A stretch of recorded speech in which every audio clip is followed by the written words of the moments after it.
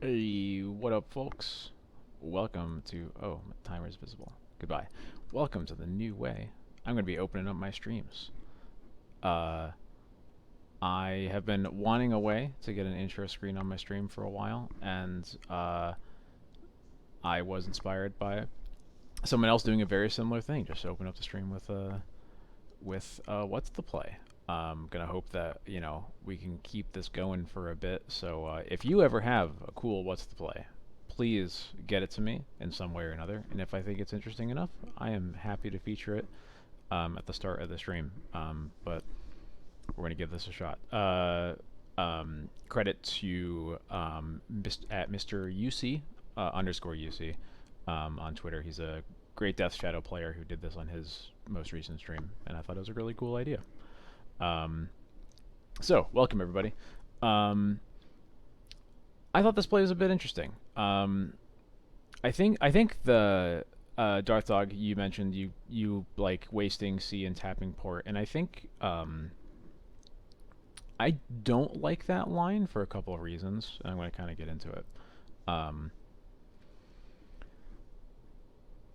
I think baseline, when your opponent Thoughtseize as your Spirit of the Labyrinth, it kind of gives you the sense that maybe they have an answer for it. And that means that either recruiter for another spirit or extraction specialist to bring back the spirit isn't actually a good thing to do, because they wouldn't beat, like, they wouldn't take the spirit um, if they thought they couldn't beat another spirit, basically, because you have two obvious ways to get another one into play next turn. Realistically, I think the reason they take the spirit here is because if they don't Thoughtseize the spirit here, you get to vial it in on two and waste and port them. And they can't realistically win from that spot. And if they just pass the turn and try to do something else, then, I mean, they're going to lose that way too. So they're kind of like forced to Doomsday into a not great spot, I think. Um,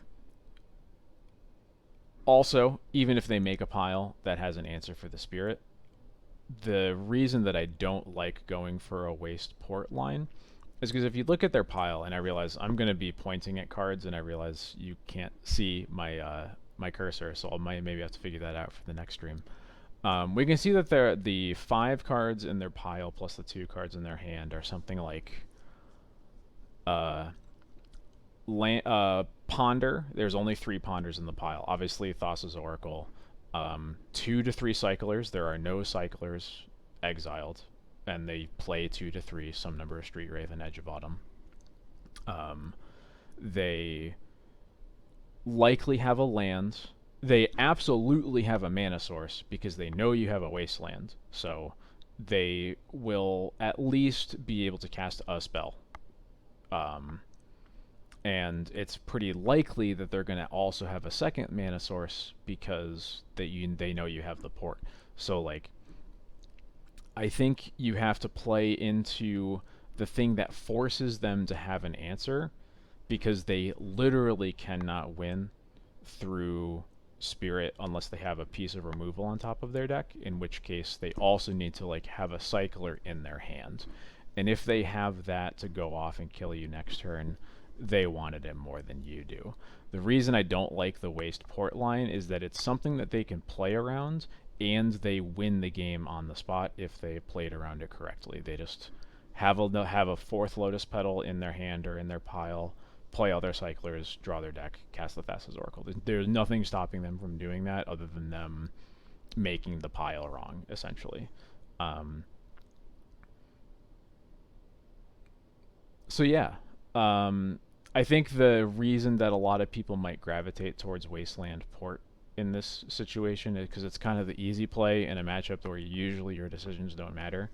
Um, but I think you have to take advantage of the few instances against Doomsday where you do actually have a chance, and you need to recognize what that chance is, because a lot of people, I think, are gonna throw away winnable games against Doomsday because they go into it assuming they've already lost.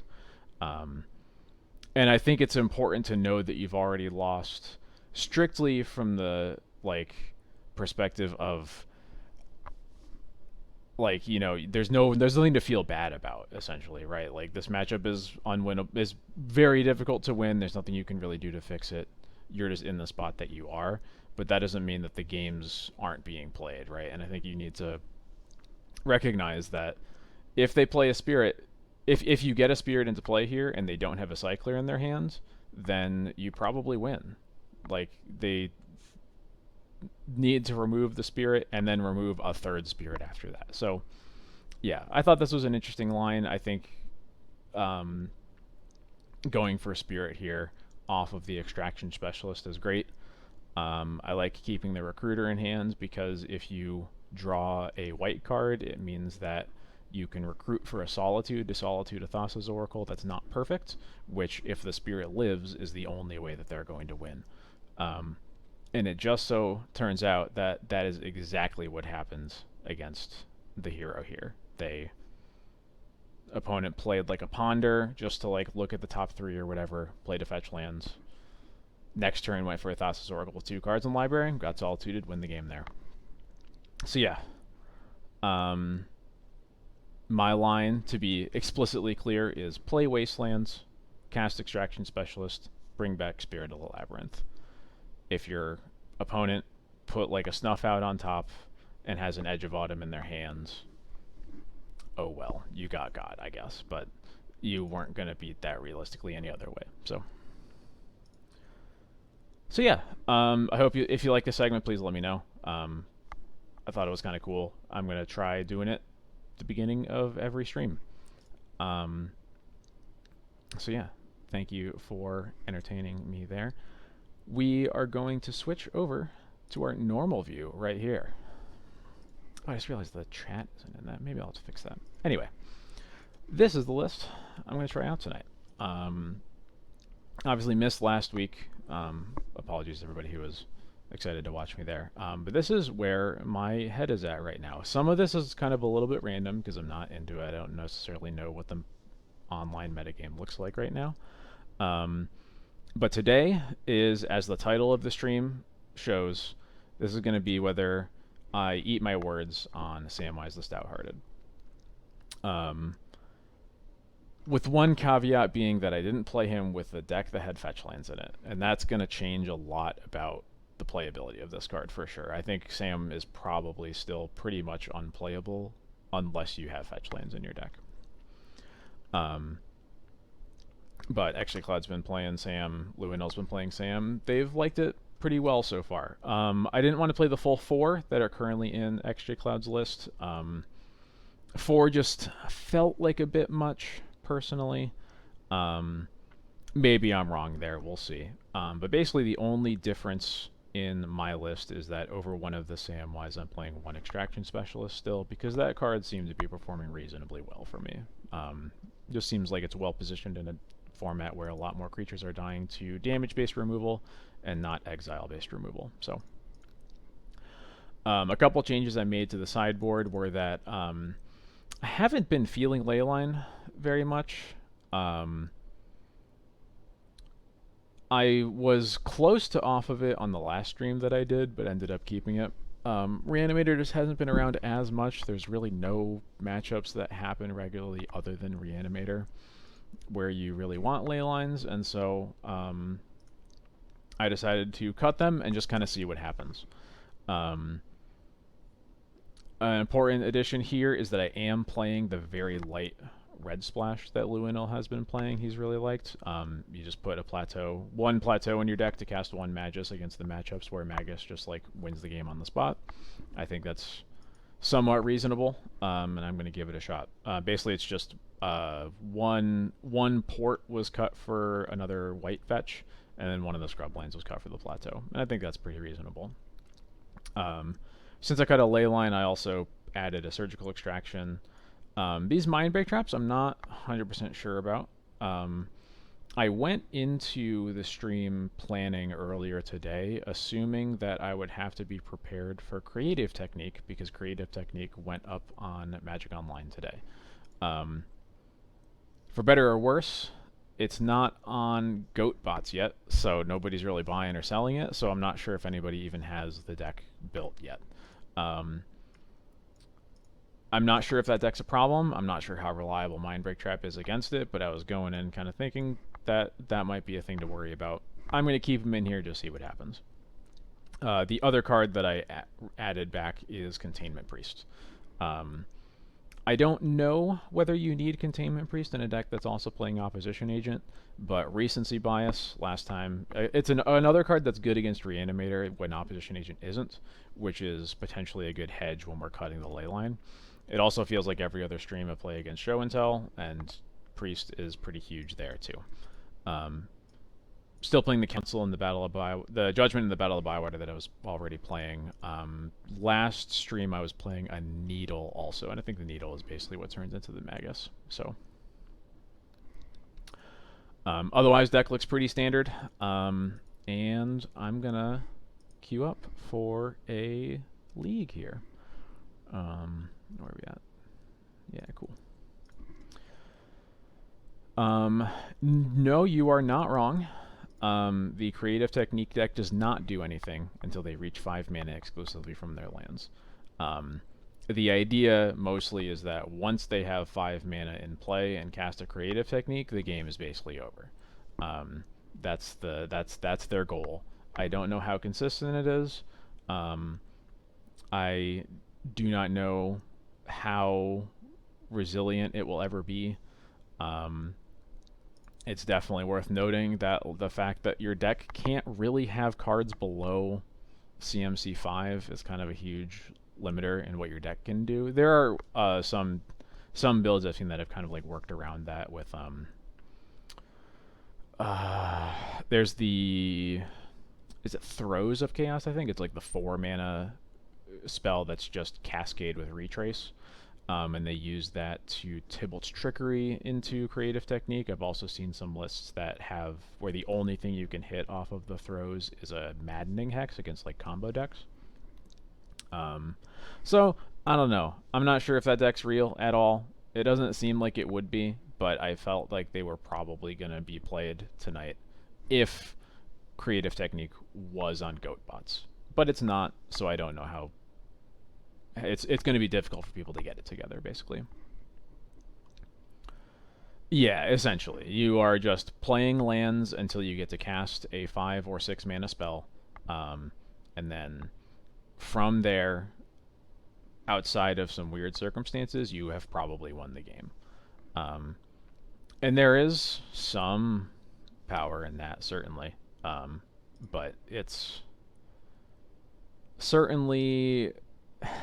It doesn't seem like the most engaging deck, that's for sure. And it seems pretty hateable and very difficult for the to have its own cards to protect it. I think a big limiter is that you can't... Not only are all of the Cascade spells that you play not blue, the fact that you have to play so many lands in your deck because it is like the one thing you can do means that you can't even fill the deck with like medium blue cards that are expensive to like play Force. I don't know whether that deck would even want to. I guess you can't. You still can't play Force because of your 6 mana Cascaders anyway. So yeah, I don't know. The deck just can't really do much to build itself in a way to protect it. The one... Yeah, I don't know. We'll see what happens. I'm not really a believer, but I just wanted to be prepared in case people were playing it. So, we'll see.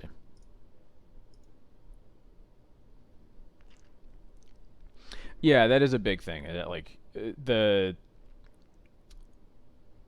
if they hit, like, Maelstrom Wanderer, certainly, it can be a bit of a problem. But, like, even Deafening Silence is pretty good against them because, like... The way that the deck wins is that your creative techniques will always result in another creative technique getting cast. That's the only way that you like guarantee essentially that you're going to win the game. When that doesn't happen because there's a Deafening Silence or a Thalia and you don't have the mana to pay for the tax, then things change quite a bit. You're adding a fail state in there on top of the fail states that are happening before you're even getting to the spell getting cast. So, yeah, I see a lot of weaknesses. We'll see. This hand is good. I like it. Opponent has mold to 6.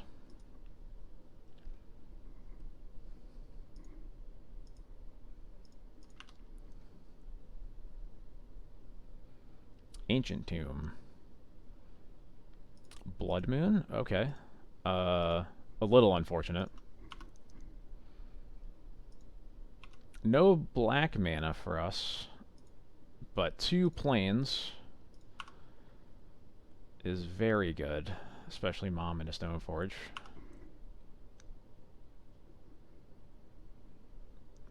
No, I think the deck really does do exactly what it looks like it does. It just turns out that one thing it does is not very good, frankly. So it's a little bit tempting to get Cauldron here, but I think I'm actually going to get Batterskull, because Batterskull is basically just as impossible for them to beat, and it's a little safer against the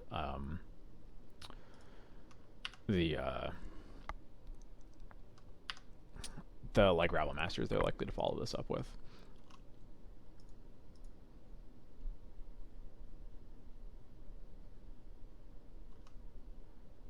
Yeah, that's another Spirit Guide used for a squee? Sure.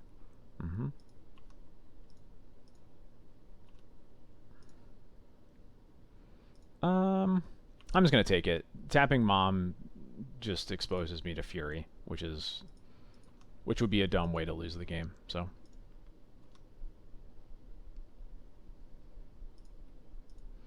Play the Prismatic Vista. We reveal that we are a splash build, but that doesn't really matter a whole lot here, so.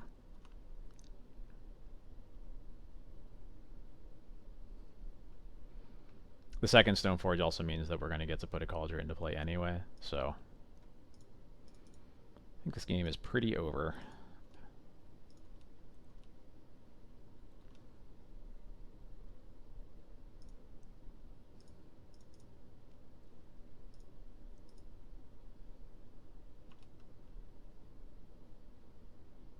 Yep, they concede.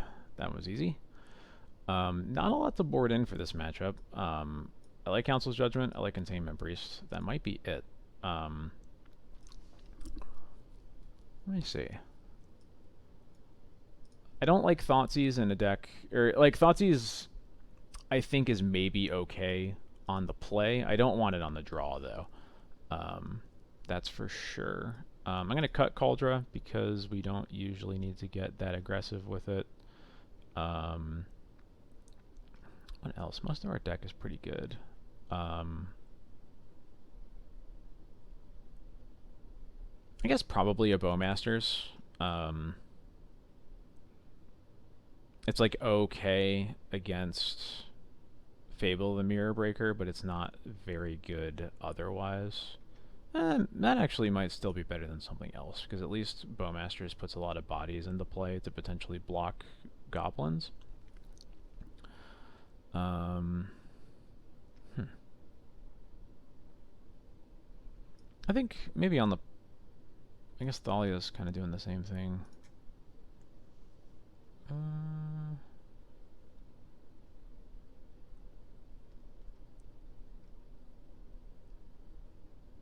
Could we maybe just cut the Plateau, because we're not casting Magus in this matchup. And it goes quickly, so you don't necessarily need all the lands in your deck, but I'm not totally sure about this one. Sash isn't the best, Thalia's not the best, Bowmaster's not the best. I feel like I should have a clear cut here, and maybe I'm just like being a little silly about it, but we'll do this.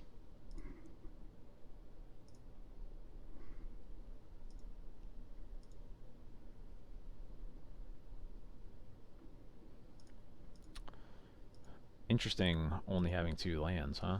Maybe one of these Thalias or Bowmasters would be the Plateau that we cut. On the draw...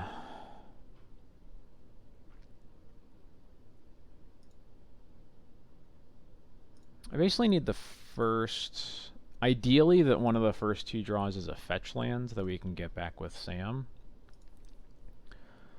This hand has a lot of upside, and it has a swords for an early threat. I'm going to give it a shot. It is pretty risky, for sure. Bad against Trinisphere.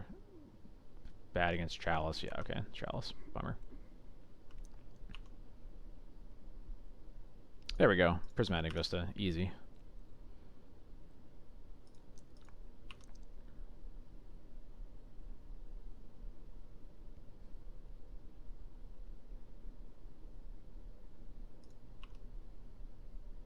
Interesting.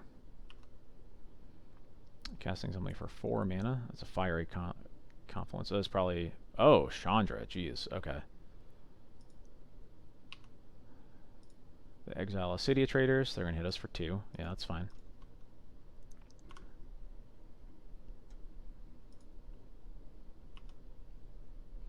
Thankfully, we have a Skyclave for that. I don't want to cast the Stoneforge because it just gets cleanly answered and doesn't really get me anywhere, and I really need to get the 3rd land off of the Prismatic Vista here. So, yeah, I'm just going to pass.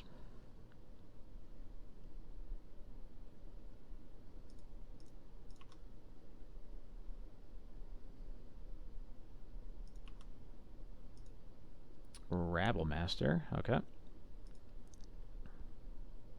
Probably getting cast here if I had to guess. Yep.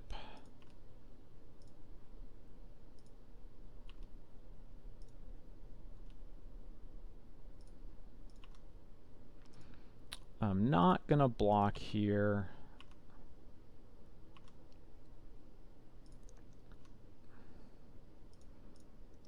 Let's fetch.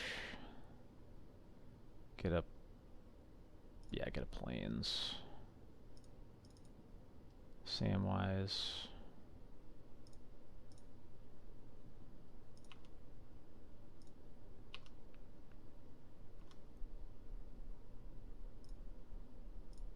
Recruiter of the Guard is going to be pretty nice for next turn. But for now, we are just Skyclaving the Chandra. Getting that the heck out of here. Skyclave's a nice blocker for Goblin tokens. Sam is going to block the Rabblemaster if I can. This board is pretty weak to Fury, but so are most boards that we make, really. So.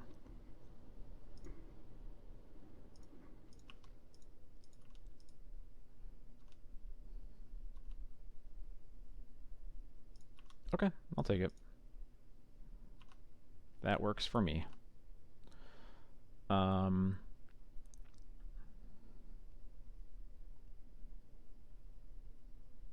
Okay.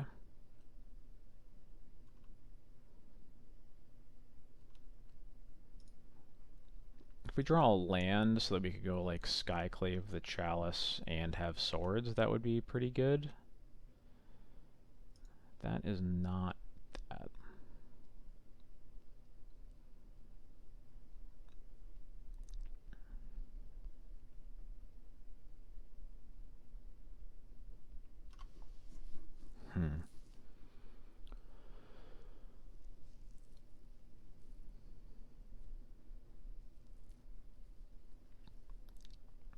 I'm somewhat... I feel like I just have to use my mana here, either on the Skyclave or on the Recruiter.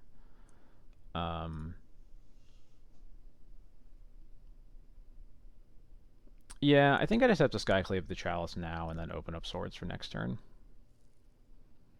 It sucks that I'm letting them do the rummaging with Fable, but it happens. I could also just Skyclave the Rabblemaster, but I think getting rid of this Chalice is going to be better in the long run.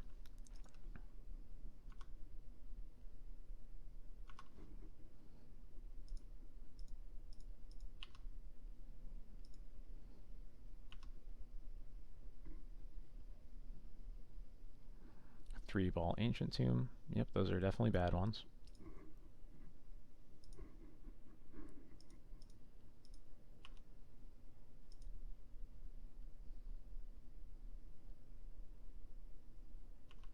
Oh, another Chalice on one. Okay, annoying. Is this a Fury? Oh god, alright. Okay, that's definitely the worst way this could have gone.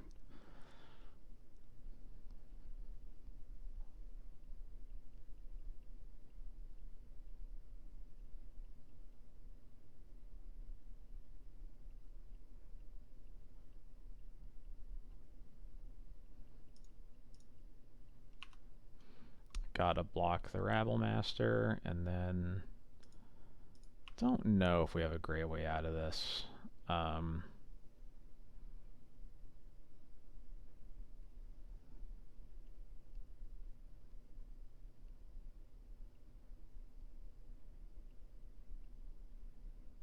hmm.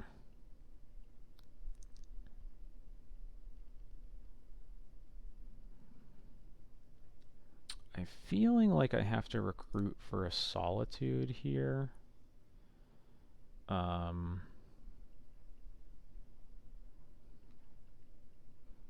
Man, if I had a Solitude in my hand already, it would actually be pretty cool. I could like Solitude, pitching something, Extraction Specialist back Sam, get the Solitude back. Um,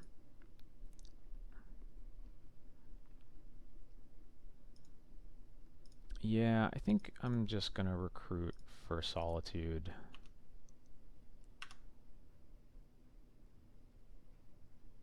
Yeah. Probably pitching like Thalia to it. Um,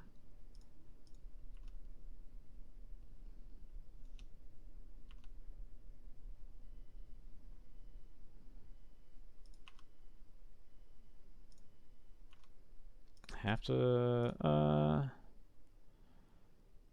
1, 2, 3, 4. So I would take, so if I block here just to clear up the board a little bit, I'm taking 7. I'm going to Solitude the Fury no matter what. I could just leave the Goblin on the board, take 4, and just chump block the Illusion. I don't think I like that, though. I guess, yeah. I think I want to get the creature off the board while I'm... So we do this, actually. I guess this saves more damage over the next, like, 3 turns, so that's probably worth it just to chump. Yeah, I'll chump. I'm going to keep the swords in my hand because it's going to be a really big swing if I draw a land, Skyclave, the Chalice, Swords, the Reflection, and, like, the board's looking, like, vaguely doable. So I'm just going to get rid of Thalia because it's the lowest impact by far.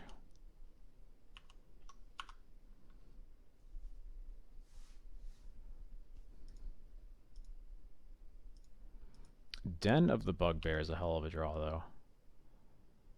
Ugh.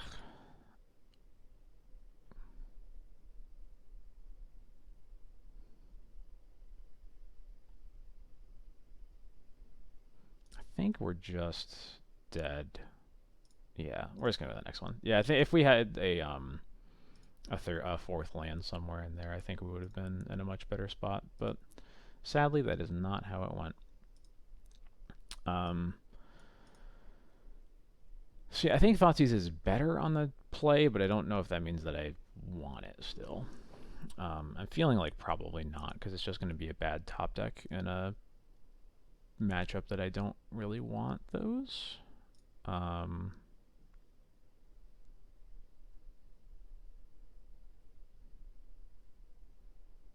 Yeah, I was going to resubmit.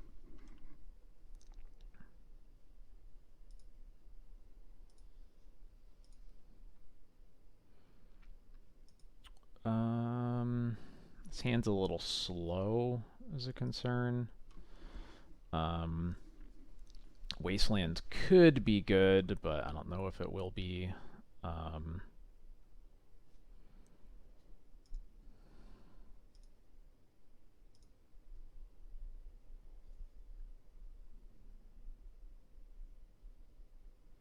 I think this hand might be close enough because of the Solitude. We're pretty much guaranteed to cast our spells at least. I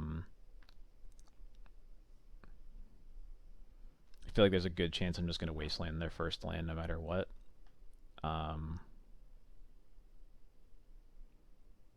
Yeah, it's not great, but I think it's worth keeping. And they also keep.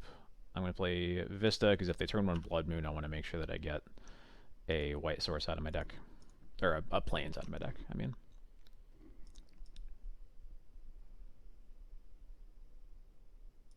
Chalice on one's fine. We got no concerns there.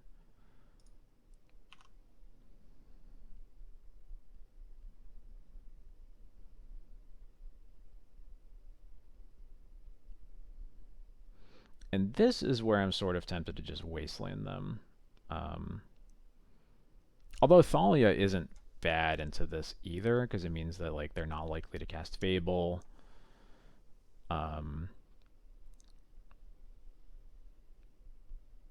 Yeah, maybe I wait for them to show us like a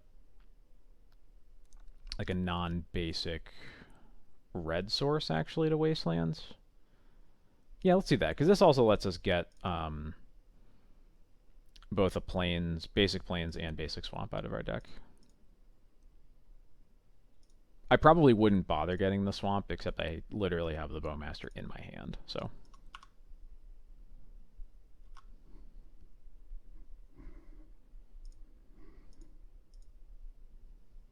Yeah, and if it's a Rabble Master, then we just block the token for free anyway, so.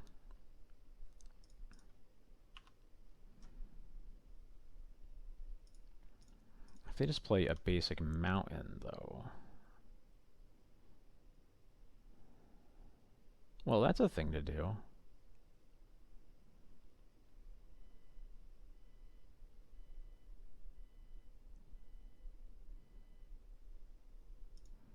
Yeah, I guess we can wasteland them and just get it back.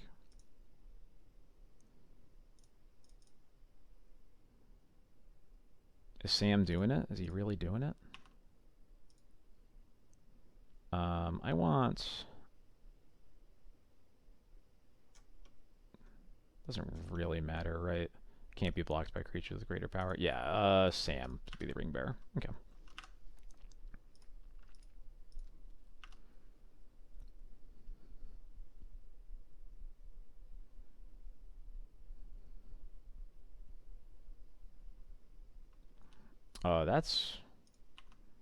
That's not a good choice.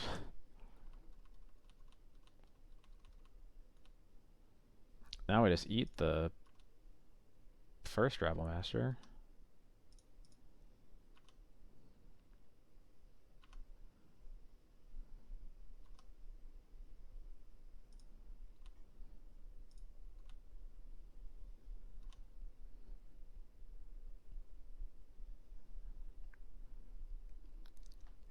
So I could waste the City of Traders here. I think I'm going to wait for them to play another land, though.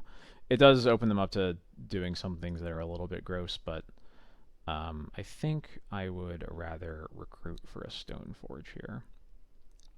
I'm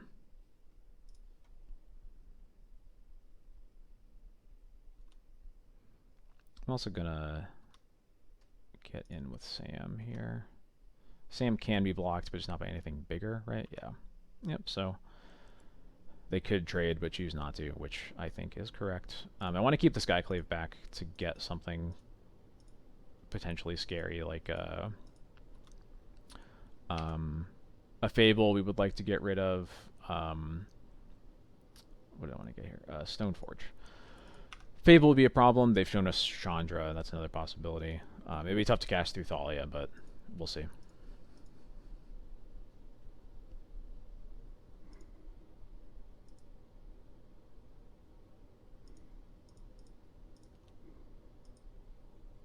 They have a lot of colorless mana, but only one red. Yeah, okay.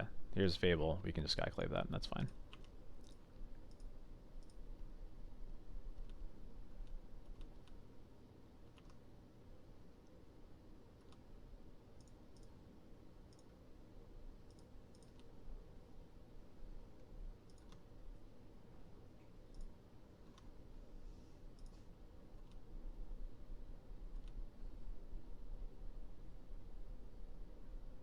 Their plains is kind of nice. So I think here I'm going to Skyclave the Fable and waste the Ancient Tomb. they're certainly going to run out of ways to make mana soon. I'm also just going to see if they block with this. Well, I'm guessing they will not block here at all. Yeah, okay. So yeah, we're just, you know, pressuring their mana a lot. They had to sack a City of Traders. We've wasted 2 Ancient Tombs. Oh god, what's going on? They have this Shaman token that's going to make a treasure, but it's only going to do anything if they have another land, and it's forced to attack, so...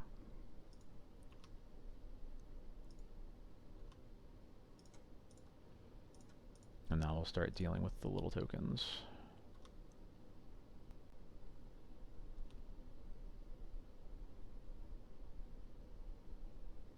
Another City of Traders, okay.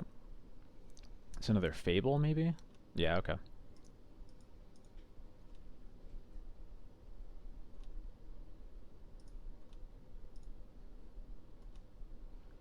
They got everything, huh?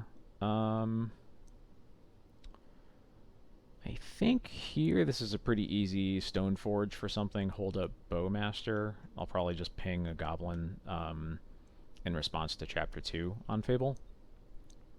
And we can attack with Samwise again.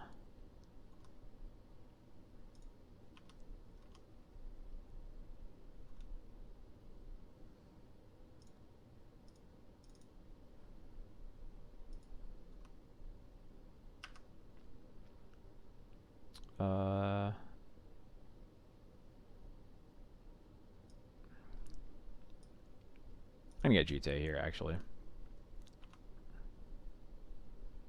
GTA will have an effect on the board next turn for sure, which I think is pretty good. Alright. Pass priority.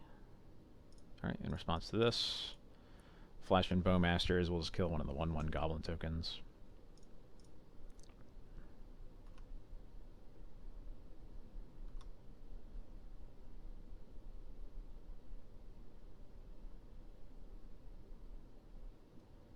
Oh, interesting. Discarded Den of the Bugbear and Trinisphere. I think I'm actually just going to ping the Shaman token. Just keep restricting them on mana. I feel like a way that they get out of this is to like hard cast a Fury or two, and just keeping them off of mana is the way that I keep that from happening. Another thing they could do, actually, that I have to be wary of is Fiery Confluence, which keeping the mana away from them will also protect us from. So.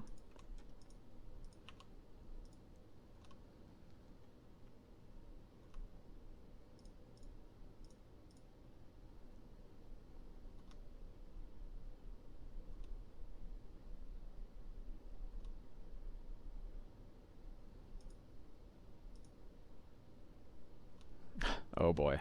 Yep. Chrome Mox for 1 mana. Pitching a Fury. Interesting. Okay. Yeah, I find it difficult for us to lose from here. We might honestly just have them dead on board. Yeah, I'm pretty sure we do.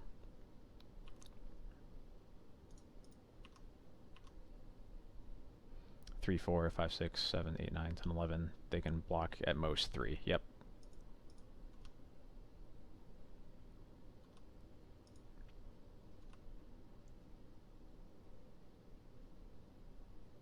Cool.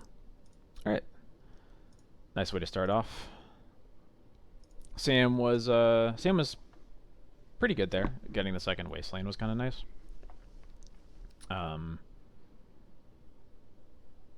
Just kind of was like in a way, he was kind of like a timeless dragon. I think I'm stealing somebody else's words on this, honestly. Like a timeless dragon that like put a 2/1 into play right away instead of a 4/4 later. Oh, we got a Yorion mirror going on here. Sand is pretty medium.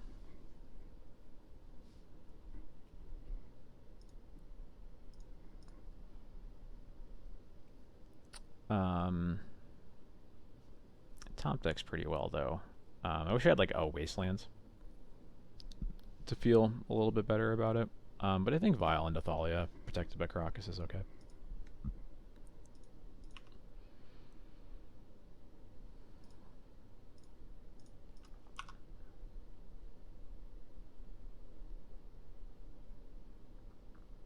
Getting forced. Deal. Force pitch Uro, so it might be blue Zenith, potentially. Should make this Thalia not as good. I guess the Uro is already showing us the Thalia is not that great, but yep, blue Zenith. Okay. Wasteland is okay here. I'm going to start with the Thalia.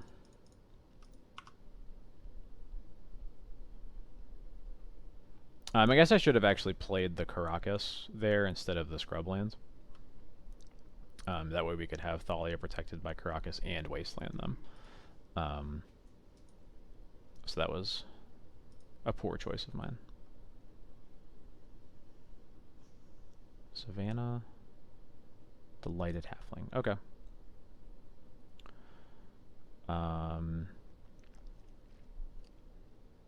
I think here I'm gonna waste the Savannah potentially. Let's see if the Stoneforge resolves first. It does. Okay. Stoneforge resolves. I could get Jite here actually. Jite's not bad, but I think we just get Cauldron. So wasting the Savannah mostly just cuts them off of white. They have plenty of mana here. It cuts them off white for like a removal spell specifically, I should say. They could cast like a Teferi off of the Halfling. The one thing that wasting them does keep them off of is the One Ring next turn. That might be enough of a reason to just waste.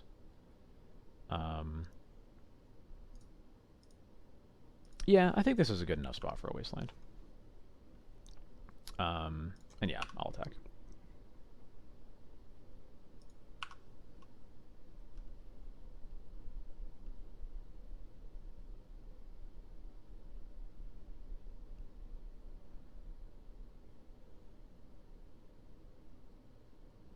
Okay.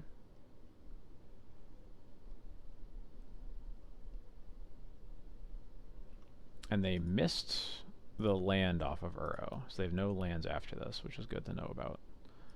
I didn't really want a land of our own, but that's okay.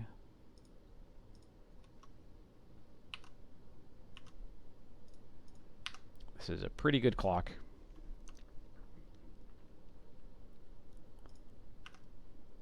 Can't cast Uro into our Caracas, really. They still need to put another card in the graveyard anyway, too, but... What is this? Blue-green... Green's a Zenith, okay. Zenith for 0 again. Do they have another Arbor, or did they forget that they need to cast for one more? They forgot that they need to cast for one more. Oops. And they scoop. Alright, well then.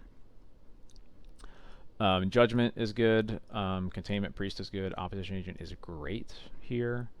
I think we'll probably just stick with those three.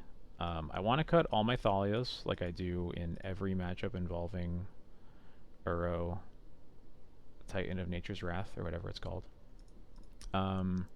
We could Magus them. That might just be better than the Thalia. It depends, because like it's good against the builds that are playing. If they're playing Abundant Growth, it's not that good, but otherwise their mana is probably greedy enough that it's gonna be good.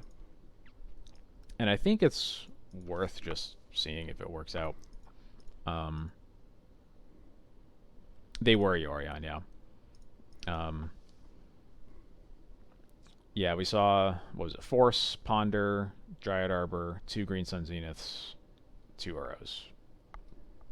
And Delighted Halfling. I think Delighted Halfling is what probably means that they're not an Abundant Growth deck, and Magus will do work. It's possible there are only 3 colors, and then that'll be a little bit different, but I think that's probably unlikely. They're probably playing 4 colors. So I think I'm happy with all 4 of those cards over the Thalias.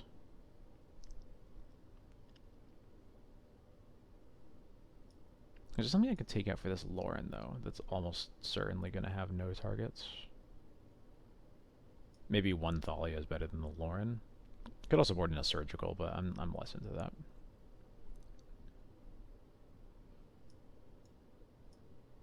I'll try surgical. They have Uro. Maybe they'll have Mystic Sanctuary. We'll see.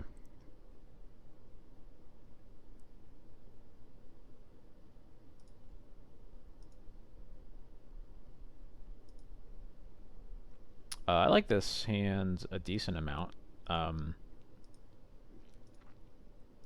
Extraction Specialist, definitely not at its best in matchups involving white removal. But I think Mom into Stoneforge is a pretty good curve, even though it's awkward that Caldra's already in our hands. Yep, okay.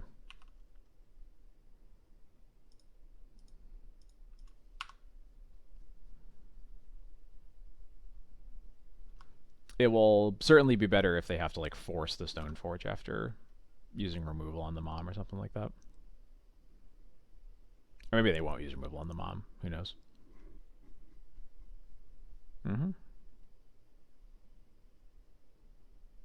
They missed a land off of Uro again. Wow.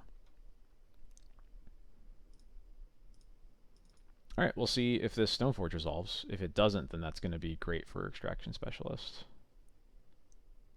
Okay, it resolves. Let's get Sash here.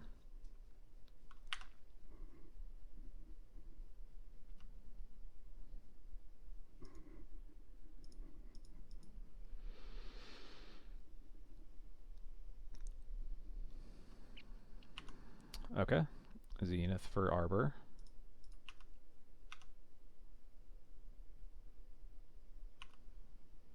If that's what you're spending your mana on, I am pretty happy to Cauldron you.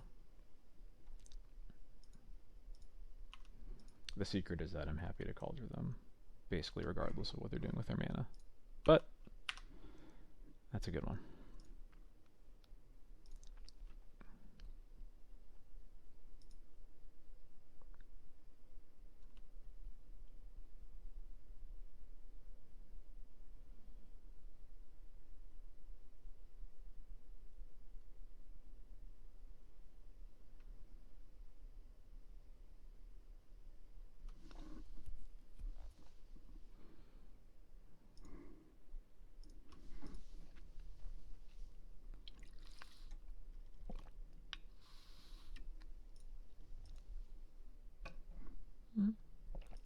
Oh, they put Yorion in their hand. Okay.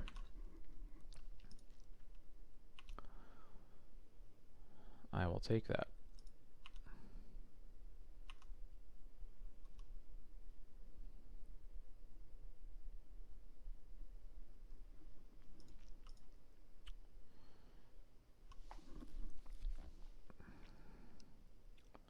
I think I am just gonna attack with Cauldron, hold up Sash mana.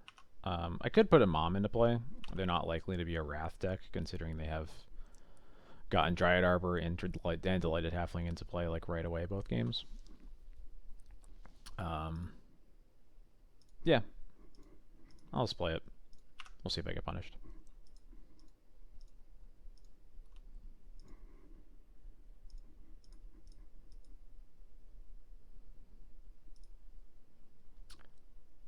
Oh. Interesting.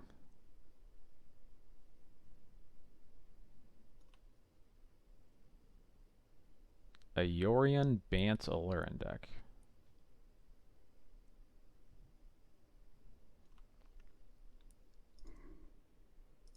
That's not what I expected.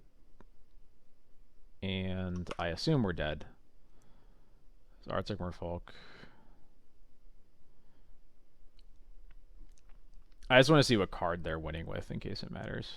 There's Cavern Harpy, sure.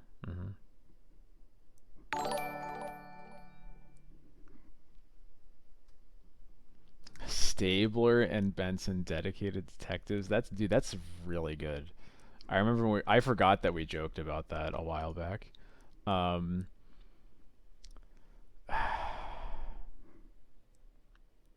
Is it a red-black D&T splash card? I'm not sure. I'd have to think about it a bit. Oh, that's got back Uro. Okay, yeah, game's over. I should have exiled it in response, but I don't think it would have mattered, really.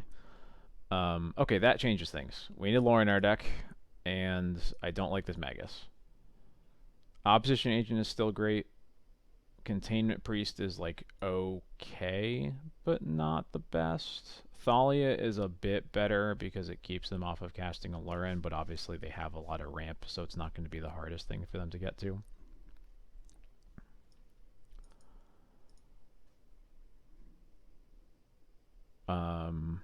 Bowmasters is great.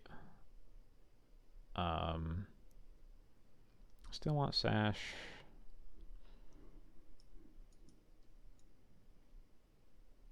I could board in Thoughtseizes, maybe. I don't think they're that good, though.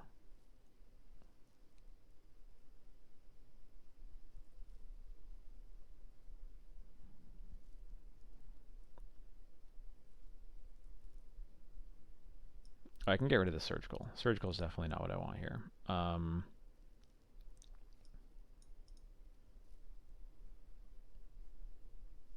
Yeah, I don't think I hate Thoughtseize. We really just want ways to make sure Alurin doesn't get into play, and Thoughtseize is a way to know how to get to that point at the very least.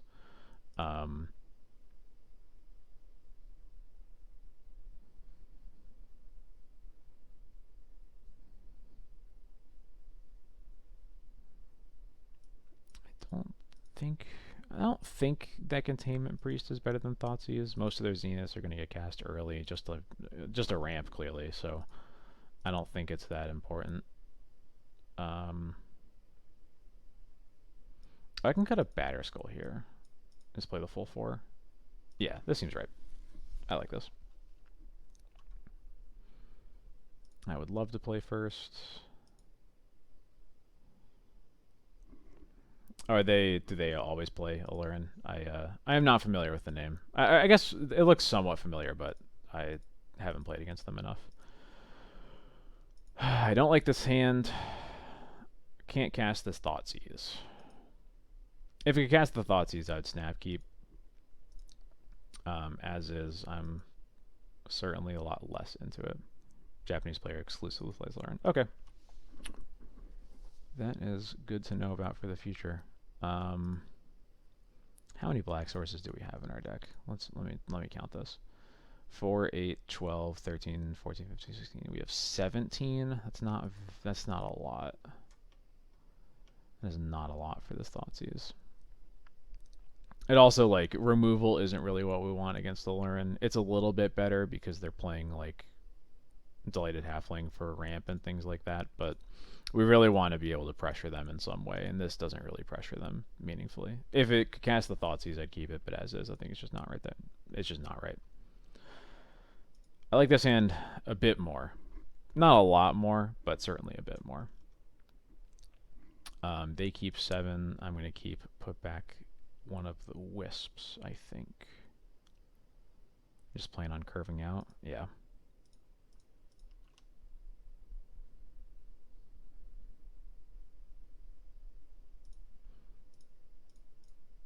Hopefully they will go turn 1 Zenith for Arbor, and I'll get to Bowmaster it.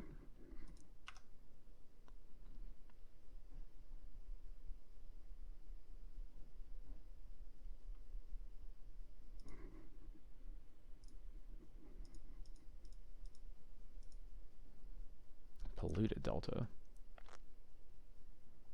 Does that mean they're splashing black, maybe? Oh, they are Zenithing for an Arbor. Let's go.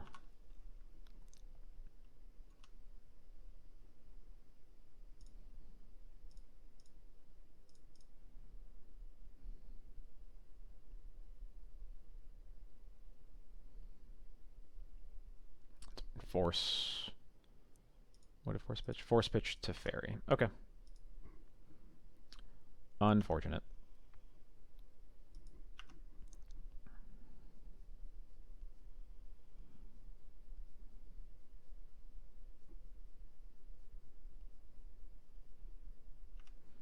just put Yorion in hand, huh? Okay. I am a little surprised they don't have anything better to do than that.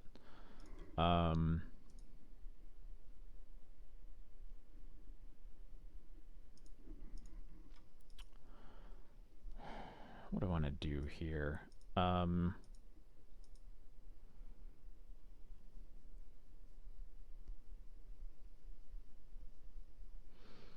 One,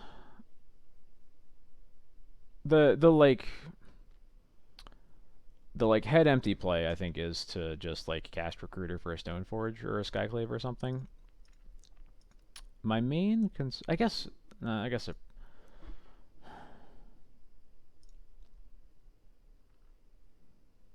that probably is just what we have to do, right? Like, if it'll get forced, if they're just like playing a Lurin and going off next turn, then they're gonna get to force me either way.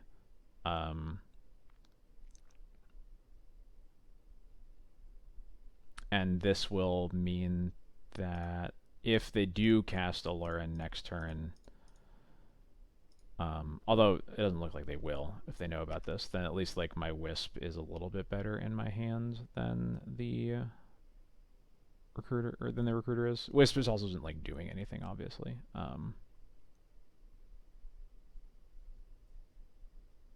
It's just a 3-1 in play right now. Yeah, we'll get Skyclave. There's a couple options there, but I think Skyclave is the safest.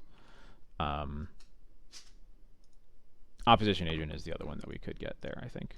But the problem is that that's not guaranteed to be an Alluring kill if they just like have Harpy and Uro in hand.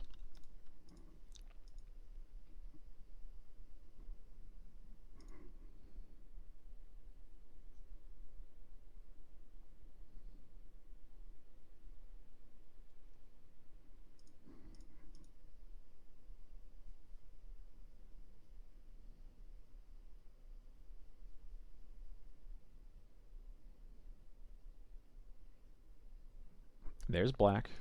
We have finally seen a non-Bant color.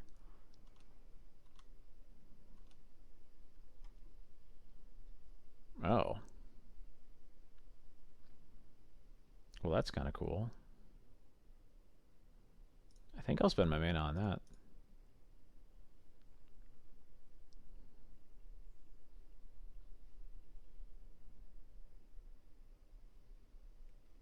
I'll get a Plains just in case they have Wasteland. I don't think it's very likely, but...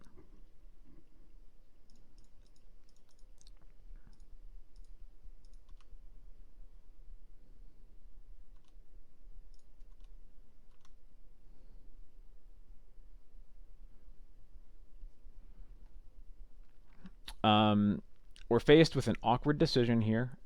If we try to save the Recruiter and they have a Swords, then it's pretty bad, and I think it makes sense for them to have removal when we haven't given them an opportunity to cast it at all. So I think we just have to let the Recruiter die and guarantee the counters, because the goal is to get the Dryad Arbor out of play, and combat is going to make that happen. So.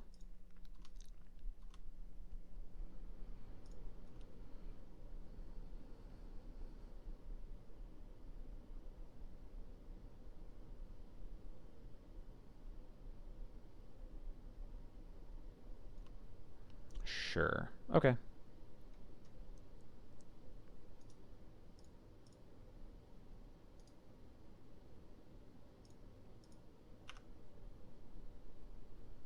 Yep, I am okay with that. Swords is a pretty nice card to have in hand too, although we do really... There's another scenario where we really just need to like start pressuring them. It's possible that actually casting the Wisp there would have been better than putting Yorion in hand.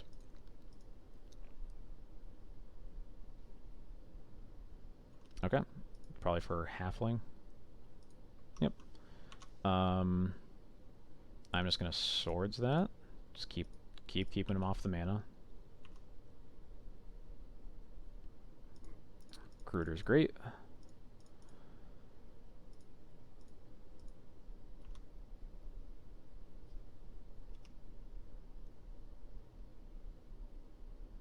There's a lot of options that we could go for here. I think we're just gonna max out on answers to a resolved Alurin, though. I feel like that's the best way to go about this. I'm actually going to grab Lauren because it's reusable. And since we already have the one Skyclave for an answer for a normal card. Or, you know, like a fair card, basically.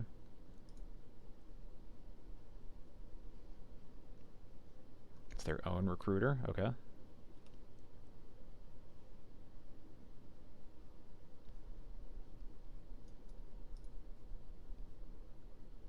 I'm not getting... This is recruit for recruiter. Okay. I'm not getting, like, notifications for when cards enter these zones for some reason.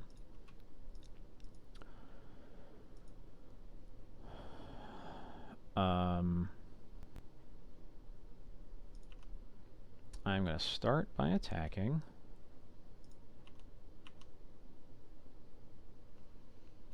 Yep, no blocks. Not surprised.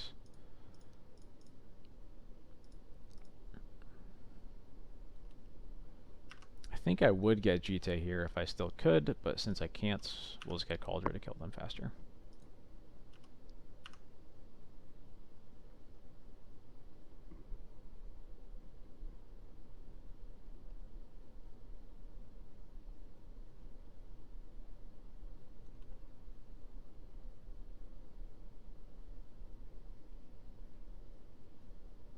Okay, let's see if they have beat us.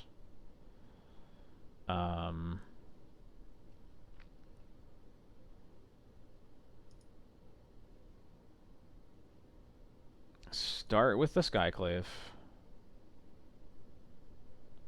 They're likely going to cast a recruiter in response to this.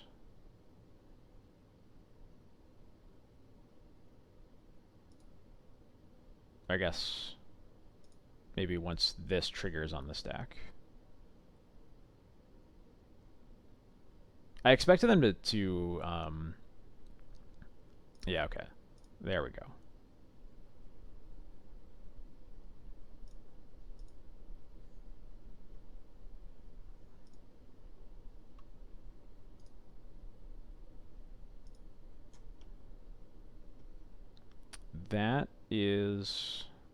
That's okay. That can come into play. And now we can bounce Lauren, cast it. Kill it again. Now Lauren's dead. Cool.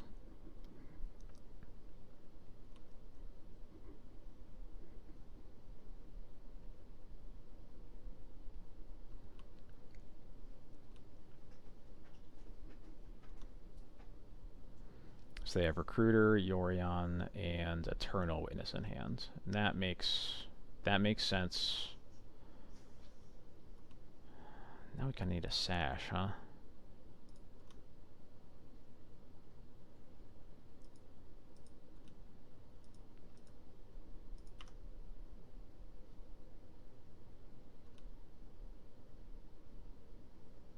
That is not a Sash. Is there anything fancy that we can do here?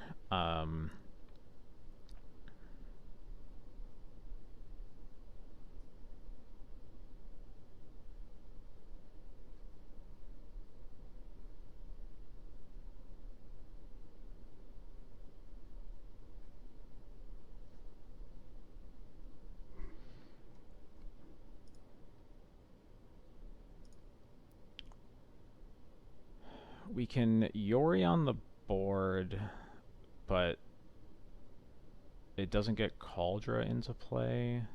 I think I want to attack with Cauldra plus some other things. And then probably Wisp. Wisp either Stoneforge or Recruiter. I'm not sure which.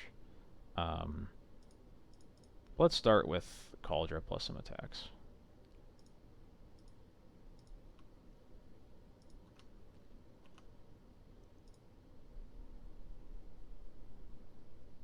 Probably just the Cauldra, right? I don't want them to be able to... This in play is basically... No, it's not useless, right? Because they need they'll eventually bounce it with Harpy, so there is a cost associated here um,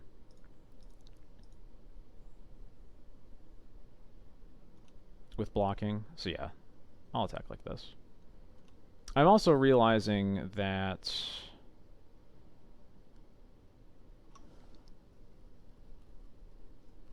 I guess they're probably. I guess it depends on what this Eternal Witness is going to be doing. Is it going to be? Do they have another Allurin in hand, and the Witness is just going to get an Uro or something, or are they witnessing for the Allurin and then casting it next turn? Because if it's the first, where they just have Allurin in hands, I want to keep this Karakas up to bounce Lauren in response to an Allurin and get to cast it that way. If it's the other thing, where they're rebuying Allurin to cast it next turn, I want Wispin play as an attacker.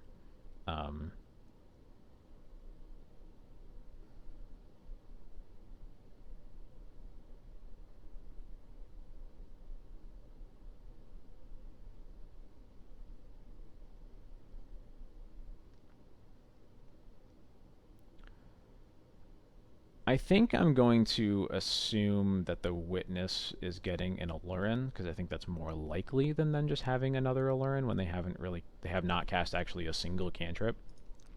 So I think I'm gonna Wisp Skyclave to kill the Arctic Merfolk.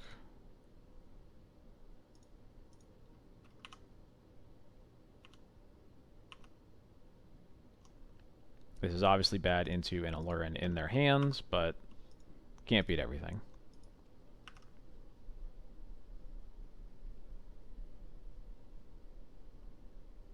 Okay. That's a little scarier. Yorion Exile. Yeah, okay. I ended up getting the Arctic Merfolk out of the way anyway.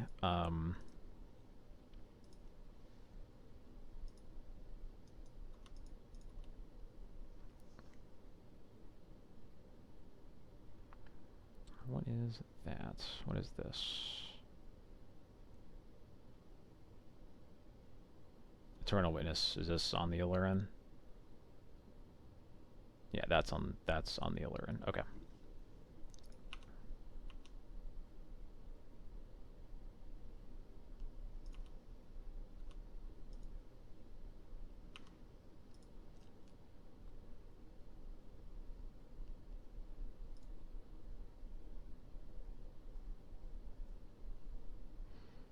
Curious how much damage I have here. So it's 5, 6, 7, 8, 9, 10, 11, 12, 13, 14. They can block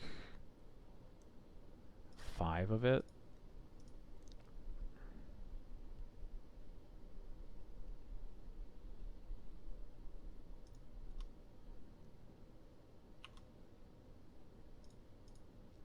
So if I attack this is lethal, forces them to block something. These attacks after that are probably just free. The Stoneforge is certainly free.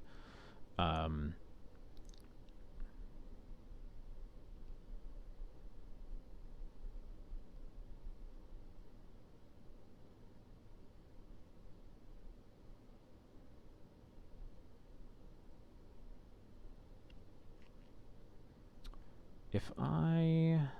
Mom giving something... No, because they have 2 colors of blockers anyway, so never mind. Mom can't really change the math here.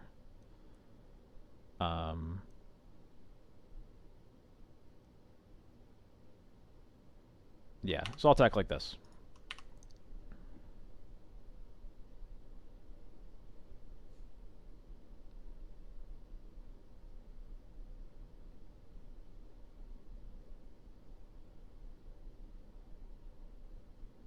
And that gives them a 2/2. I don't think that matters. I'm just going to give Lauren Pro White to make sure I kill both recruiters. I'm going to bounce it anyway for Allurin protection, but I think this is right.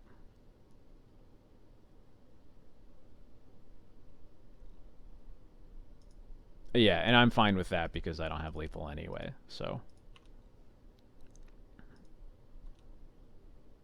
Honestly, kind of good to know that that's one of the cards in their hands, because they have Recruiter, Allurin, and then who knows what else. Gonna do this now while they're tapped out.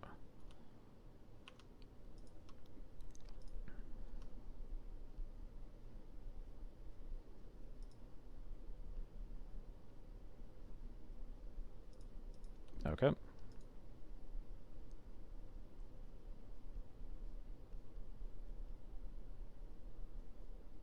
Man, playing against Lauren is something else.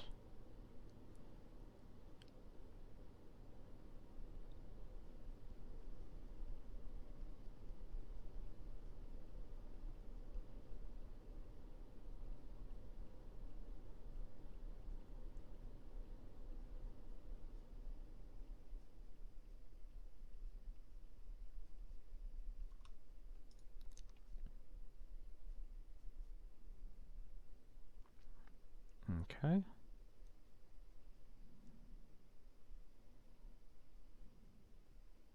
Is this Olorin? What's going on here? Oh. Uro, sure. And I'll probably just swords that. I guess I could also Crocus it. No, I want to swords it. I want a permanent answer.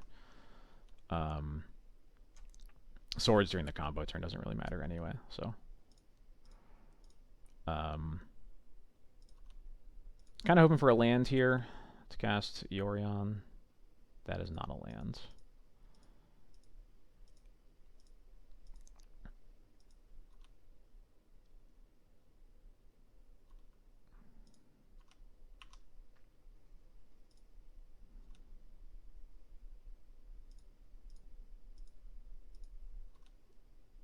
I think a land there would have been great, as is minor bummer.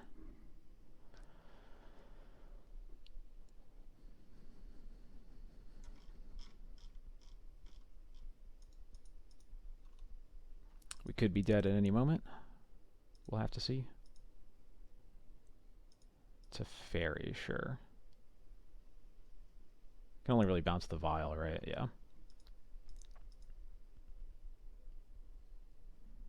I guess it bounces the vial and then also they just get to kill us. Yeah, okay.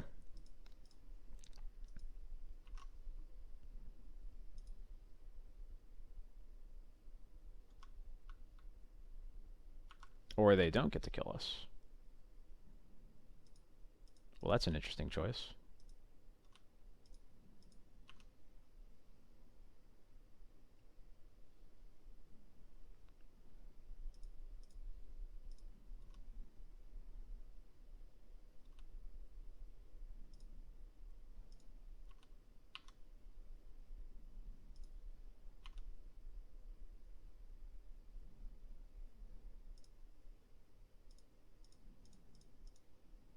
Alright, I still get to just cast it through Lauren.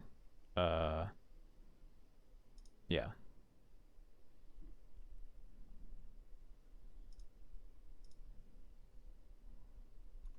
I guess they knew they had their recruiter in hand, so they should have just been... no, I didn't know because they had brainstormed, but I guess I should have just assumed that they would have something here. But...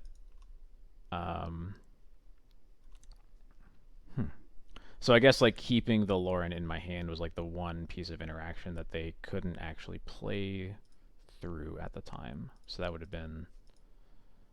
So I just needed to keep it in my hand, actually. Although I'm wondering if they have a way to go off.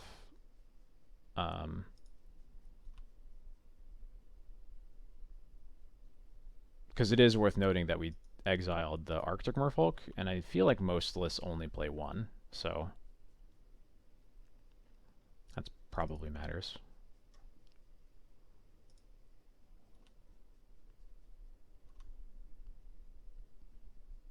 Yeah, alright, cool. We're live.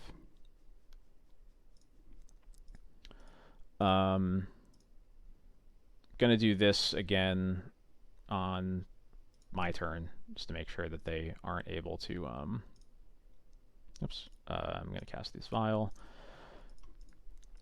So they can't remove Lauren in response to us like bouncing it to kill an Lauren. I think just keeping Lauren in our hand forever is gonna be the way to play this game. They can Yori on this board now, which is obviously going to be kind of a problem. But it doesn't end the game. It's just a little scary.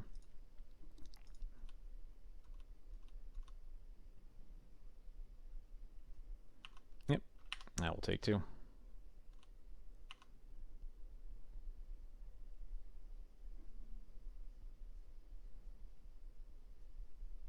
think it's the first time I've like really gotten into like a fair game like this against the Yorion. This is definitely interesting. These are going away. Bowmasters will kill the Mother of Runes most likely.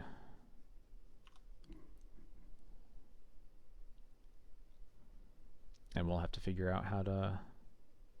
I don't want to say claw our way back into it. I think the game is still pretty close, but... It'll depend what they can get off of these recruiters, really. Because if it's just more Bowmasters, I'm not that worried about it. I guess Cavern Harpy is, in a way, more Bowmasters. Opposition Agent is the other one. Okay.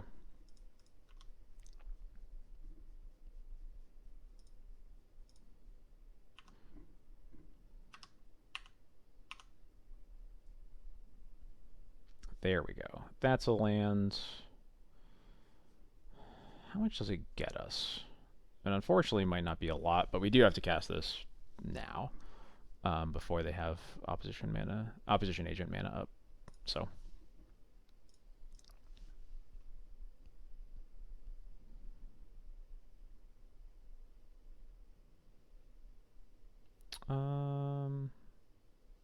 I'll stick with planes.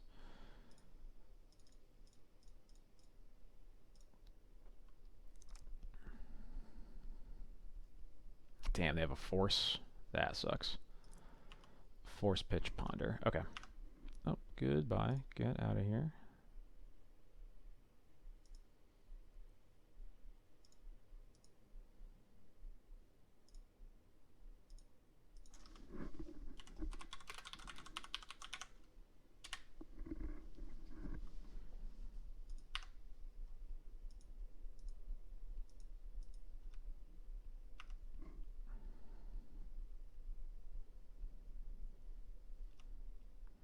Alright, so Cavern Harpy, opposition agent. That is what I have to be concerned with here. That's just a free block, right?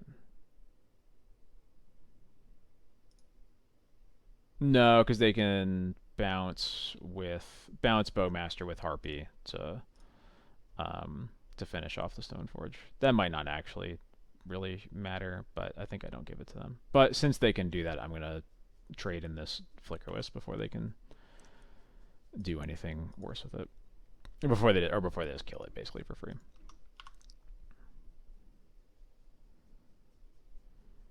So how do we get out of this?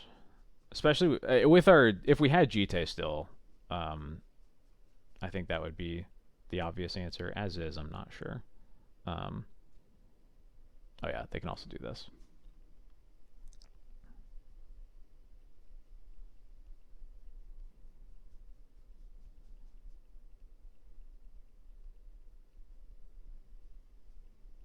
Well, now I wish I had Containment Priest in my deck.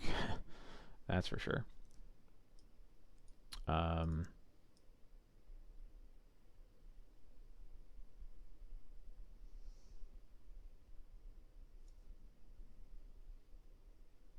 Delighted Halfling and another opposition agent. Okay.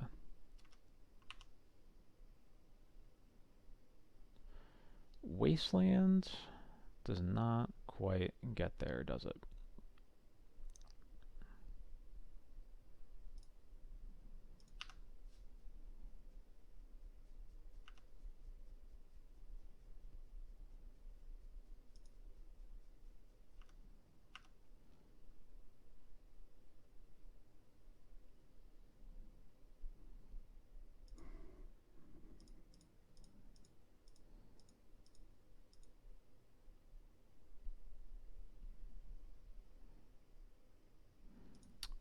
Yeah, I'll take 11.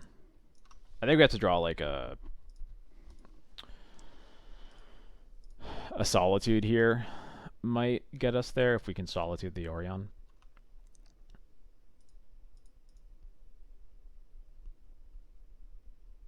Mm-hmm.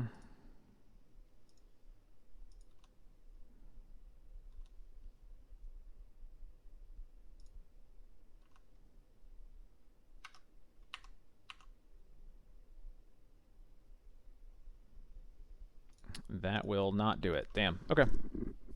That was a pretty interesting game. I'm not... I'm trying to figure out if there's like a specific moment that like it really got away from us. That like we had meaningful control over. Might have to be one that I go back and look at a bit more. But we're already in the next one, so we will not worry about it for much longer. This hand's pretty clunky. It has a swords, but that's all we're really doing until turn 3, and this Batter Skull might as well not be a card. I think I can get a better 6. It's funny how many cards are similar in this one. Yeah, we'll keep this, and I'll bottom one of the Arid Mesas.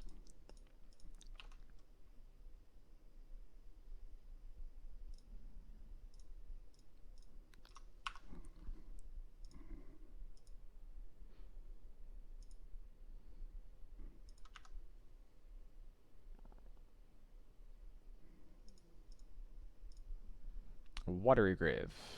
Death Shadow? Death Shadow's likely. It could be Doomsday. They do often play a single Watery Grave, but that is a lot less likely.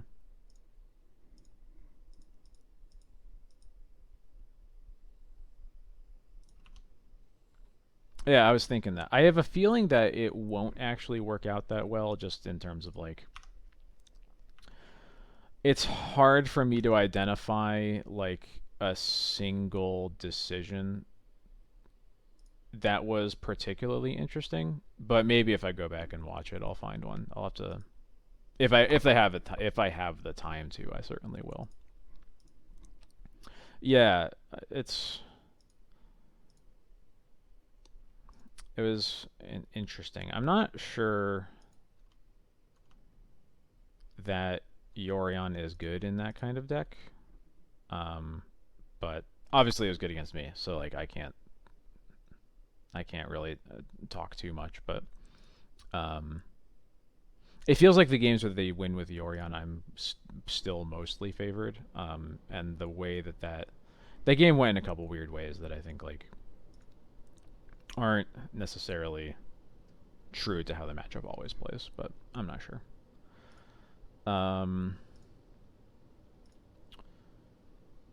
Double Ponder into another... Into not using this mana, does that mean... I don't think that really tells me much. I think I'm just going to cast the Recruiter here.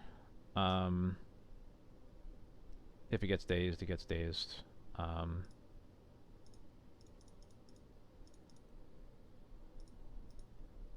If it resolves, I'm probably getting a Stoneforge Mystic. Cool.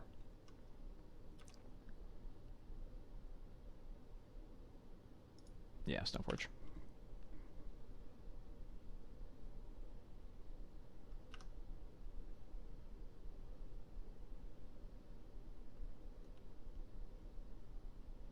Alright, second Water Grave, definitely Death Shadow. A slower than usual start from them. And Street Wraith isn't in...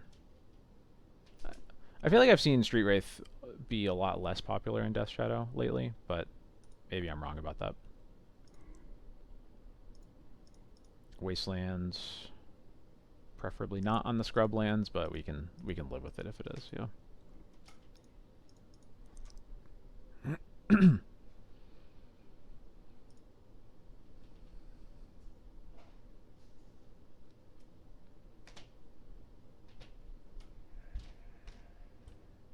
Oh, it's just Murktide? Just Murktide. Alright.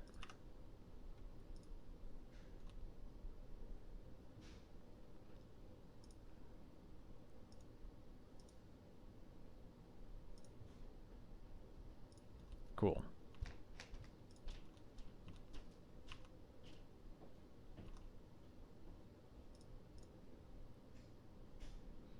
If they are F6ing, then I am just casting a Stoneforge. Don't have to worry about days. And I will get a Cauldron here.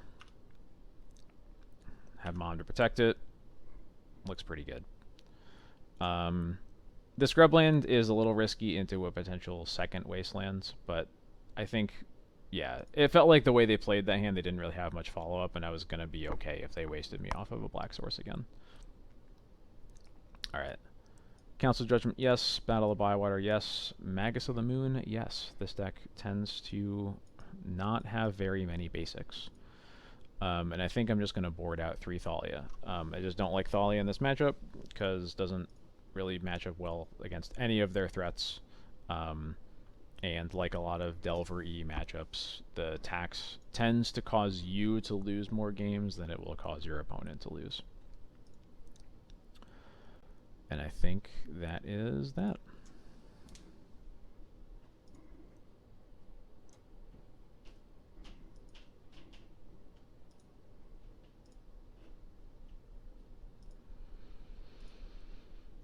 Don't love having no basics in this hand, particularly on the draw, although my opponent is mulling to 6, and Swords and Solitude are pretty good, in addition to Stoneforge on turn 2. So I think this is worth keeping. Definitely some risk here, but...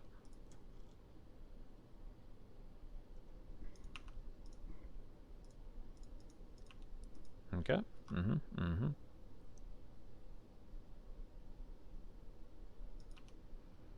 Just pass again. Alright, well, I can bait out a wasteland on this at least.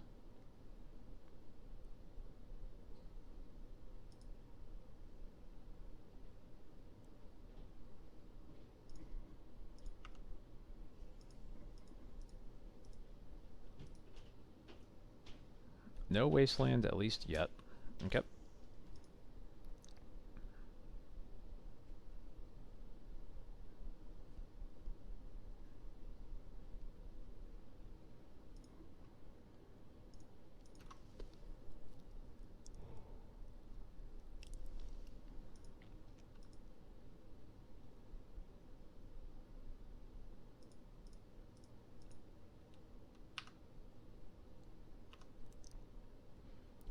Okay.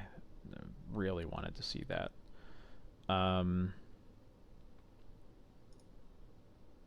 think I am fine playing this Stoneforge into a Daze, because I have the Extraction Specialist to follow up. The question is whether I'm getting a Plains or a Swamp. The logic behind getting Plains, obviously, is that it means we have an unwastable white source. The reason to get a Swamp is that we have many more white sources. But I think since we don't have a black card in hand, I'm going to go with the Plains.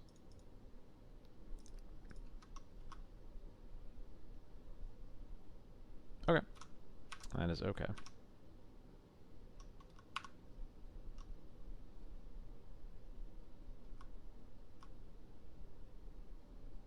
Mm-hmm.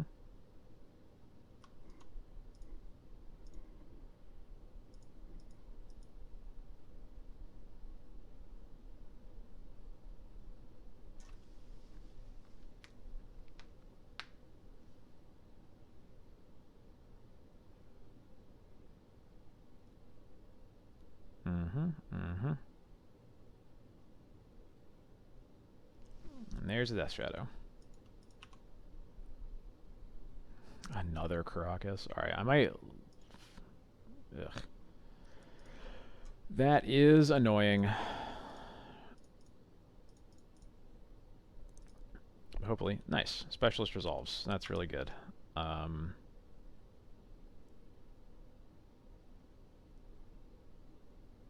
Yeah, I'm just going to get Cauldron.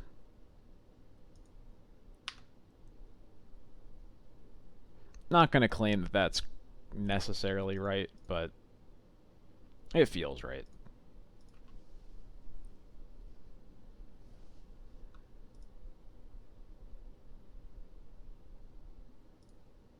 Okay.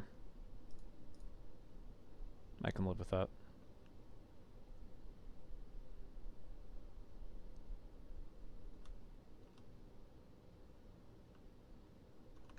No attacks makes me feel so good.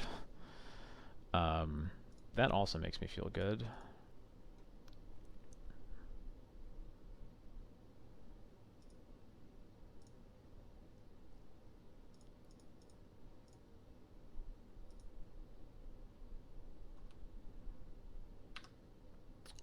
What am I getting? I don't have a red source for Magus. Maybe I should have thought about that there, actually.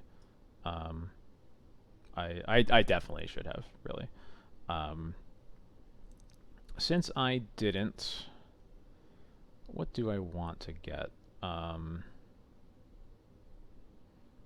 could get another Stoneforge to threaten the Cauldra. I could get another removal spell. Like a Skyclave or a Solitude. I think I'm just gonna stick with Stoneforge for now, though.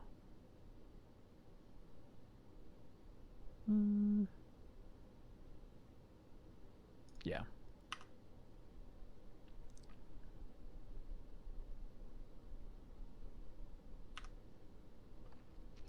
Had I fetched a red source, I definitely would have gone for Magus there, but I goofed.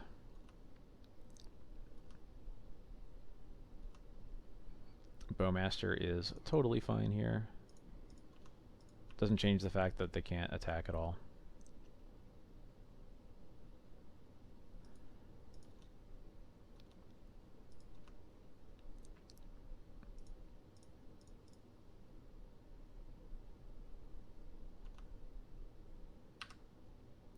I'm going to get Jite this time as a backup for if they do have another removal spell. Jite will likely allow me to clean up the Death Shadow one way or another. Without using one of my Swords to Plowshares. Which, I mean, I'm happy to use if I need to, but...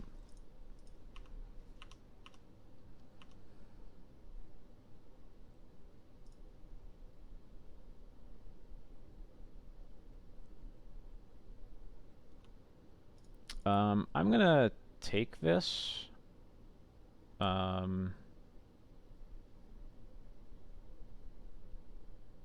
guess if I think I actually like doing this because they're gonna fetch and shock, go up to 5. I'll just try to swords it, and if it I don't think they're going to be able to beat 2 Swords to Plowshares, and then I get to just GT them next turn. So, yeah, I think I like doing this.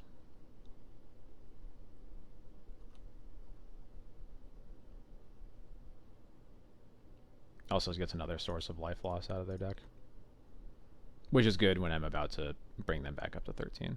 So, yeah, cool. They scoop it.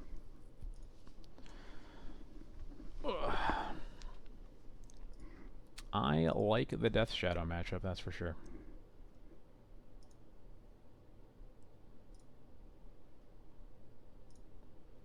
That one was a little bit easier than it usually is, but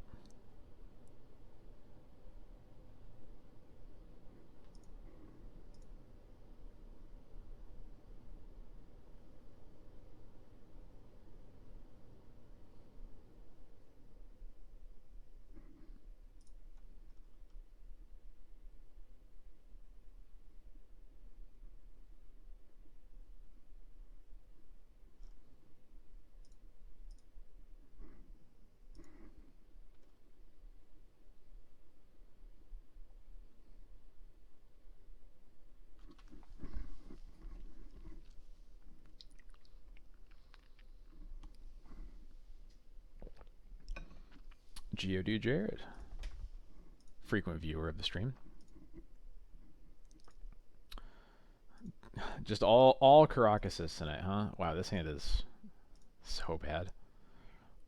This hand is much better. What am I getting rid of here? Karakas does love me.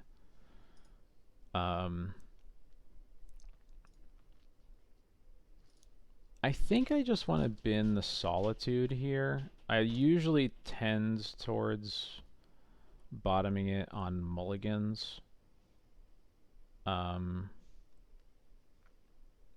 Especially because I don't think I'm getting rid of either of... or I guess... If I don't get rid of the solitude, it probably has to be like Samwise, and I don't want to really be in a position where I'm need to like pitch recruiter to the solitude and then have like only bowmaster. So I think I'm just gonna bottom the solitude. I really can't. It's been wild. Opponent is also mulliganing to 6, and they kept.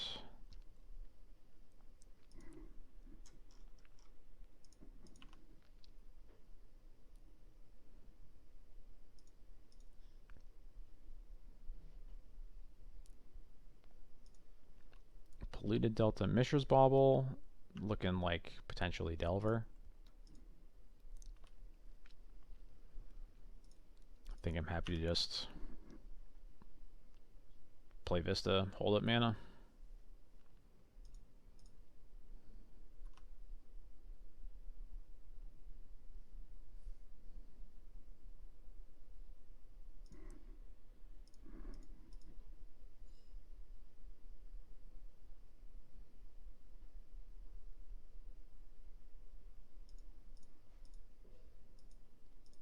Dark Ritual. I don't like that at all. Oh. Well, that's a lot less fun.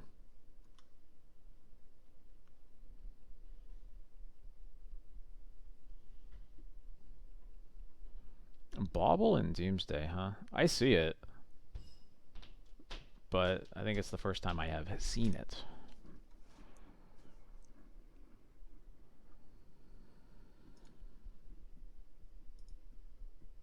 That is a good point. One that I had not considered. But yeah, we're dead. I think we are just gonna die.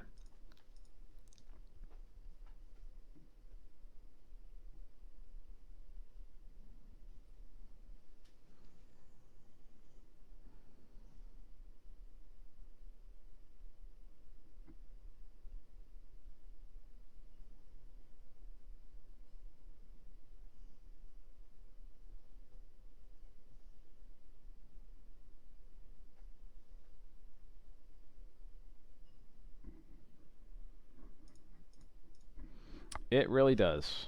I don't. I think that might be my first like obvious mistake. But you know, there's only the 4th match or whatever, so I have plenty of time to do it wrong. I did make a land sequencing error earlier, to be clear, just not one that involves Sam.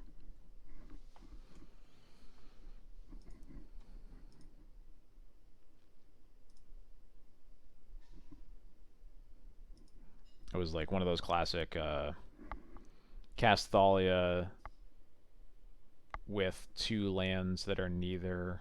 It was like plain scrubland to cast Thalia, but I had Caracas and Wasteland in my hand, and I really wanted to cast Thalia with the Caracas so I could Wasteland them and have Caracas up for the Thalia that turn. You know, that kind of thing. Alright.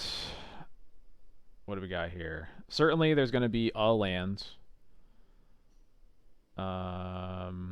Underground Sea, Tundra, Scrubland. Okay, it's the white. It's Esper. I see a Street Wraith, an Edge of Autumn. Alright, so Underground Sea. It's not an Underground Sea, whatever it is. So it's probably a Tundra.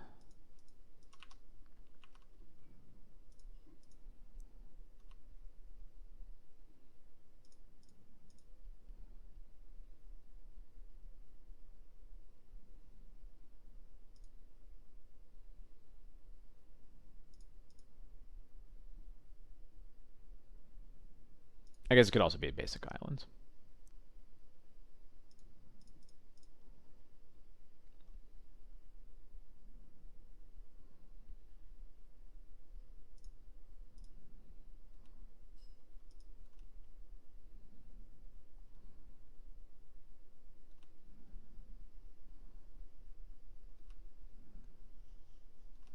Well, I think that's good for me, right?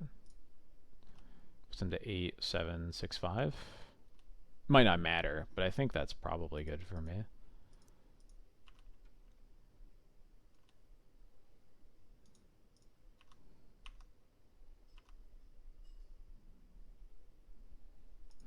And I think the only play I really have here is recruit for a Solitude, in case he has to go off with an imperfect Thassa's Oracle.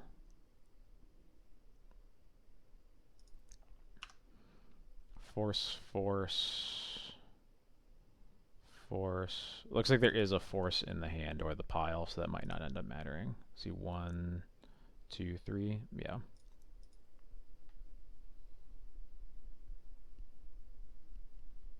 Looks like 3 baubles in the list total. Yeah.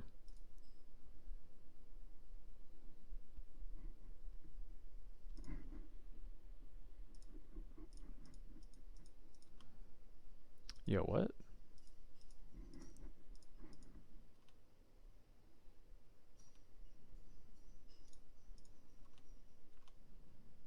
How am I alive? Are you dead now? What just happened? I'm so confused.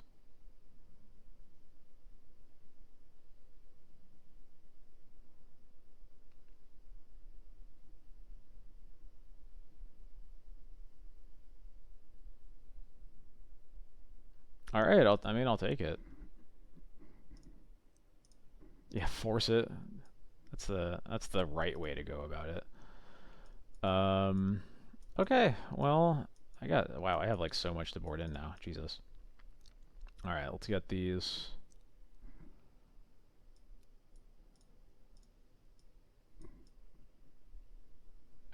Swords out of here. Get Jite, Batterskull, Sash out of there. Skyclave doesn't do anything. And I guess 1 Solitude. Something like that, probably.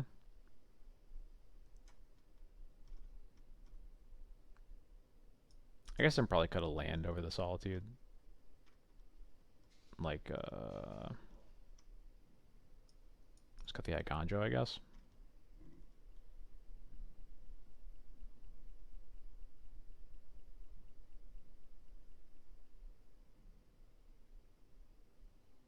Yeah, sure, whatever. This is good. We do, in fact, take those W's. I don't know about this one.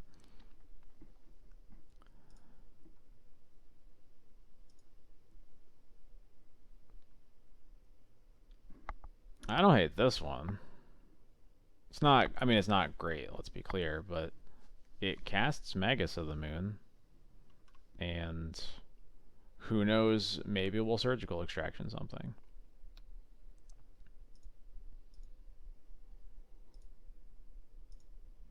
I really wish this had, like, one more thing. And then I would be happy. As is, I'm not sure. But I'm probably thinking too much about it. I guess if we keep this, we just die, right? I'm gonna mulligan. Sure. This is like the same thing, but better.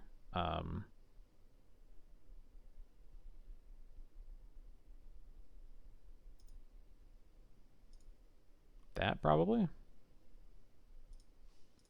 Alright.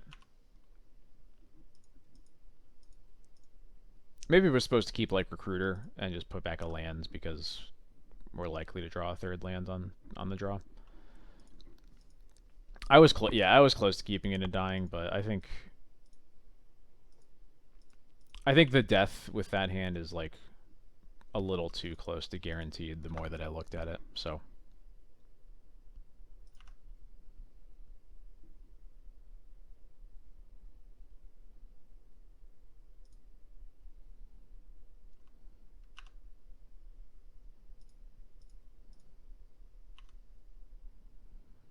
alright, I want to get planes off of this.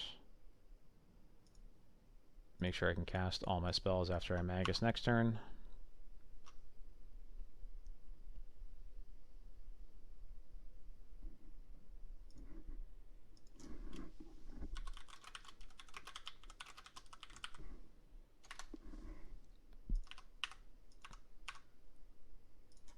Okay. And Daze is okay. What if this is going to be like hardcast Doomsday here? Is that what they're playing towards, maybe? No.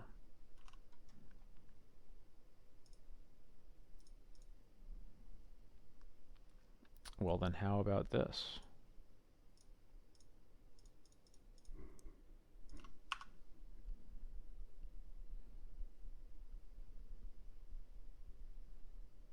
Nice. Let's go.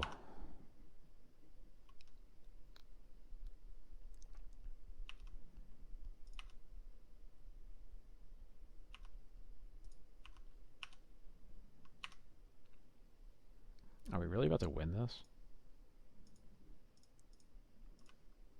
It's kind of absurd.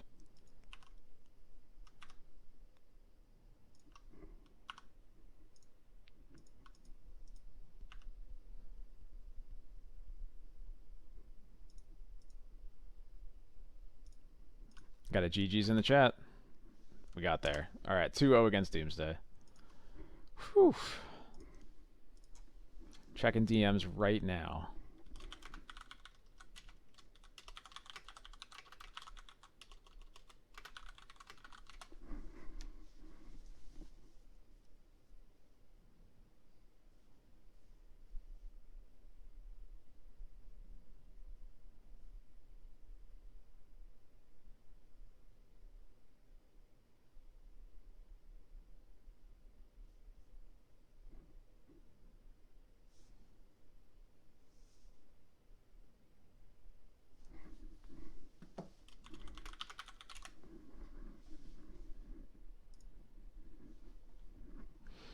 Tempted to surgical daze there. Yeah, I could see that actually.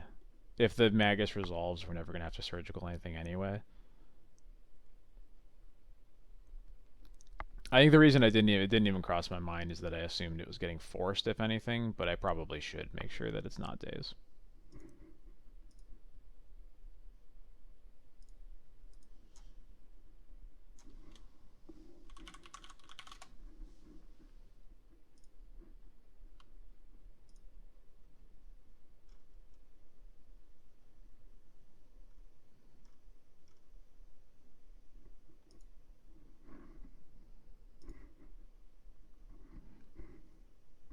Alright, here we go. Let's see if we can close out the 4-1. This hand sure won't. That's for sure. This hand looks really good, though. I'm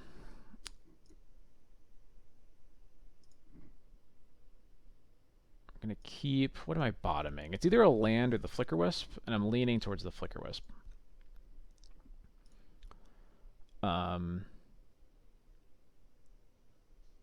If it's the land, it's probably the Wasteland.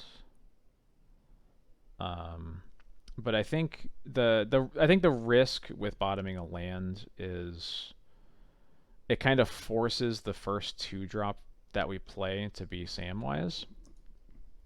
And I want to be open to... I want to be able to play Thalia or Stoneforge safely. So I think I'm going to bottom the Wisp here.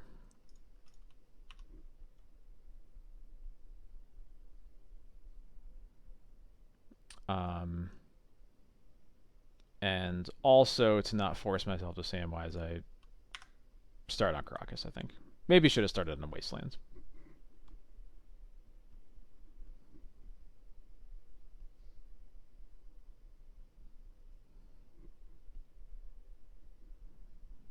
Basic islands.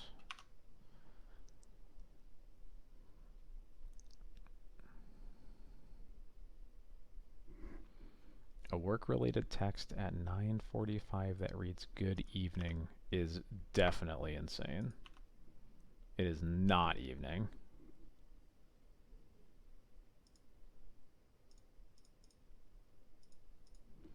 I would simply say, hello, I'm sorry it's so late. Force pitching Narset. Interesting.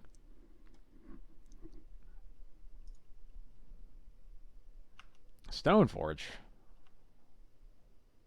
Well, alright. I guess we're getting Cauldrons.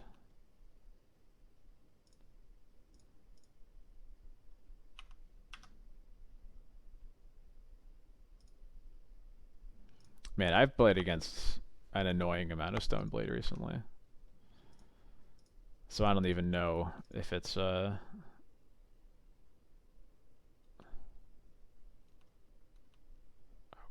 sure. Sure. I think that was just like strictly good for me. Alright, we're back. What's up?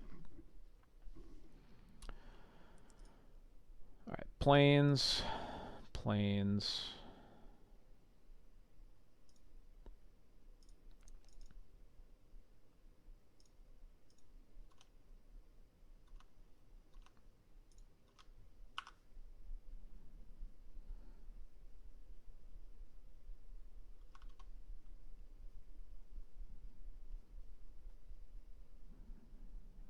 Congratulations to my opponent for taking a turn off to cast back to basics and then putting themselves behind in the race. I guess we'll see what their follow-up is, but... Okay, sure.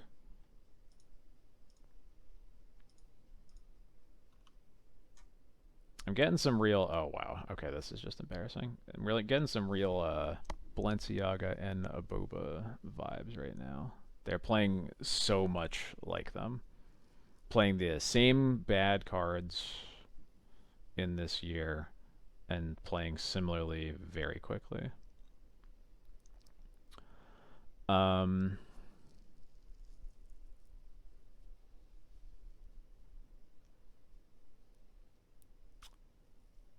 do we do here? I'm definitely solituding. It's a question of what I'm pitching. I'm probably pitching Sash and then just getting the solitude back with Sam, right?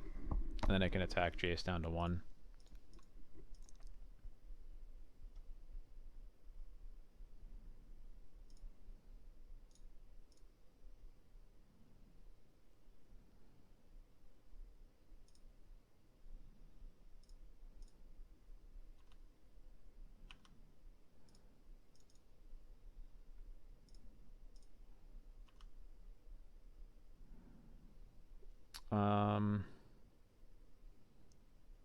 I think I want Stoneforge to be the ring bearer.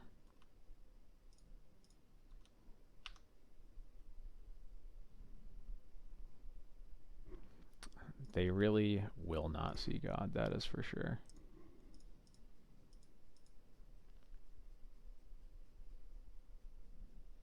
Okay.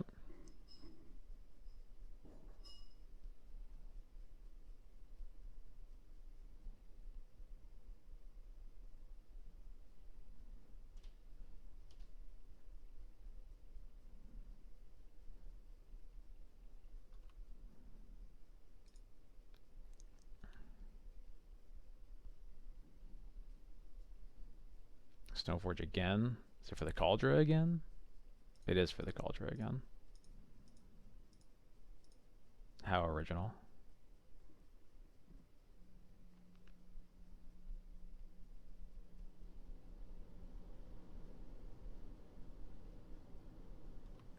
And they're fate sealing themselves. Okay.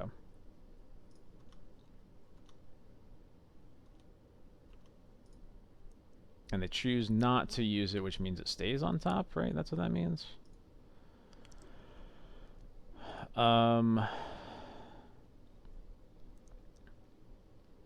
So I think we just buy Yorion, Solitude the Stoneforge, kill Jace.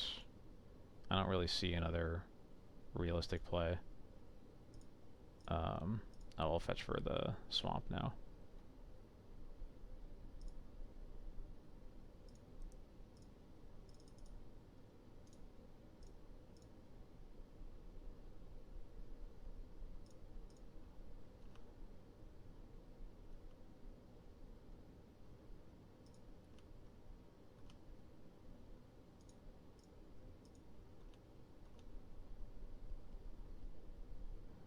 Got something. Okay, swords.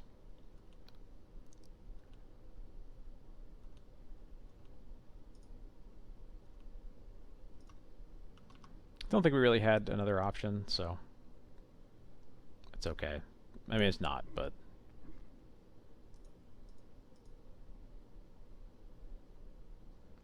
You just need to draw some action. That's not action. Okay.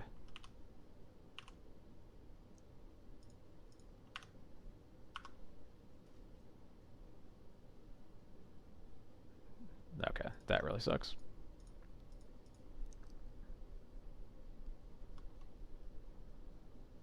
So they're a land away from just casting Cauldra, and there it is. Oh, but they don't have it. Interesting.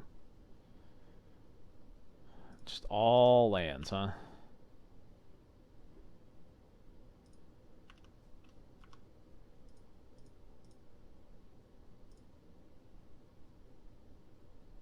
There's there. You called it lacking. There is the Snapcaster.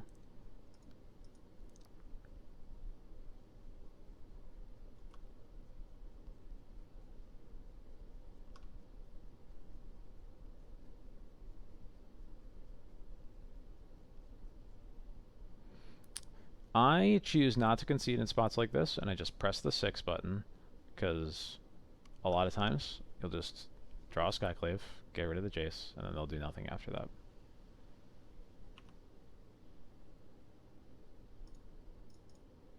That's not a bad one either. I'm just going to cast this now. I probably should wait until their upkeep, actually. Yeah, upkeep would have been smarter.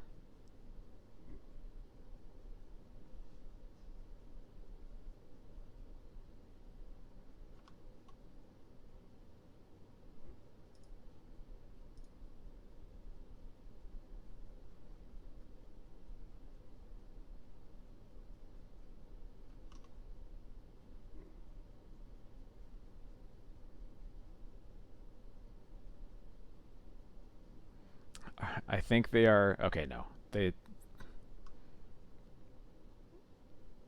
I'm so confused.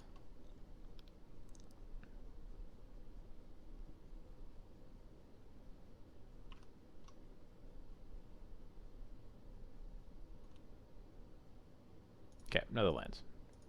I will concede. So I want to bring in the Council's Judgment for sure.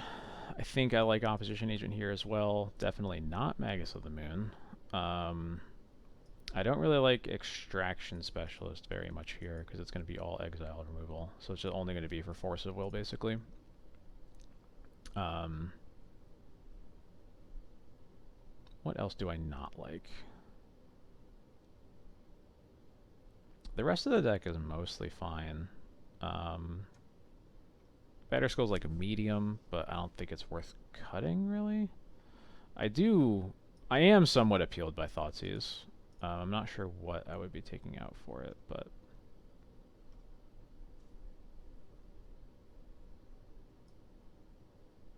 Yeah, that's fair, actually. Maybe cutting at least some number. Sash isn't great, but it at least does control the graveyard against Snapcaster. And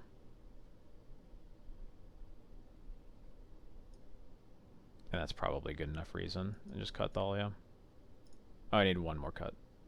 Right, I forgot I needed one more cut when we were talking about these two cards.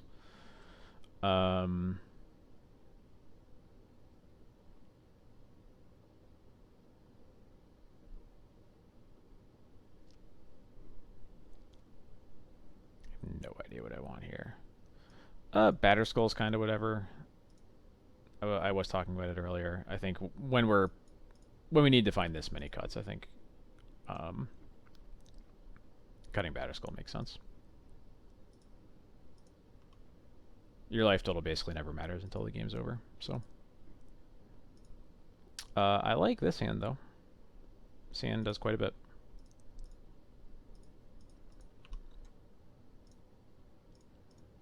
We're just going to operate off all basics as long as we can, and this hand is very well suited, very well equipped to do that. Oh, Jesus Christ.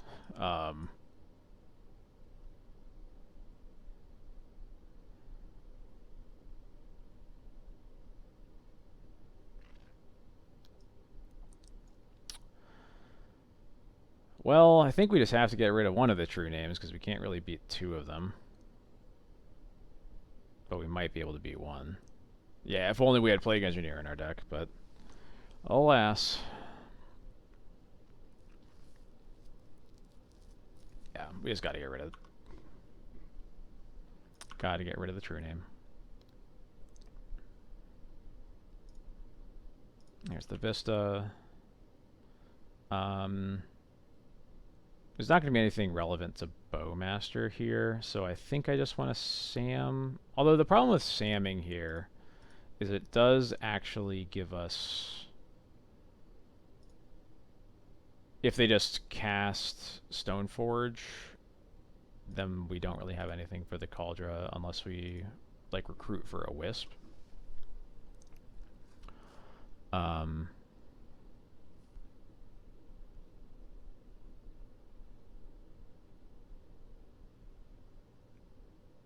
hmm.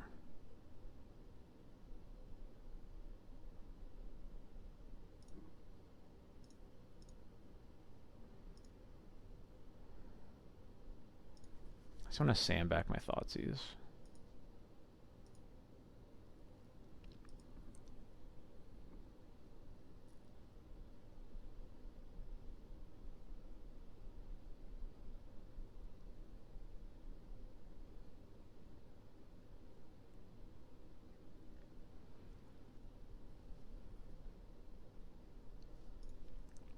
Man, this is rough.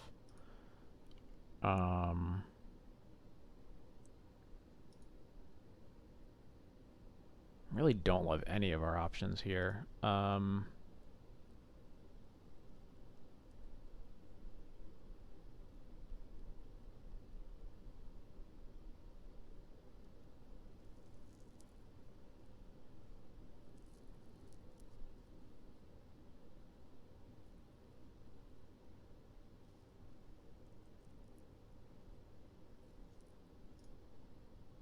Ugh. I think I might just... Ugh. Just play Vista Pass? Just to guarantee that I have the white card, the Solitude, the Stoneforge. Because I don't think I can let the Stoneforge untap when I know that there's a true name following it.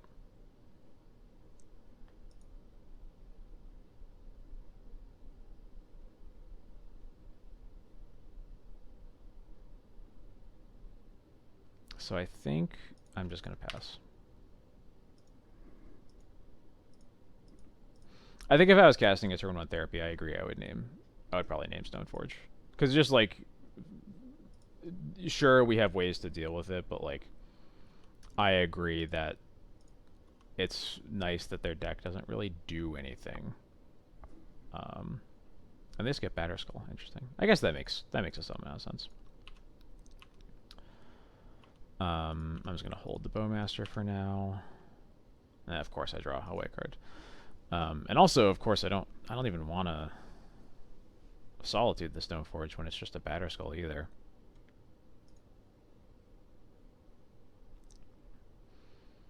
So I think I just recruit for my own Stoneforge here.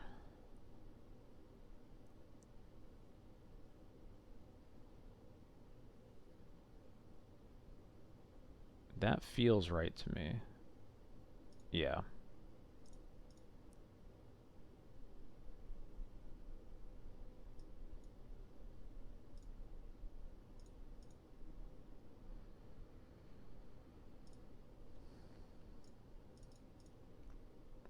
I guess I could recruit for Lauren. The reason I like... Okay, never mind. We're not recruiting for anything. So never mind. The reason I was thinking Stoneforge is that, like, Stoneforge handles both the Batterskull and the True Name, whereas Lauren only handles the Batterskull. And the Batterskull, we have way more cards in our deck that deal with it than we do True Name.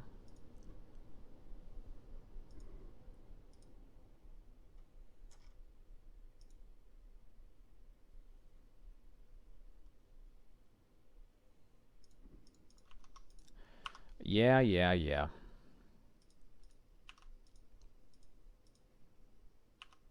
Judgment off the top? Nope, that's not a judgment off the top.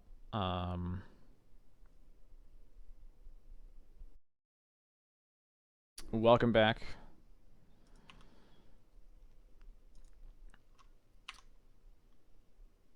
Well, there's the Lauren for the Battery Skull anyway, but now they also have a Cauldra. This just feels awful.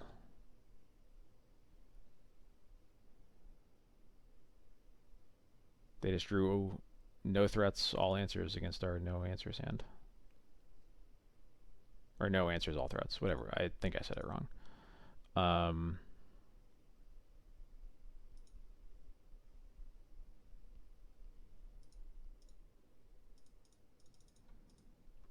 Yeah, I'll play Yorion, I guess.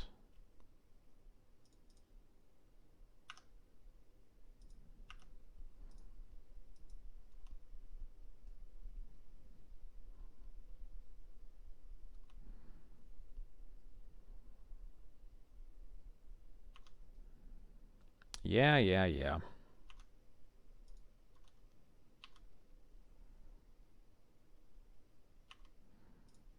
I think I've got to just absorb this damage and pray.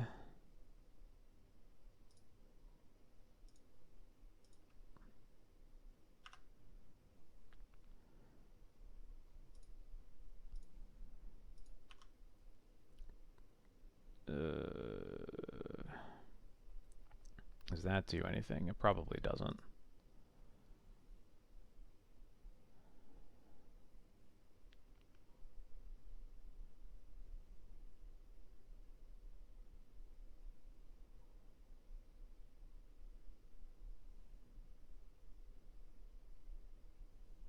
Nah, I think we're just dead. Yeah, that draw was just not good. Not at all good against double True Name, double Stoneforge. Well, that's a bummer. Don't plan on facing Stoneblade very much, but that was just not the best showing, unfortunately. I'm gonna take a break, like I usually do, between the first and the second League of the Night. Thankfully, we got through that one pretty quick. Hopefully, the next one will follow. While I am away, I'm going to throw up the same what's the play that I started the stream with. For anybody who missed it, if you want to give your input on it. I probably won't spend that much time talking about it. I might just comment on any lines people come up with, but if you want to hear my take, I will direct you to the VODs that'll be uploaded on YouTube in the next day or two. Anyway, I'll take my break. I will be back in about 10 minutes.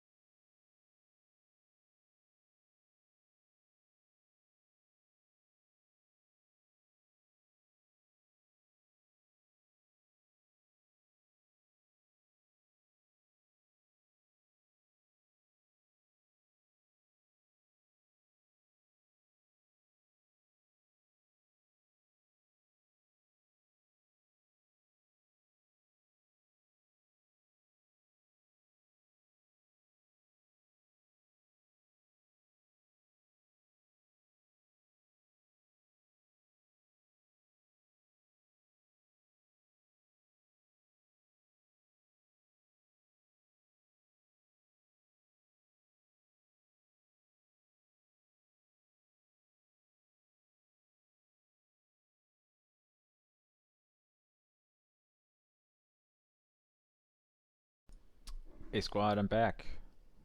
I'm gonna hop into the queue real quick, but while we're waiting, we're gonna play a fun game that my that Katie just showed me, where all we do is hit Scryfall random card until we hit a card with 2 or more entities, and posting me and who. So let's go. Random card. Nope. Random card. Here we go. That didn't take long.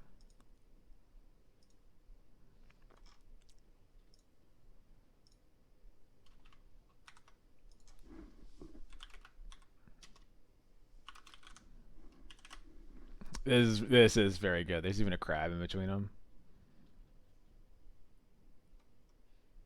That's so good. Alright, it's done, and our game is up, so we're gonna go over to that. Alright, playing another Yorion mirror, huh? Oh, maybe I am the crab, who knows?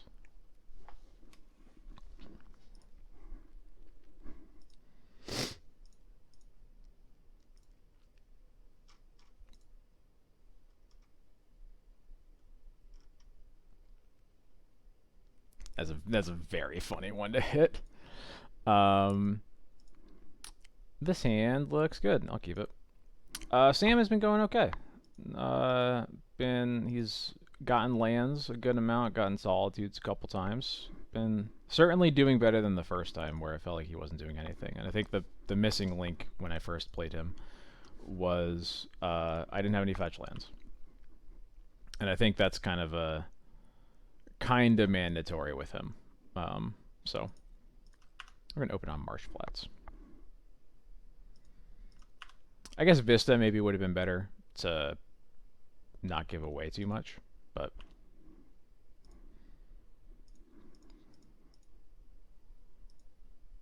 oh, we playing the mirror, are we?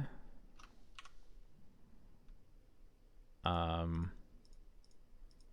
guess I was untapping Bowmaster the mom instead of using swords, yeah. Oh, they're on snow covered. Yeah, okay, I have to win. There's truly no other option.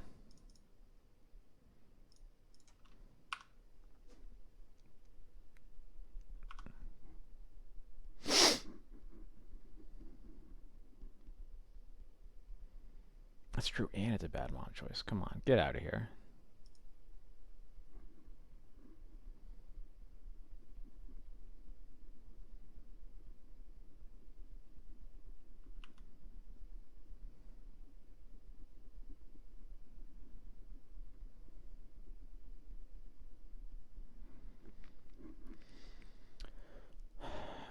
So I could Wisp Bowmaster to kill Thalia.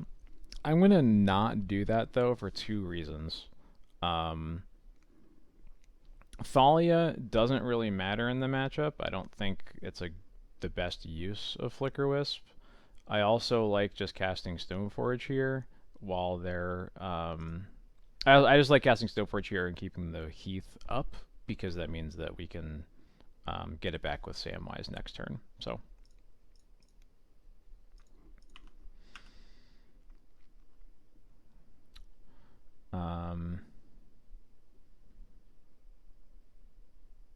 yeah, Cauldron. God, it is bad Thalia. Please play a good art. Come on. I feel like I have to go easy on them in case they're a viewer, but please play the pretty versions of the cards.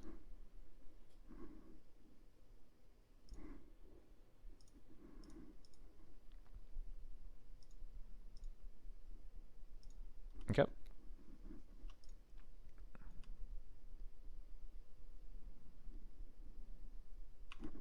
Cauldron. Yep, that's fine.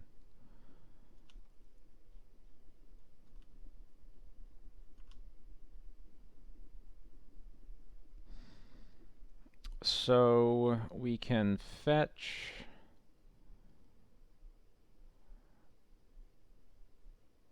Let me see.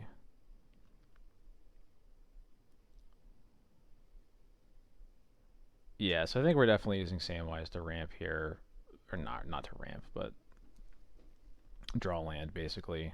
Um, let's get plains, then get another plains, and we'll just swords the Stone Forge. I think we could let the Cauldron get into play, but I don't see a good reason to do that.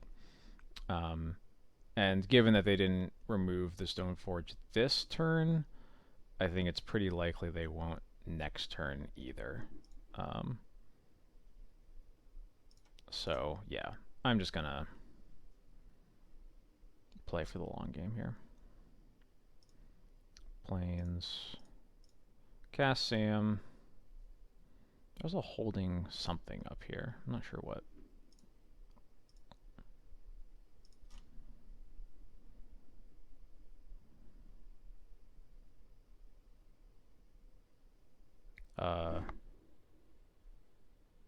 Okay, yeah, I'm not disconnected. Is it?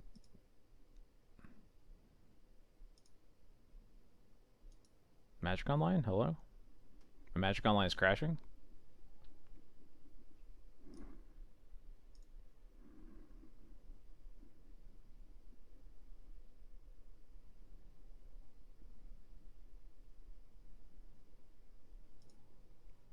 Please free me? Hello? Uh-oh. Let's get this over here.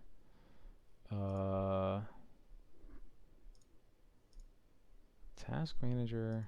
Oh, are we back? Okay. No, okay.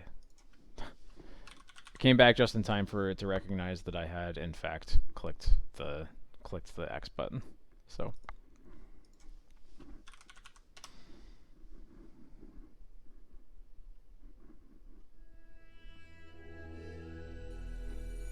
thanks. I worked really hard on it.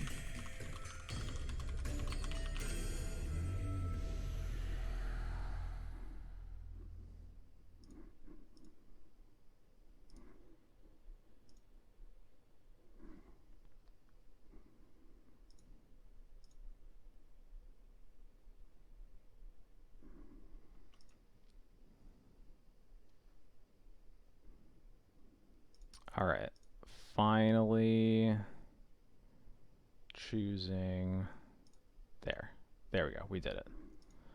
I just legendary 588 is the username. Interesting. All right, wait, where was I? Okay. Got to play this fetch lands.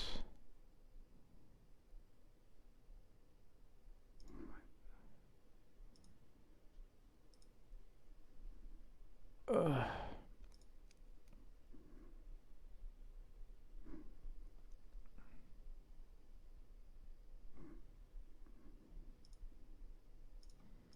Swords of Stoneforge.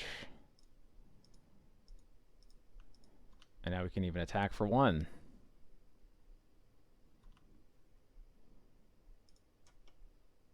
Right? Can't be locked because of greater power. Yeah, cool. Attack for 1. I hope that 8/8 doesn't mean what it could mean. I really hope not. I'm guessing it's not, but it's not a good number, that's for sure.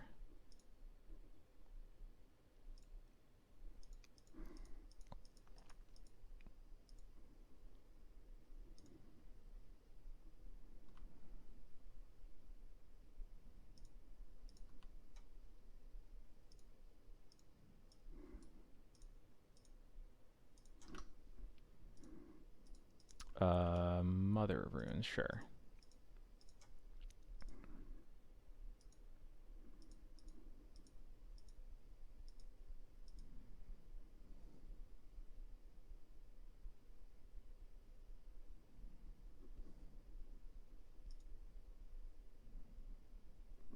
And Yorion to the hand, that's also fine.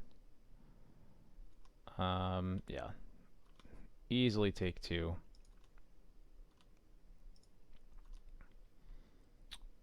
There we go. So now, I love that it's a plains too. So now we can put Cauldron to play, attack with a bunch, and then we can flicker Bowmaster to kill the mom.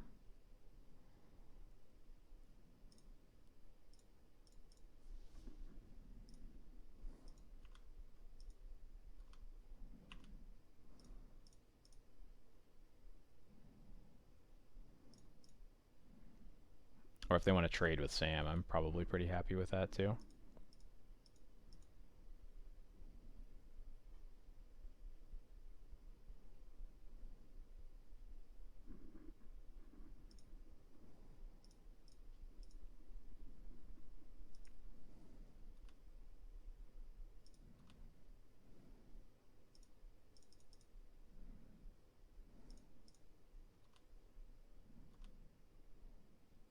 Alright, nice cube. Alright, cool. Let's see, cards I want. Containment Priest is good. Opposition Agent is good. Council's Judgment is good. And that is probably it. Don't like any of the Thalias. Oh, Strat Steady, thanks. Thanks so much for the raid. How's it going? How's it going, everybody? Thank you. Hope you had a great stream. Thank you to the party for coming by. Sorry, my chat was paused for some reason. Didn't see it.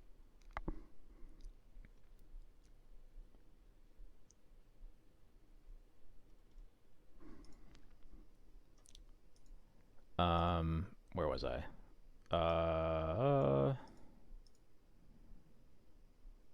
So I'm definitely cutting these. Do I have another cut for another Thalia? Probably not, because we just don't have that many cuts anymore.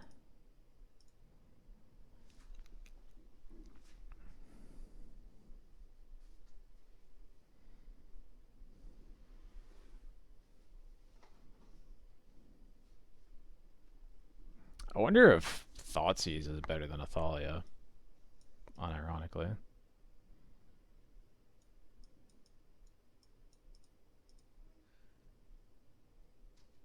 I don't know if we're looking for cards to board in the Thoughtseize. You think it's actually good in the mirror? Alright. My head was like starting to go there, specifically because of Yorion and how it's like the main thing that matters, but I wasn't 100% sure, but I appreciate the I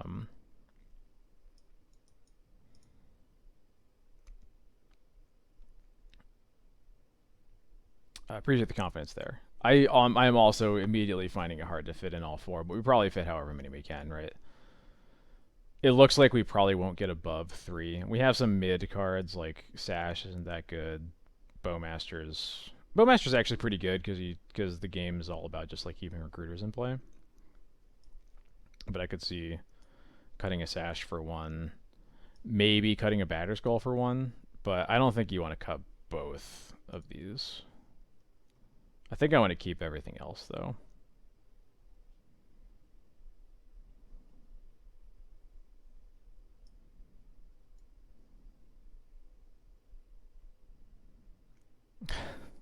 I'm gonna...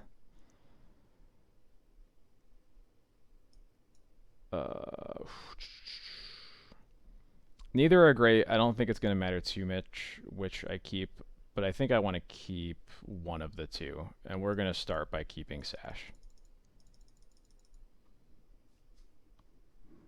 If I missed that submission, I'm going to be really mad. No, okay. We hit it in time. We're good.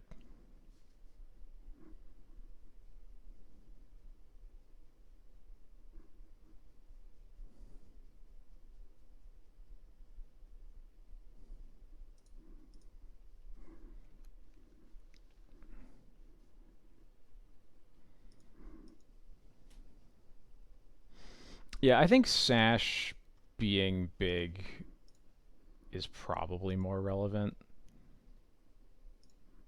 Although I'm not, maybe not. Maybe Skull's just better because the problem with Sash is that most cards go to exile a lot of the time. I'm not sure. Matchups. We are 3-2. I'll try to remember the matchups in a second. I like this hand a lot though.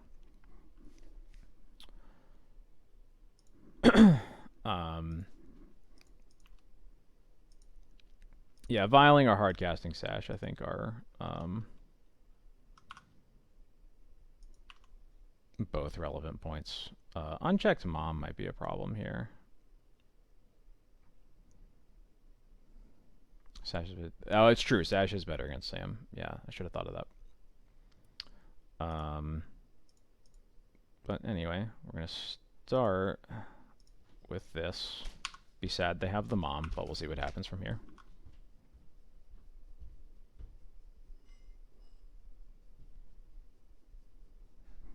Alright, I can live with that.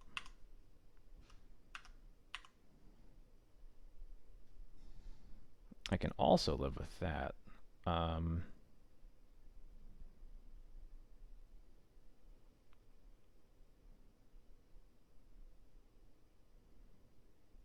think I'll play Wasteland and we'll cast one of those Stone Forges.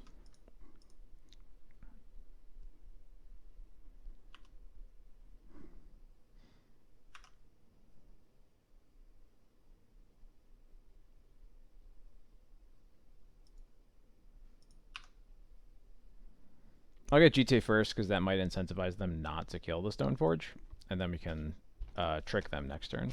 So yeah, they did show fetches. They also showed a black source. I'm pretty sure they did.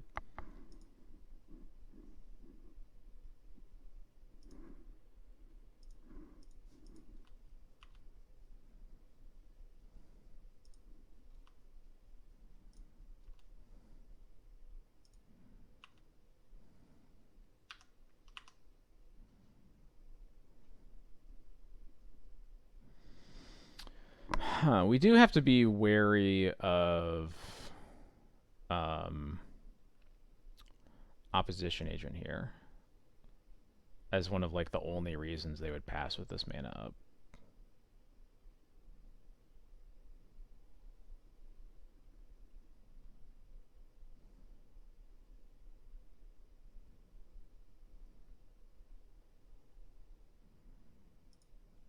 I think I'm gonna start by trying to fetch. Let's see if they do anything to that.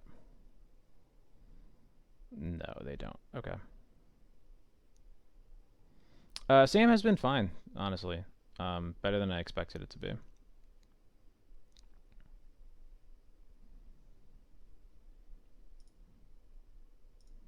Yeah, that's what I'm hoping for, Lackey. I just don't... I'm worried about the opposition agent here, which is why I was hoping to get them to pull the trigger with the planes. They might just not have it here, and I should just go for it, but that was the thought behind fetching first.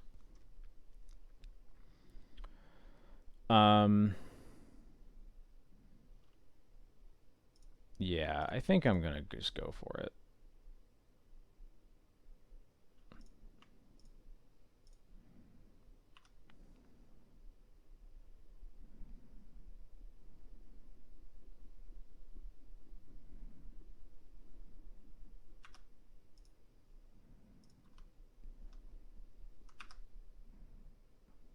Alright, cool. I was afraid of nothing.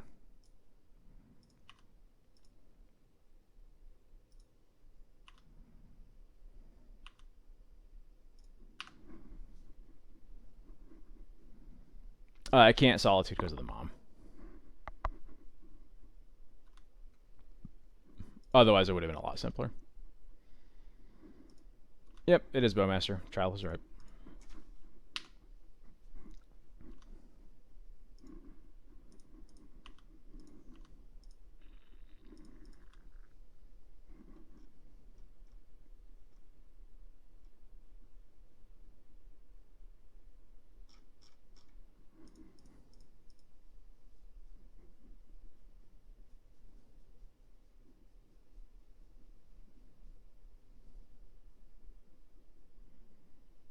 Flicker Wisp, sure, probably on the Germ token. Yeah, that's fine. I don't disagree, but I'm also not going to complain about it either, so.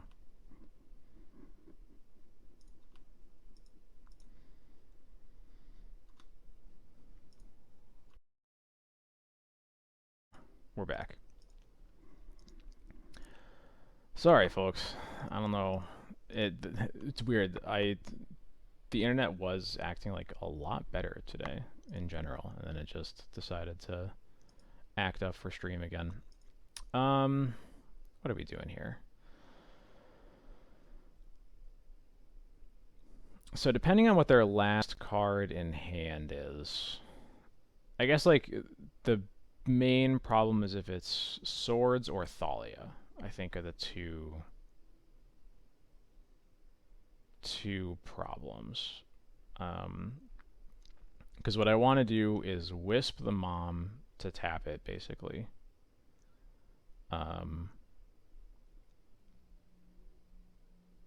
Actually, that doesn't even work, does it? Because if we wisp the mom to tap it, and they give anything else pro-white, then we still can't actually get GT counters, so never mind. That's not an avenue worth going down. You're right, it shouldn't, but, like, I mean, it depends how much they have to bring in, you know, right? That's where my head is going now. Also, is the end step wisp mom.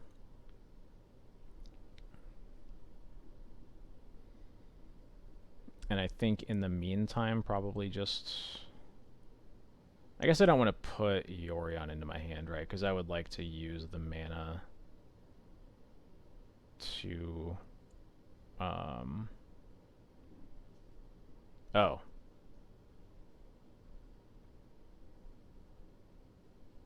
Okay. Alright, sure.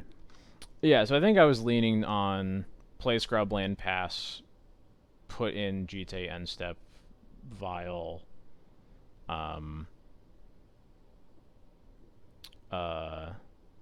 Vile Wisp to tap the mom to get in with GT counters and kind of take over the game from there, but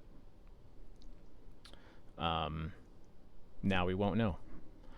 So the matchups I played in the first league were Moon Stompy, beat them. I lost to 4-color Yorion Allurin. Apparently against a Japanese player whose name I don't quite remember, but apparently they just only play Yorion.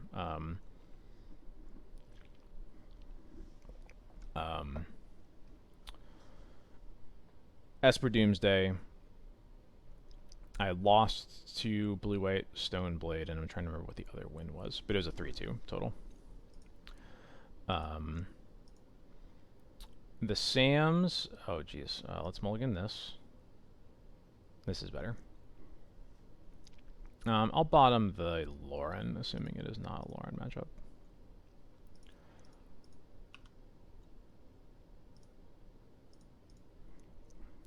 The Sams took the place of... I'll show the differences in a second. Let's go to collection. So this is the list that I played on stream last. I know some of it's cut off here. I think the main differences are these 3 cards became Samwise. Everything else is the same. So the 1 Spirit, one of the 2 Extraction Specialists, and the Timeless Dragon. Wizard Pasta is a solid name. I like it. Hopefully they're playing a deck that Swords to Plowshares is good against, or we're in a rough spot. I am on 3 Sam. I didn't play the 4th. 4 seems just like a bit too much.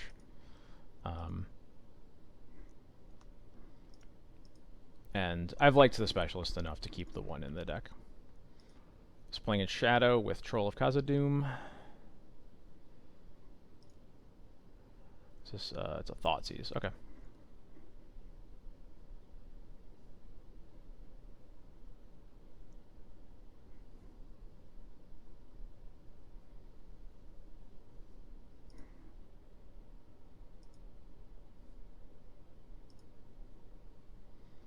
Yeah, speaking of Swords to Plowshares being good, yeah. I think as I've been saying, I hated it at first. I think the missing link was fetch lands. I don't know to what extent you can put fetch lands in mono white and not just be like a worse version of a splash build. It might not be that simple, but if you're playing fetch lands just for Sam, I just don't know if that's worth it.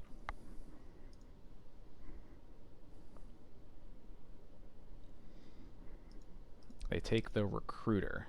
Okay.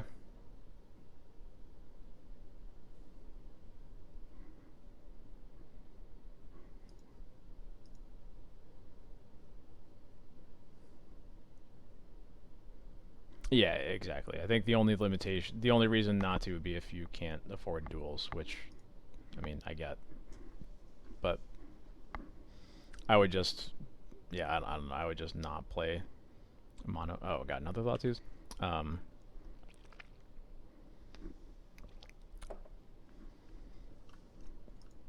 yeah, I would just lean towards playing mono white without Sam's, personally.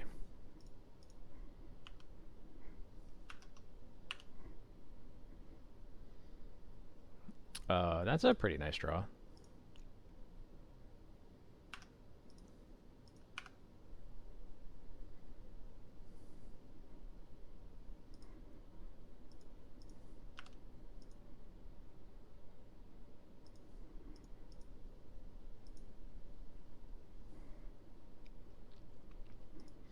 I will say it's the first time I've splashed ever, and I'm enjoying it well enough. But I think it has more to do with like the fact that I like the play patterns of Bowmaster, and I like getting to play the Bowmaster game more or less. But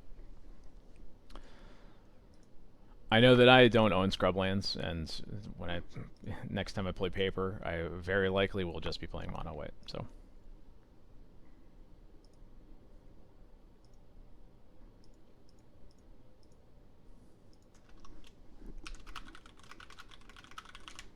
Another troll.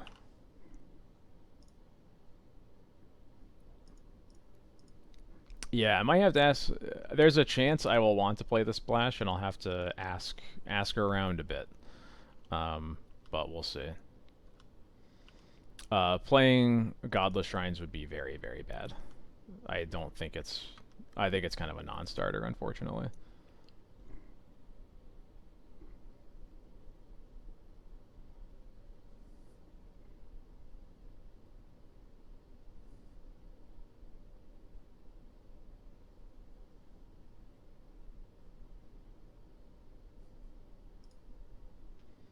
Yeah, I suspect there's people to borrow from if I need to, but you know, we'll figure out when Eternal Weekend even is. Um,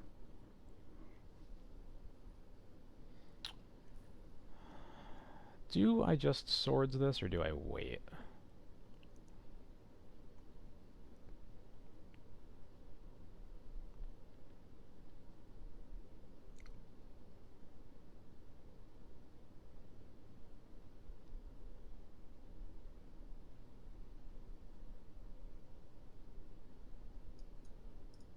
I think I can wait on this. Um, I think I'm just going to put Yorion into my hand here.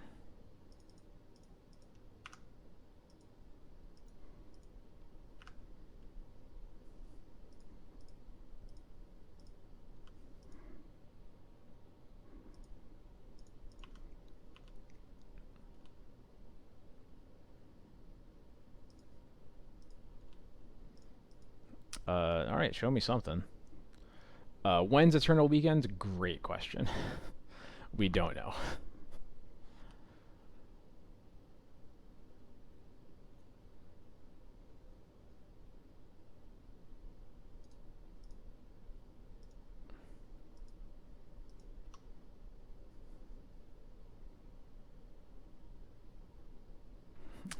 Yep, that is the range that we know.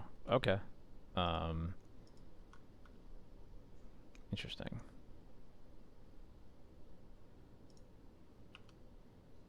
I think I'll take up to 5 here. Um, Gulp. Please don't have force. Cool. We're alive.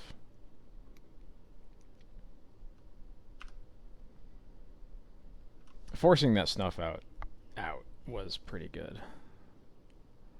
That is less good, because now the Yorion can get snuffed out, but it'll still be a Yorion, so we'll see. A reanimate on a troll might end up being a problem here. Yeah, okay. So they're at 7. Oh, Jesus. That's terrifying. Um,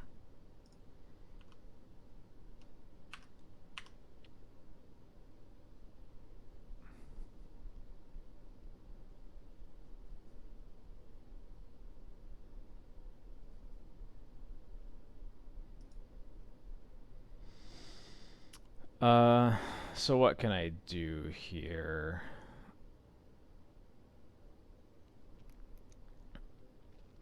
I can fetch planes, play Sam.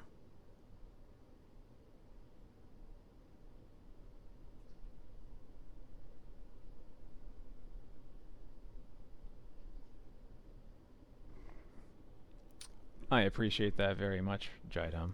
And I've been dealing with people dissing Death and Taxes for an eternity, so it does not bother me at all, honestly. Uh,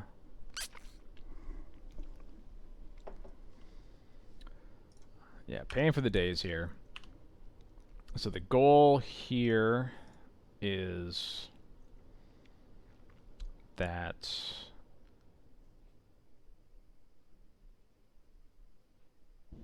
yeah, okay.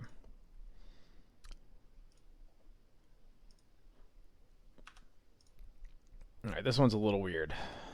Maybe we should have done that in their end step, but either way. So Sam gets back a second land here. We also get to make Yorion our ring bearer, and next turn we can attack and loot, and maybe, yeah, we should have waited to block, and I don't know why I didn't, but it basically just gives us,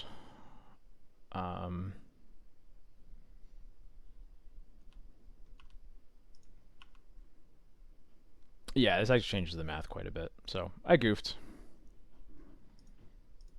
I was thinking for some reason that I had to flicker this turn to get the Windswept Heath back, but obviously we can just like wait to crack it on their turn. So yeah, I just don't know how fetch lands work, clearly.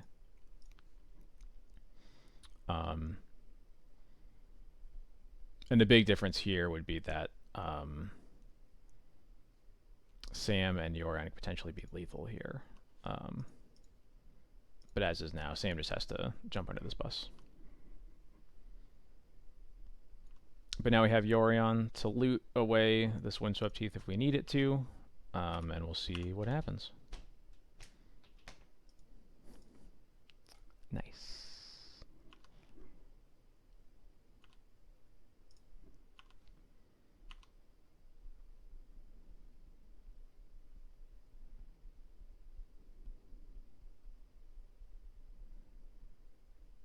Yeah.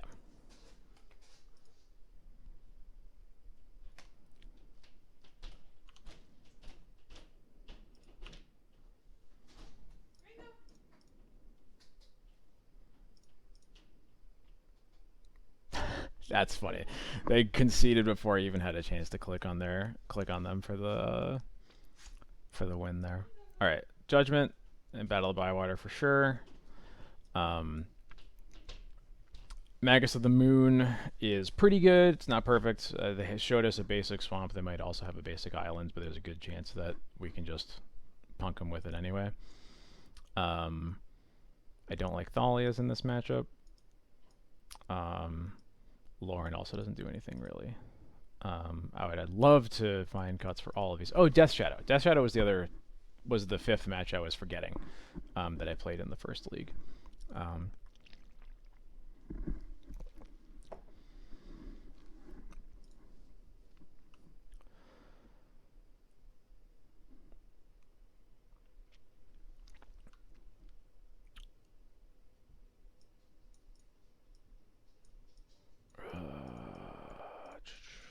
So certainly doing this.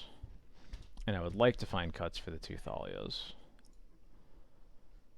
But I don't really think I like any of the other cuts.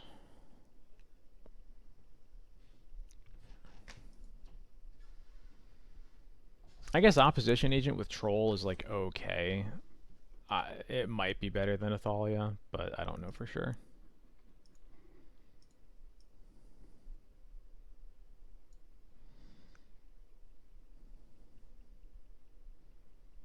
Also, isn't that a snuff out? Yeah, I was just thinking that.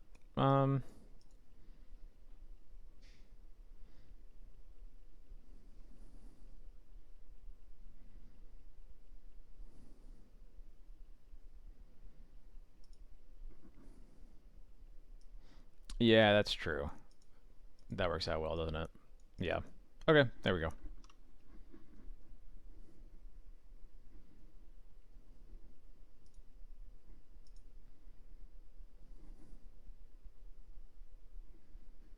This hand is great. I would love to keep it.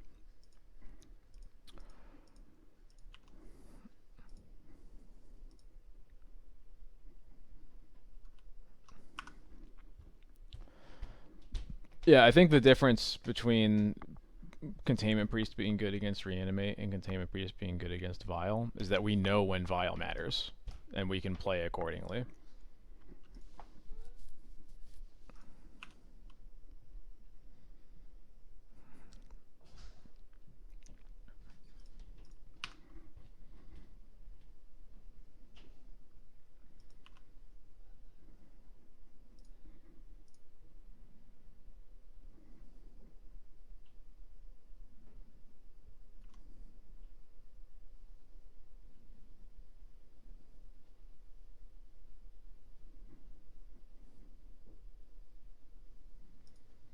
Daunthy Voidwalker, huh?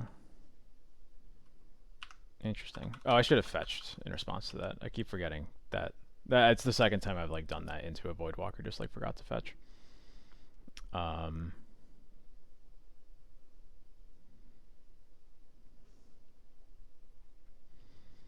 think I don't want to give them 2 fetches, so I'll just play the Scrubland here, and we'll try to cast the Stoneforge. Yeah, planes here. Let's see what happens.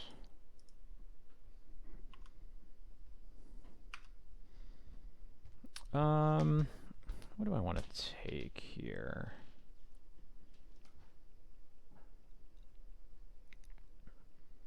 I feel like it's likely the Stoneforge is dying, so I don't think I want to take Batterskull or Cauldra.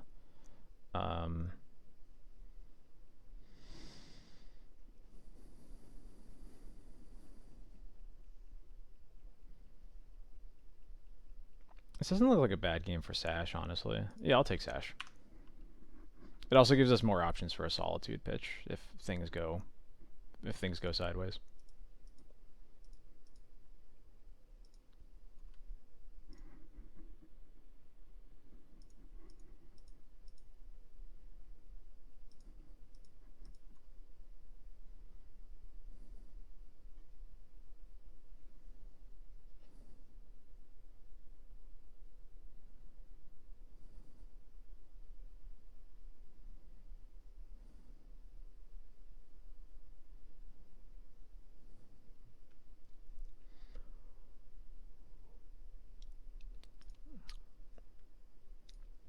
Look.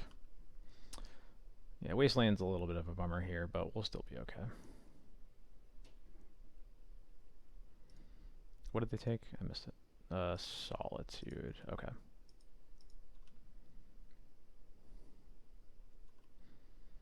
Maybe I was supposed to just evoke the Solitude there, but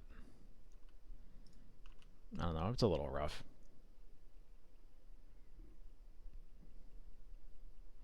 Interesting that they chose not to Wasteland us.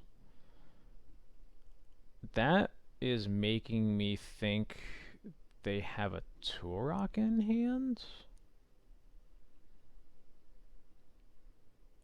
Am I crazy for thinking that?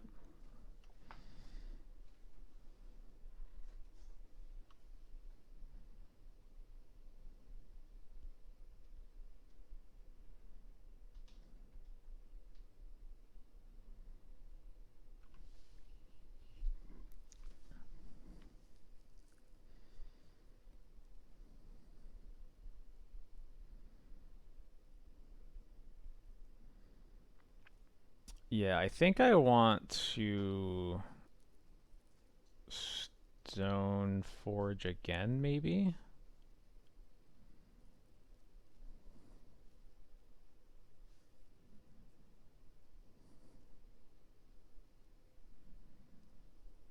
Maybe, but like Wasteland like doesn't cast any spells in their deck, right?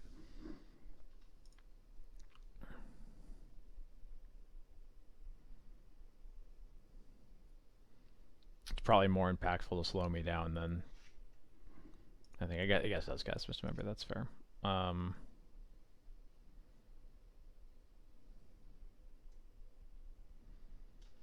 yeah, so I guess I'm not 100% sure about this read, but I'm feeling Torok here.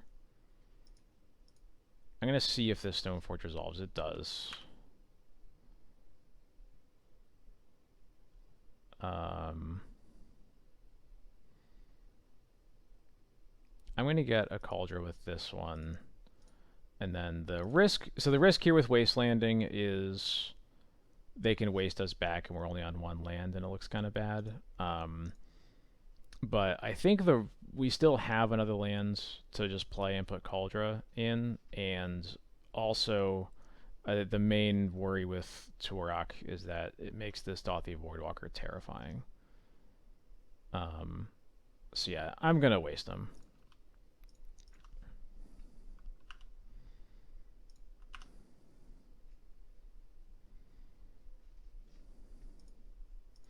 I don't care if they waste me again. Obviously, like I'm giving them Voidwalker cards, but I don't think they're gonna use. If they're using it on anything, I think it's gonna be Solitude. And right now, it looks like it. I wonder if it's like their only threat or something that they're just attacking. Yeah. Okay. I'll take it.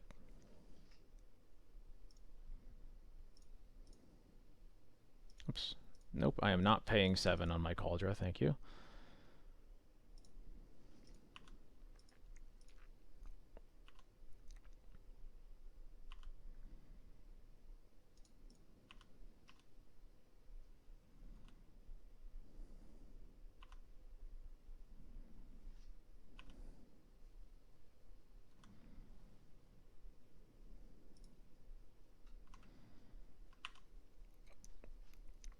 Trying to figure out what they're doing here. Oh, is now they're gonna Solitude the Germ? Is that their plan here? Yeah. Okay.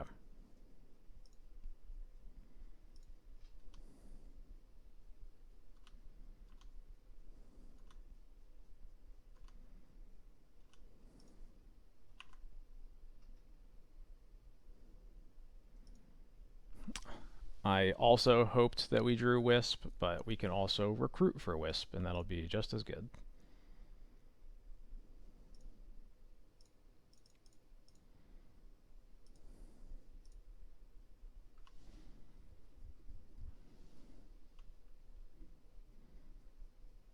This is a daze, so it's a dress down. Okay.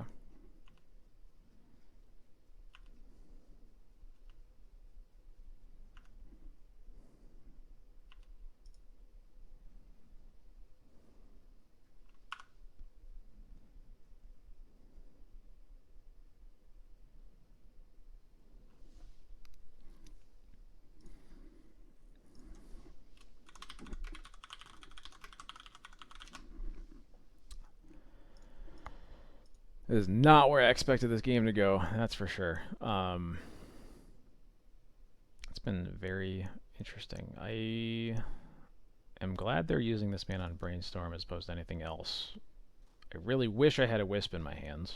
But I think I'm probably just going to...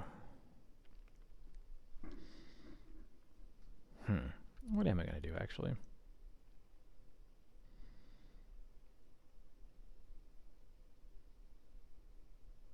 Okay, there's a troll. Is this going to be C? That's Ponder. Oh, they can't reanimate, actually.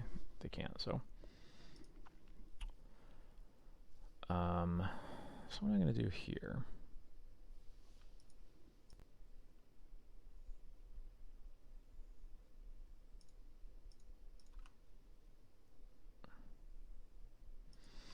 that doesn't really do anything. I think I wanted a land more than anything else. I'm probably just passing holding up Containment Priest or Sash. I think Sash is going to be the card that is more likely to matter for sure, because they just don't have any meaningfully good reanimate targets, but we'll see.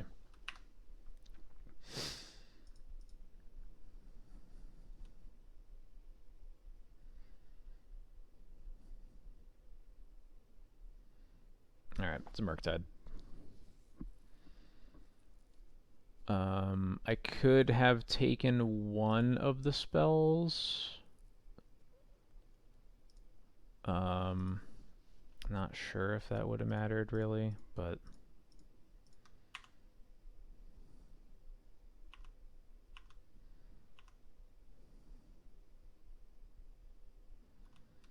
yeah, so we're definitely putting in Sash here.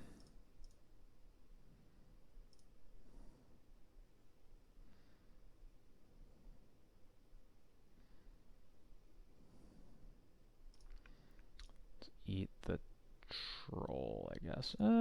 Actually, we'll eat the Voidwalker.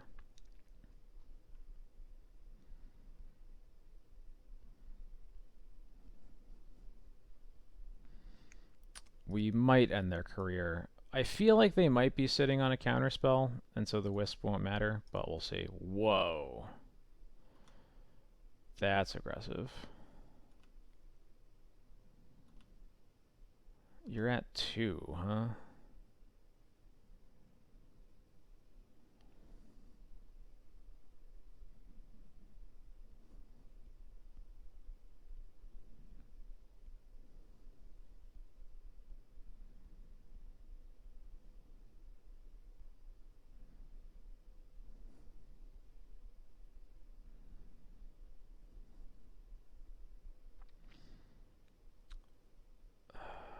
So now we can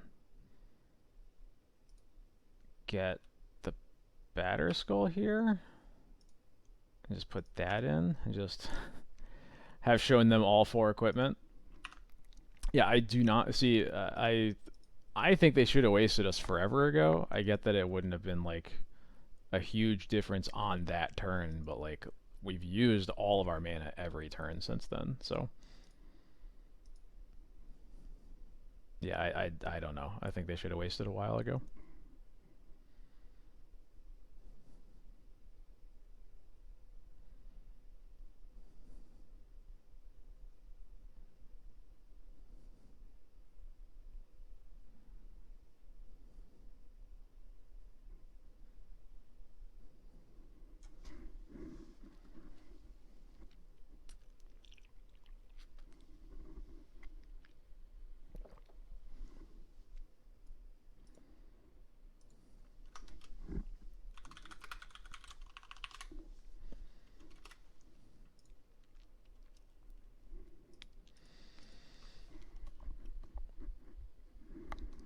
Yeah, I feel like I've been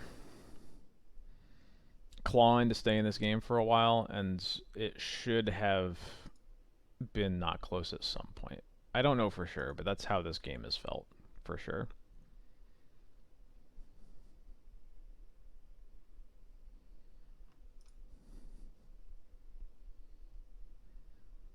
Is that... That's just the one snuff out they've used. Yeah, okay. So they still have...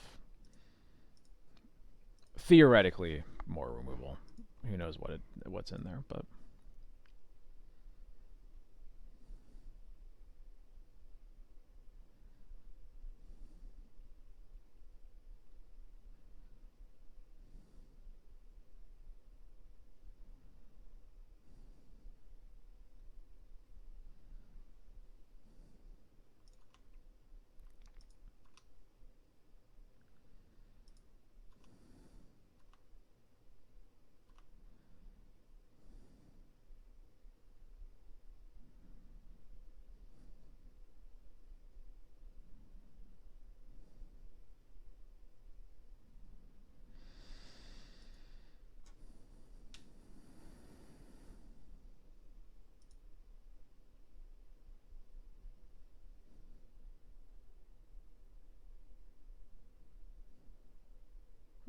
Time walk would be pretty gross here, huh?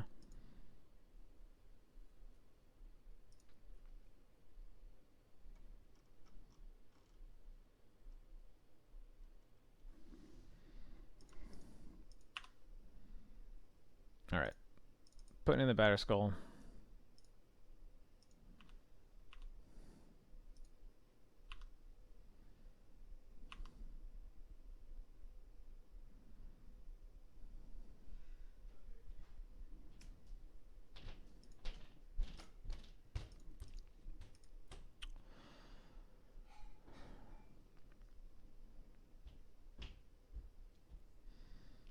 And now... So I can put in the Jite here. Equip it to one of the stone forges. And they have to block the batter skull, because even if they block the stone forge, they'd go up to 3. They'd gain 3, go to 4, and die. So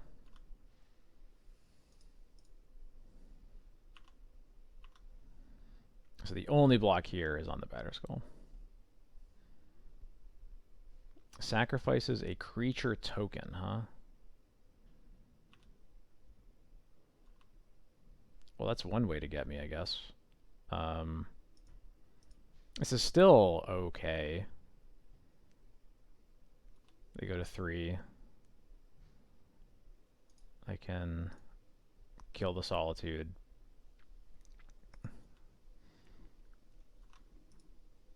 Got 2 life in the chamber, too. Probably one of the better cards they could have had, but I think we're still okay.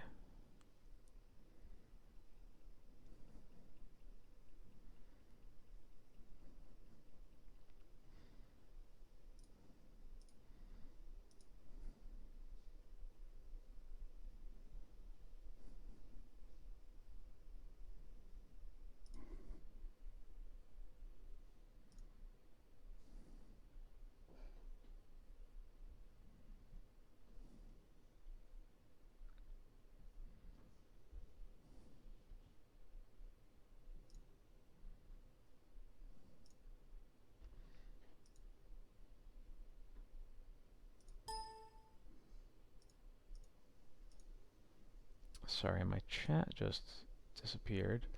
Second Murktide does Second Murktide does kill us now because they put a second spell into the yard. Or no, because they go to 8 to 10, so they'd be 1 short. Yeah, never mind. They are 1 short.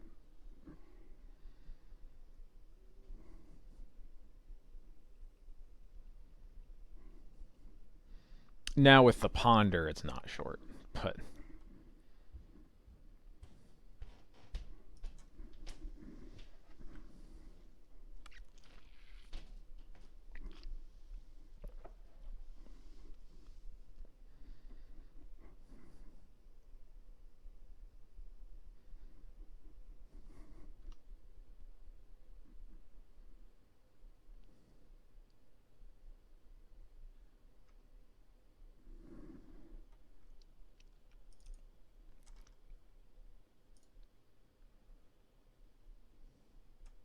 Why did the chat on stream freeze?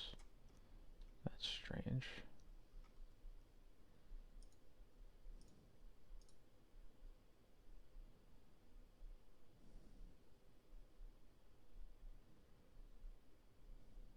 What is that about, OBS? We have finally gotten wastelanded.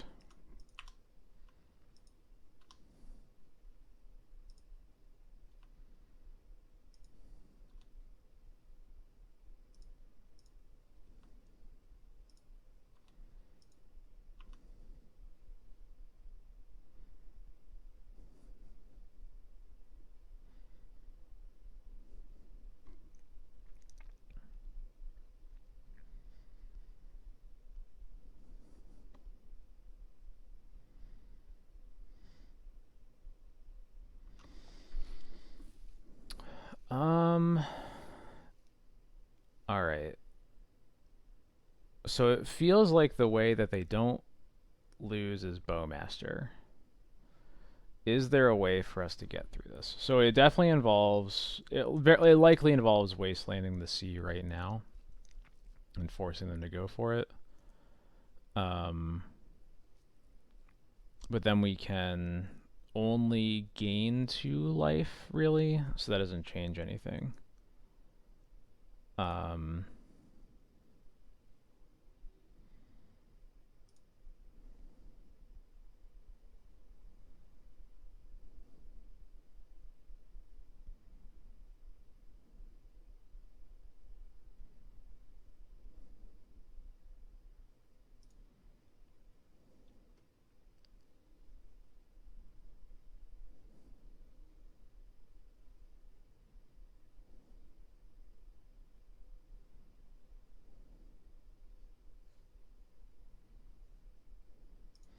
Yeah, so I think the best thing we do here is we just put Batterskull on a Stoneforge and see what happens.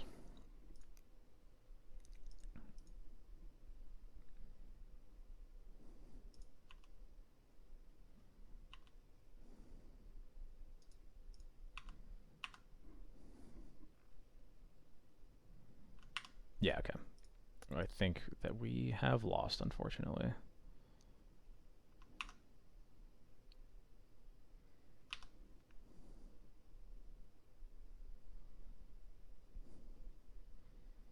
Because this puts us up to 6, and then we can gain 2 more, but that is not enough.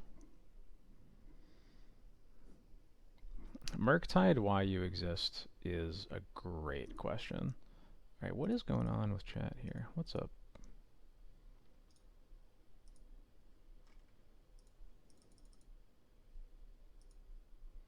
Is there a way to get a chat in like a browser source in OBS to like fully refresh?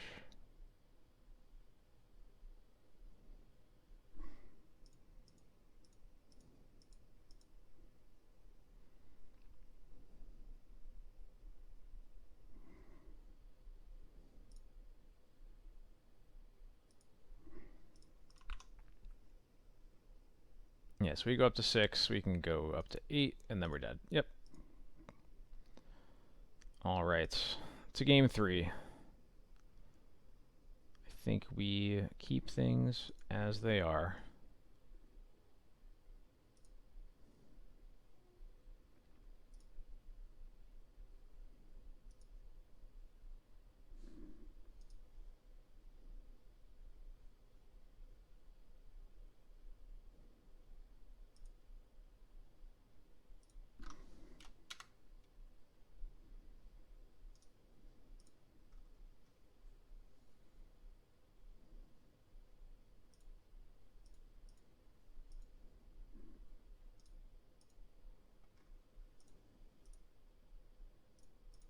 Now it's gone completely.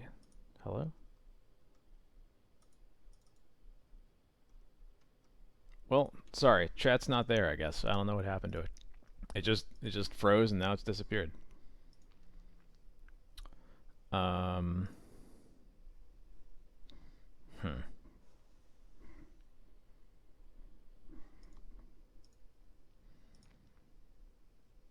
This hand kind of top decks well, especially with the Vial cast on turn 1, but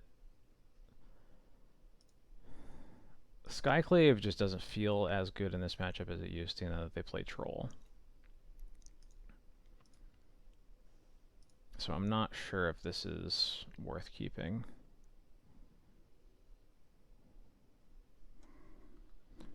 Give me 1 second. How's this? Does that fix it? Nope. Alright.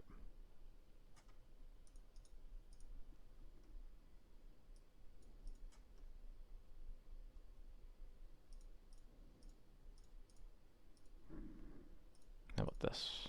Nope. Alright. Anyway. I do not know.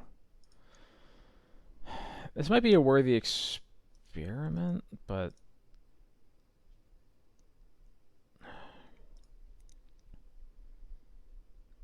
I think we just got a mulligan. This hand looks a bit better. That's for sure. Keep, put Sash back. Yeah. There's a chance we'll just get a free win with Magus. Although I suspect I'm getting Thoughtseized before that. Oh, whoa. Turn 1 Wasteland, huh?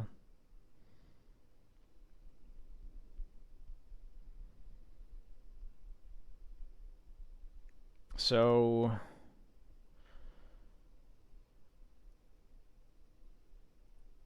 I can't cast Stoneforge without exposing myself to Wasteland, which makes the Magus less likely to come into play.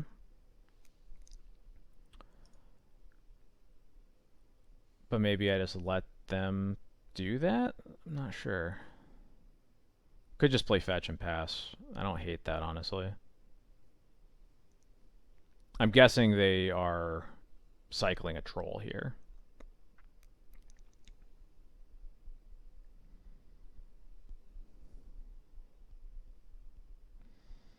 And given that they're cycling a troll, they probably have to get an Underground Sea, which is going to even be weaker against the Magus.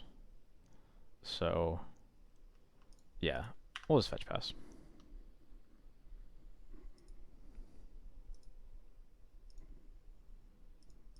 Yep.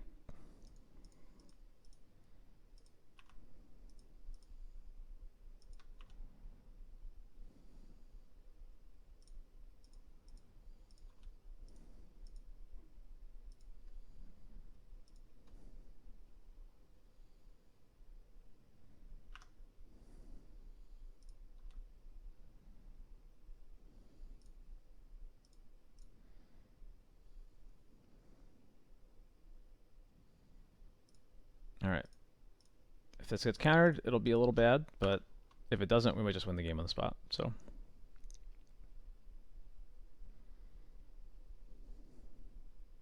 it's in play.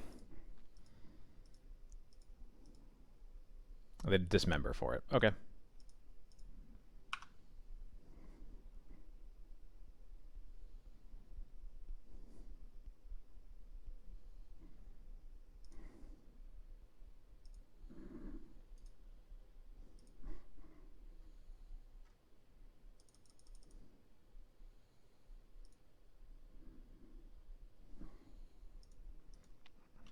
Oh gosh, am I getting wastelanded twice? I don't like that. No, just once.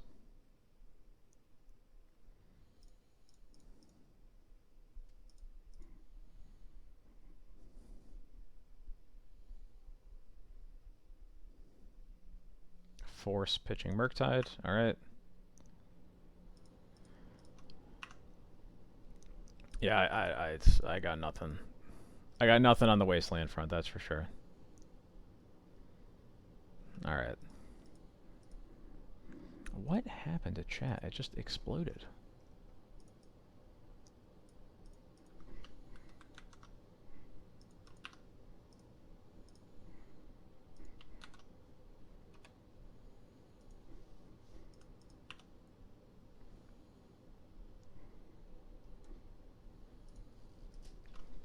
Okay. Alright. Well, that's annoying.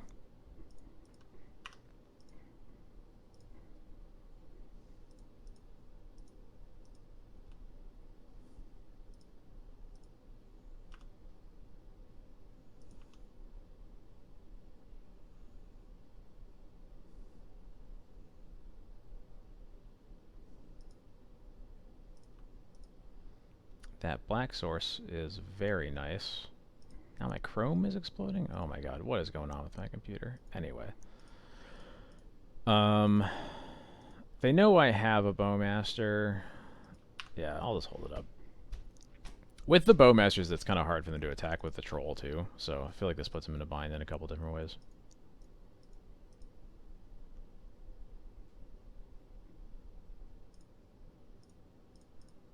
Yeah, I mean, I'll cast it. Cool.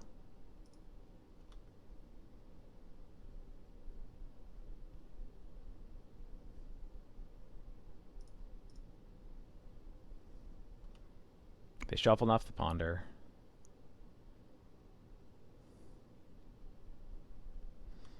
Obviously, pressuring their life total like this is a little risky because, you know, they have Death Shadow in their deck, but um,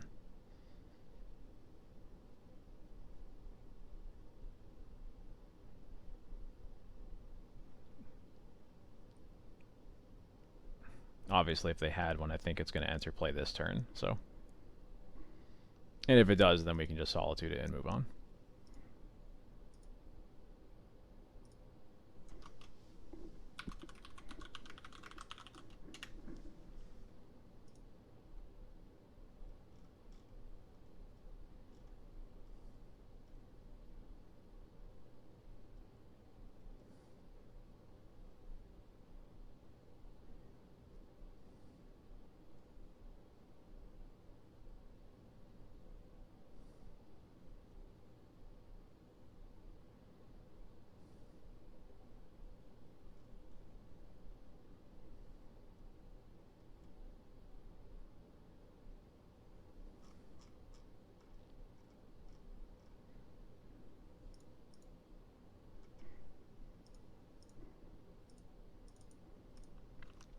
Okay. No blocks.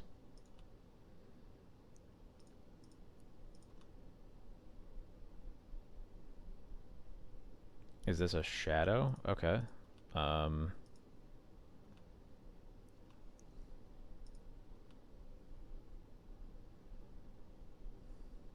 Interesting.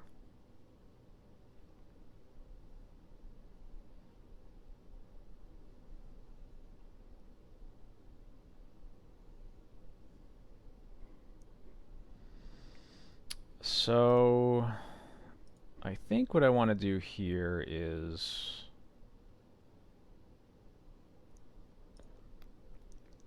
Solitude the Shadow.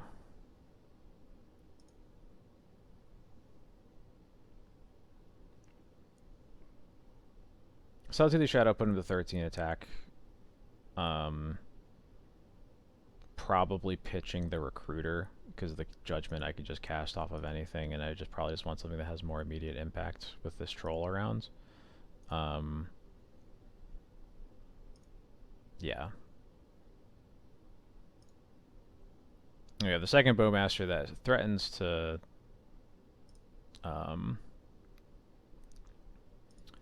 be a pretty big problem.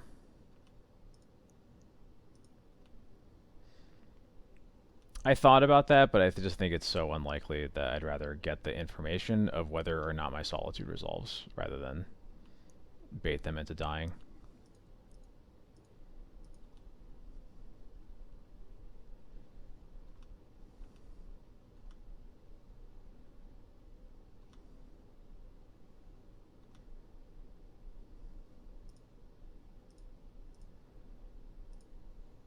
Well, that's annoying.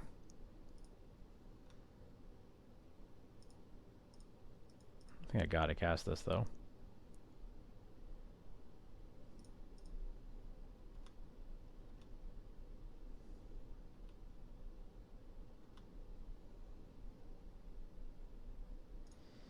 Oh, come on, let this resolve.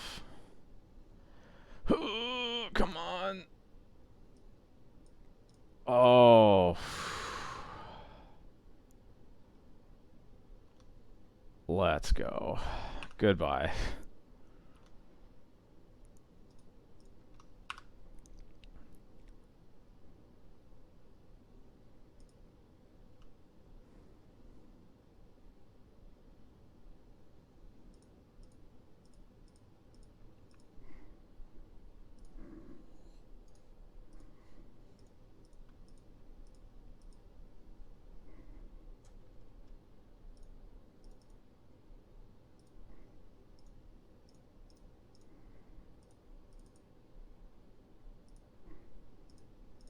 Is that push on one of the Bowmasters? Sure.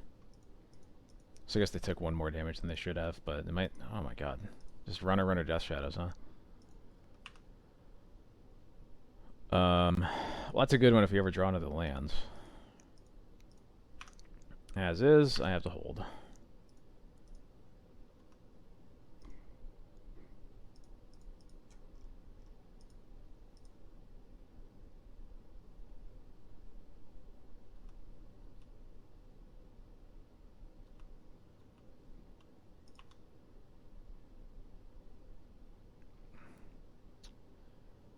we go.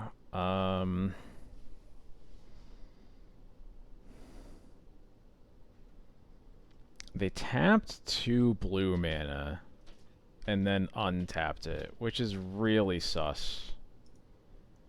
And is making me think of holding the battle because they aren't actually killing us right now. But if it gets Thoughtseized, then I'll just be extremely sad.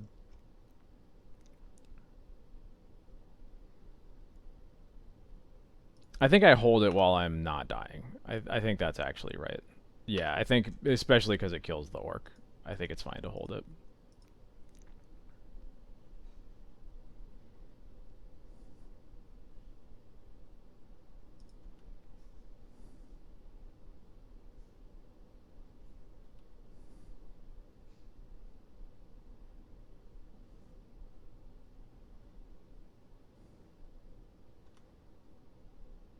Well, that's a little more annoying.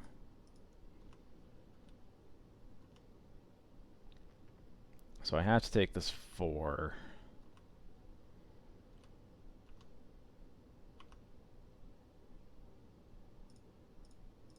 Come on.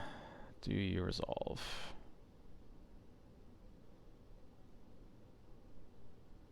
No, Force Pitch Borrower. Gross. This is going to be a hell of a way to lose. This ripped 3 Death Shadows off the top. Ugh.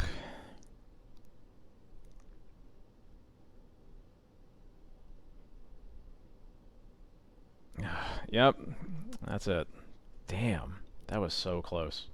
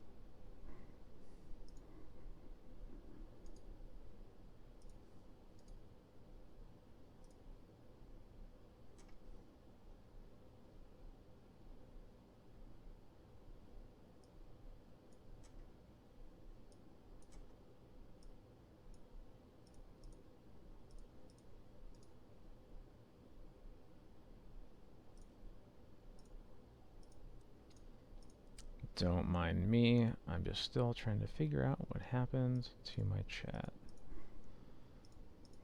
Do not understand what happens.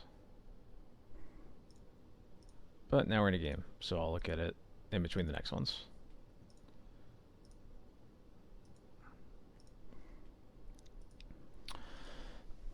This hand has Cauldron in it with a Stoneforge. That's a little awkward, but I think it's got enough going for it. It's worth trying out.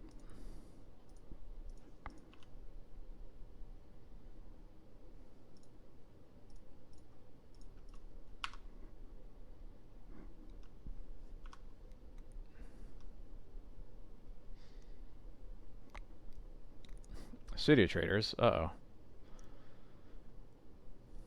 Moonstompy? No. Turn 1 Minskin Boo. I can't really deal with that with this hand. Someone playing red-green initiative for the first time in like 3 months. Let's draw Caracas. That is not Caracas. That's not bad. Not bad, though.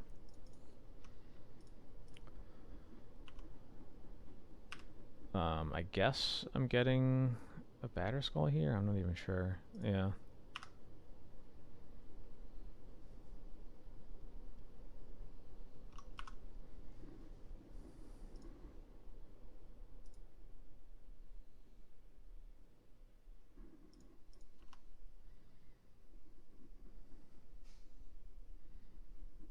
Is this a minus? Yeah, okay.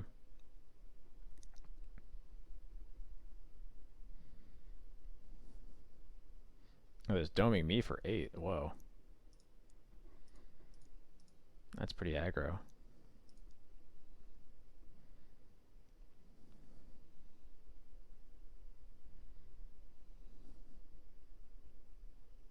Okay. Fury pitching 4th. Oh my god, they're just playing all the colors? Goodness. What is going on here? What's happening? Mom, can you pick me up?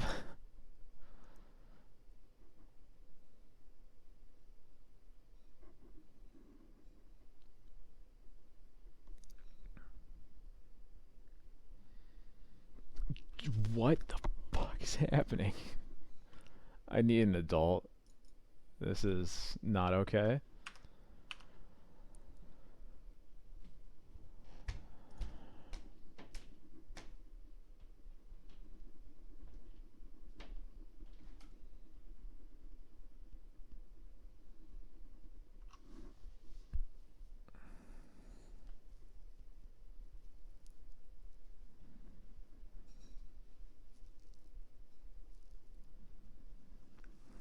I feel like I have to put this Wisp into play one way or another. Hmm.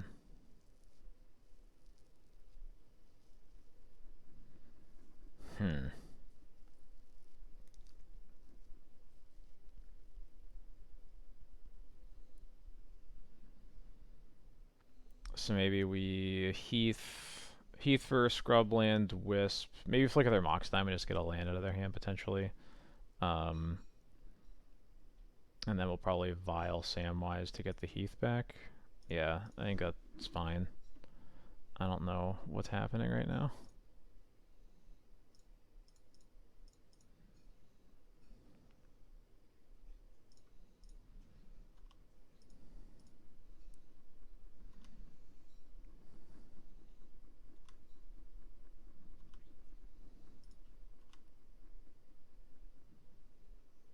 Nice.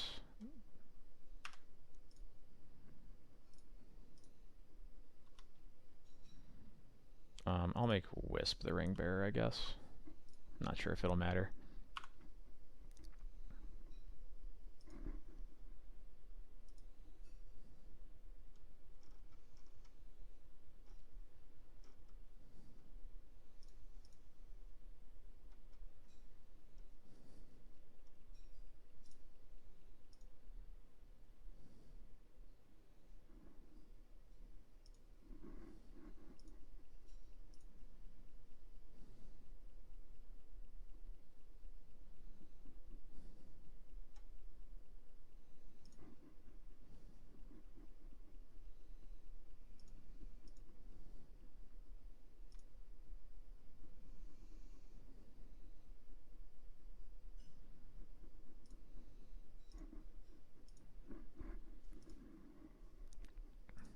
Defense grid. Okay. This sure is something new, that's for sure. What is this? Another Mox Opal. Okay, okay. This is a 4th Hardcast Fury, maybe? Looks like 4th. Yeah, 4th for... Yeah, okay. Alright. I suppose. Yeah, I'm very dead. Well, that's a hell of a turn 3, that's for sure. Let's see what we got. Council's Judgment seems okay. I definitely want these Thoughtseizes. Mindbreak Trap actually seems okay. It's not great into Spirit Guides, but like they're clearly trying to cast a bunch of stuff in one turn, so this is probably it. Battle of Bywater seems like not at its best, that's for sure. What do I want to cut? Probably GT. They just get on the board too fast.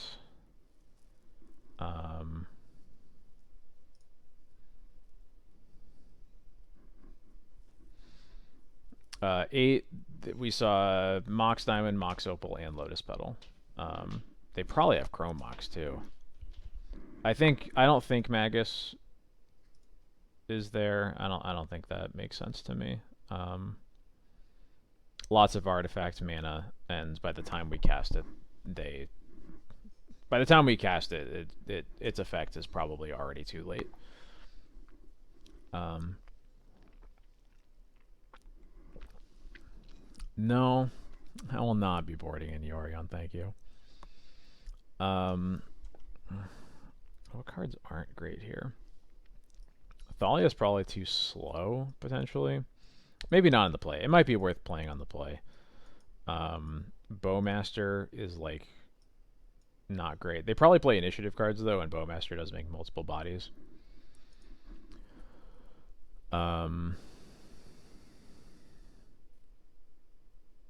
Sash. I think I'll cut Sash. Sash is mid as along with Jite.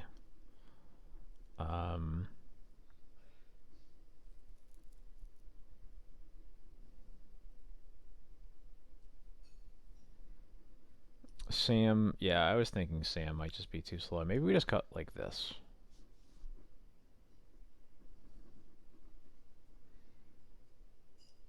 Although Thalia honestly might do more than Sam here.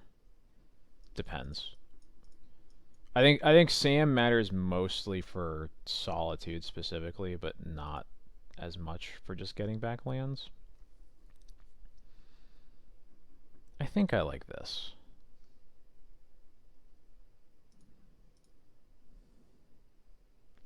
The only reason I'm questioning Thalia is because I think they're going to cast their thing on turn 1 most of the time, which is what makes it a little complicated. I agree that it is a little weird, but that's my logic behind it at least. This at least has a Skyclave and a Swords. I don't hate this.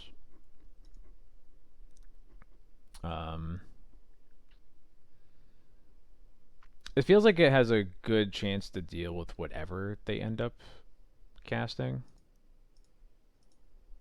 So I think I'll keep it.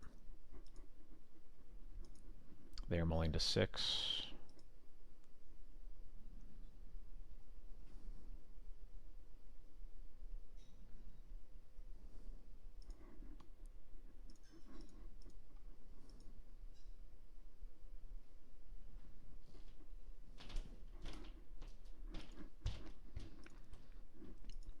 They killed us turn 3, but like mostly we died to the Minsc Imbu that they cast on turn 1. So I don't know.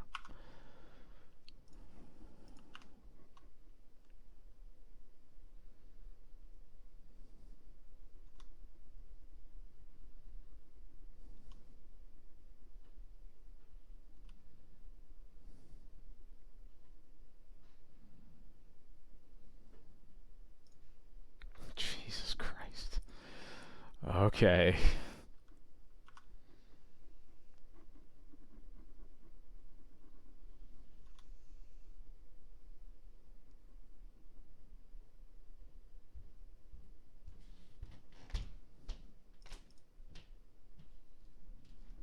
Alright, I can't Thoughtseize them anyway, so this fetch was needless, but it's all good. Hopefully we get something good out of him next turn.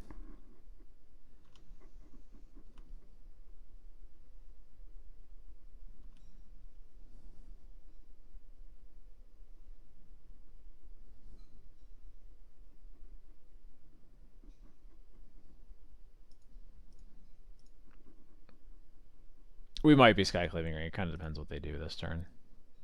There's casting 4th for 5. Sure. Alright. I guess we're just not playing Magic anymore. Okay.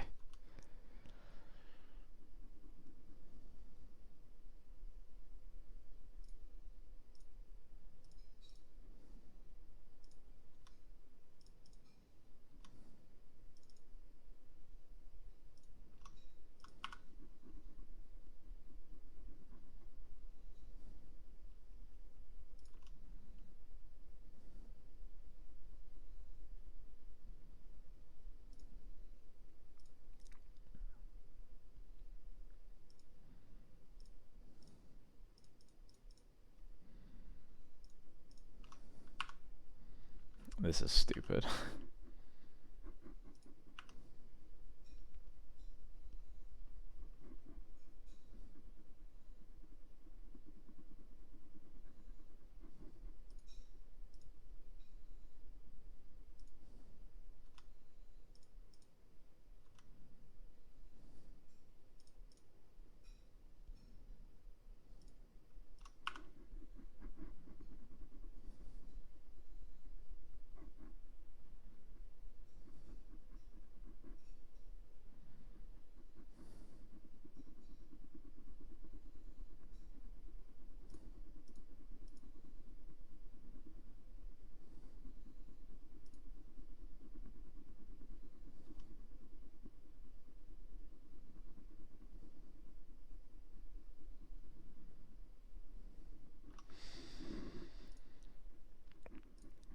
Yeah, maybe we just needed Thoughtseize or Mindbreak Trap. Um, I'm seeing that as maybe the reality, but you know, I've literally never seen this deck before, so I'm not too hung up on it.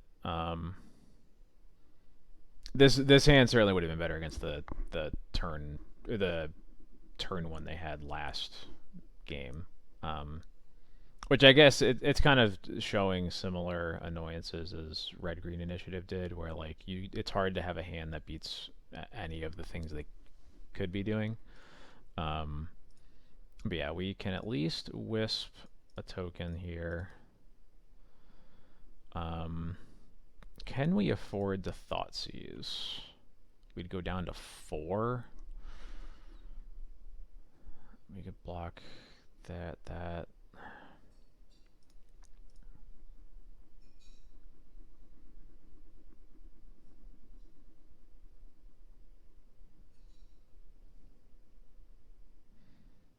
We'd go to 2, right? Wisp blocks Spirit Guide, Skyclave blocks a token, we go to 2.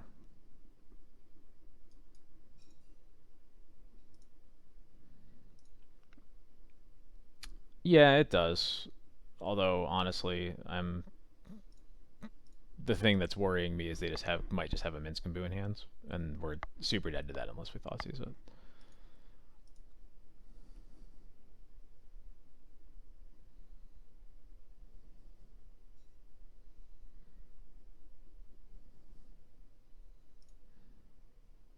I think we're yeah, I think we have to Thoughtseize here. It doesn't feel good, but I think we have to. Okay. Their hand is just garbage now. Okay.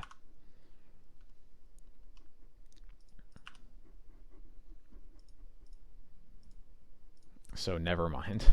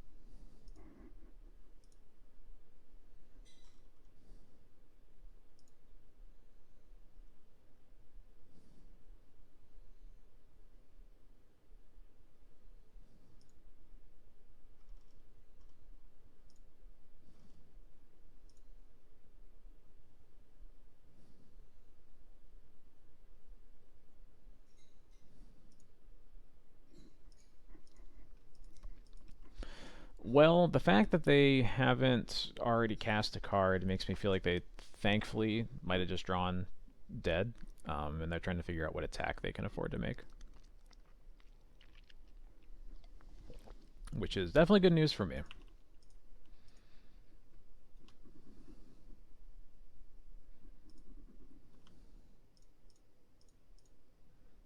Oh, there we go.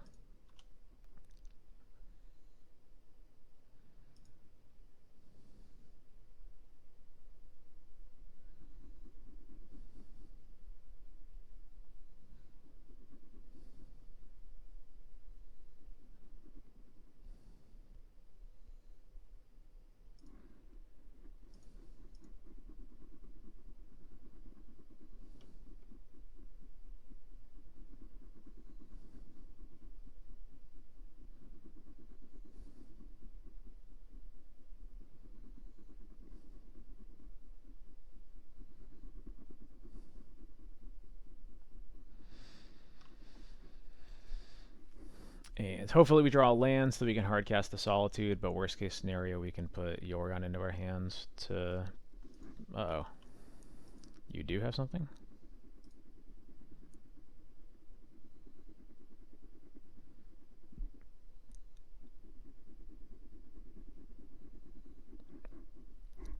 Oh, interesting. I think I'm fine. I think I have to be fine with that, right?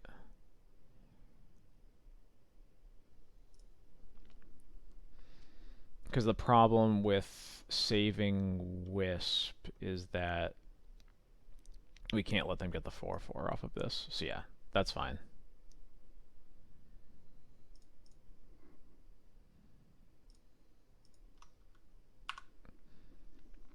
So we kill that. Their hand is garbage. We get to take the initiative and... Or take the initiative, Jesus. The Monarch. And cross our fingers. And a land is perfect.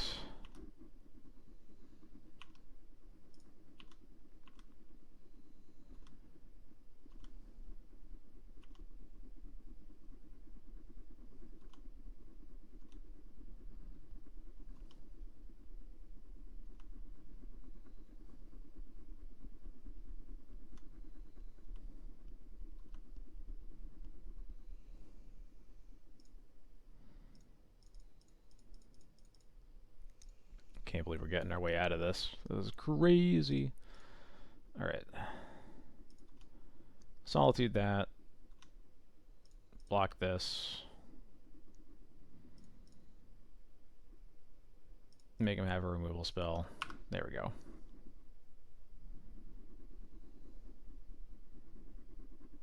I just drew another lands and a Spirit Guide. Cool.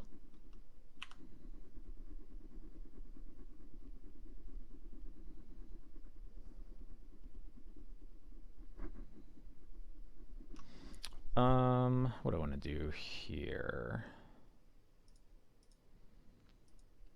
I think I just attack with Solitude. If they take the block, I'll live with that and just recruit a Stoneforge, I think. I guess they're probably unlikely to block it because of the mom, right? So, yeah.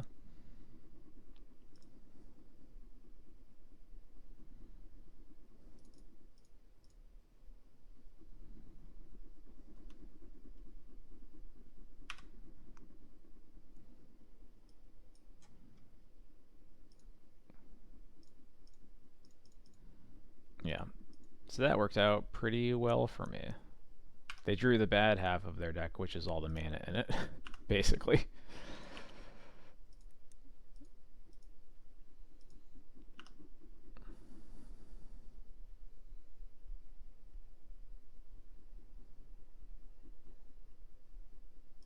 Alright, cool. So now on the draw, we easily just have to... Our only option, really, is to mull to Mindbreak Trap and Thoughtseize. Mostly Mindbreak Trap and Pray. I don't think we have much else to do here. Yeah. No. No Yorions. No boards. No boarding in Yorion. Mindbreak Trap? No. And this hand is slow, so I'm gonna get rid of it anyway. Opponent also mulled to 6. I think this hand... I think we keep this.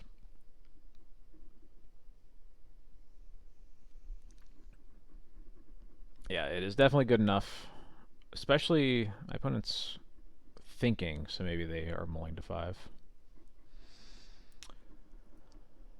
What are we putting back? I think it's either the... I think we're putting back the Vial, actually, so that we have swords and a white source, or a white card to pitch the Solitude and the Thoughtseize, just the most interaction possible.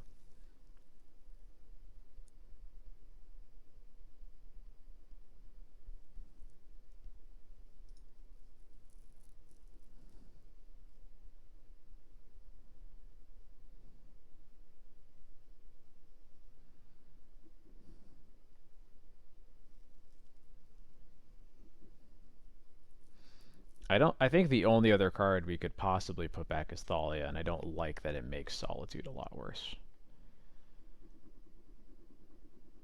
So yeah, let's put back file.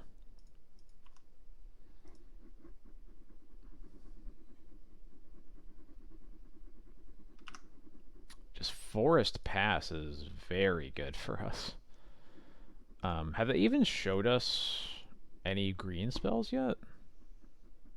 I don't think they have. Oh, right, Minsc and Boo. Yeah, okay. Whoa. This hand is horrible. Whoa. um...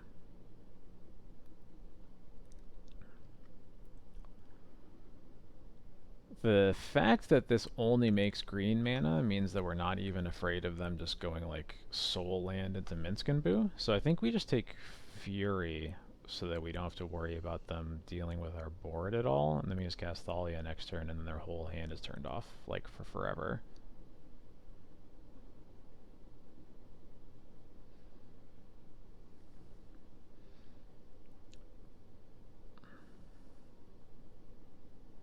Yeah, I think I want to take Fury. The Spirit Guide in this hand doesn't do anything.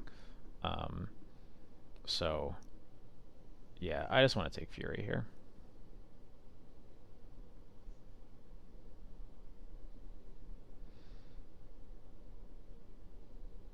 I also kind of can't believe they kept it, but yeah, Fury it is.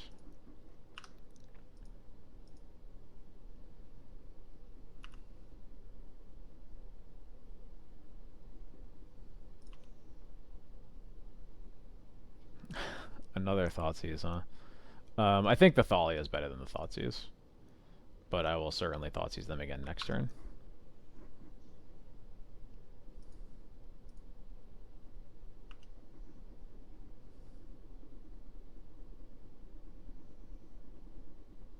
Okay, there's a Prismatic Vista, so they're a little bit closer to casting a card. Are they swordsing us here? Yeah, okay.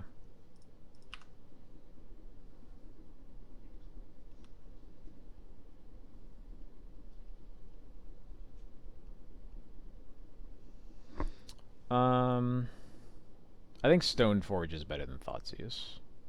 Because they still are a red source away from Minsc and Boo that they have to top deck. And even if they get that, we have Solitude and Swords still. So, yeah, we just get Cauldron because that's a easy way to just keep Minsc and Boo in check for forever. So.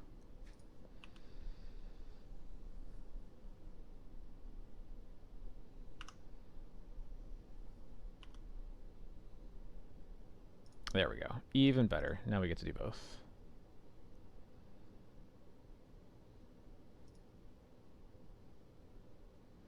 I guess we'll Thoughtseize them first.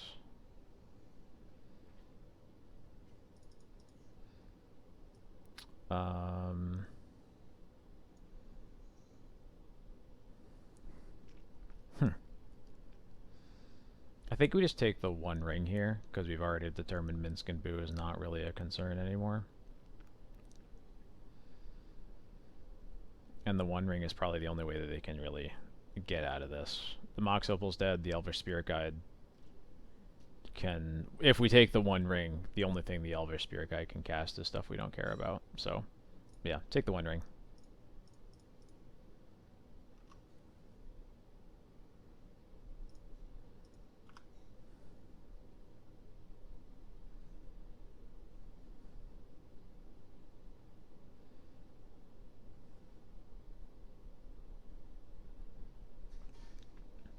It's funny how much, like, I feel like these kinds of these, like, weird, like, big stompy matchups are one of the ones I've liked Thoughtseize the most. Like, I've casted a lot against Red-White Initiative, and it feels like their hands are just like a house of cards, and you pull one out of the bottom, and then everything just falls apart.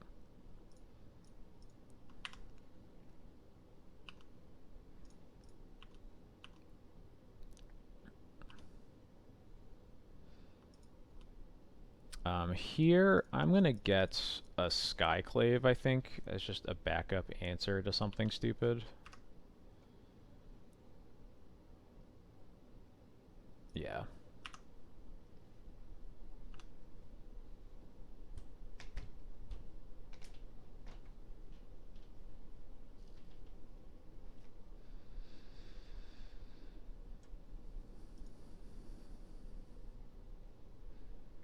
Alright, so they can cast a Minskamboo. Pitching a Spirit Guide. Cast a Minskamboo.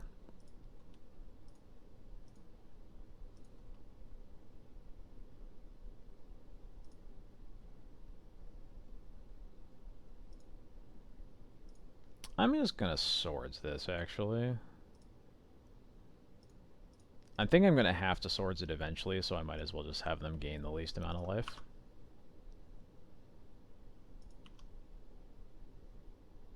Nice. Alright, kill Minskamboo, attack them.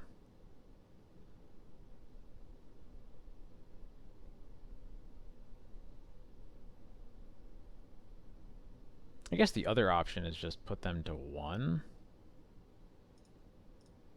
Because they have a... Yeah, actually I should just do that, because they're just going to play another Minskamboo next turn anyway, so...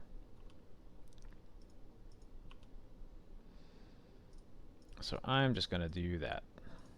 Put Yorion in my hand, pass.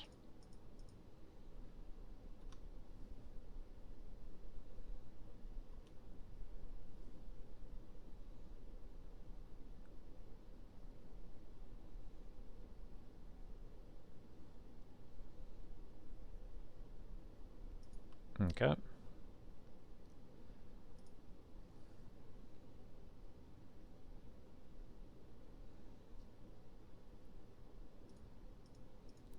Fourth for 2. Okay. That is a way for them to get back into this, but it won't work. Yeah.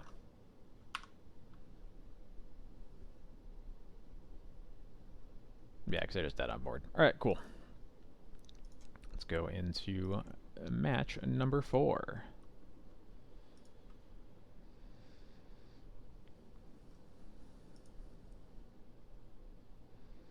Yeah, I think there are a lot of weird things going on in that deck. I highly doubt that you can really get away with building that mana base around basics. They were hurt by that basic force so bad.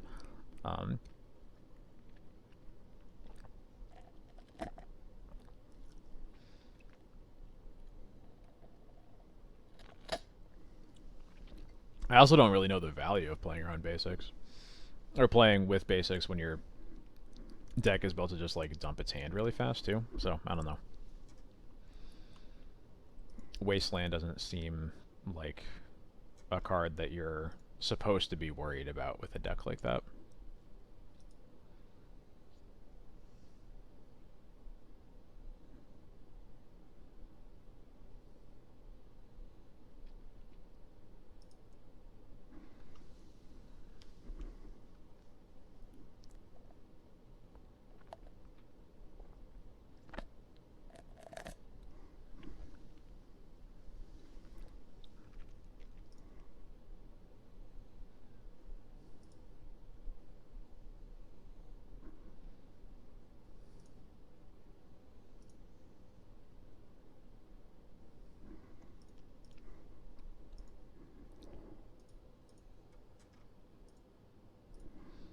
Alright.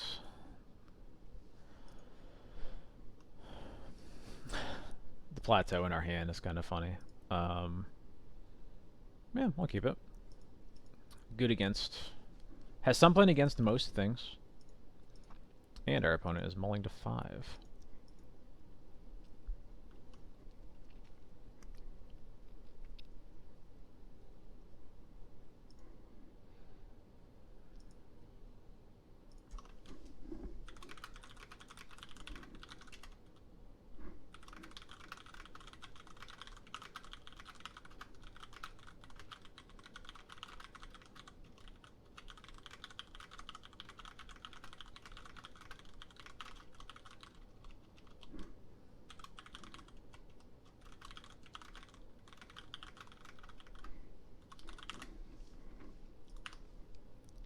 Alright, opponent multi 5. They kept Snow-Covered Mountain Grindstone. Well, no question of what we are playing against here. And we drew our best card in the matchup. So nice.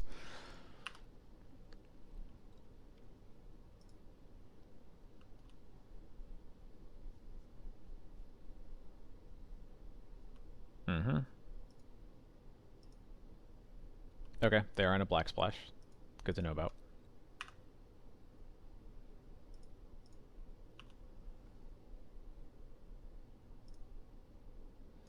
I'm just going to waste this Saga. Slows us down a little bit, but that's okay. They aren't doing anything threatening, so...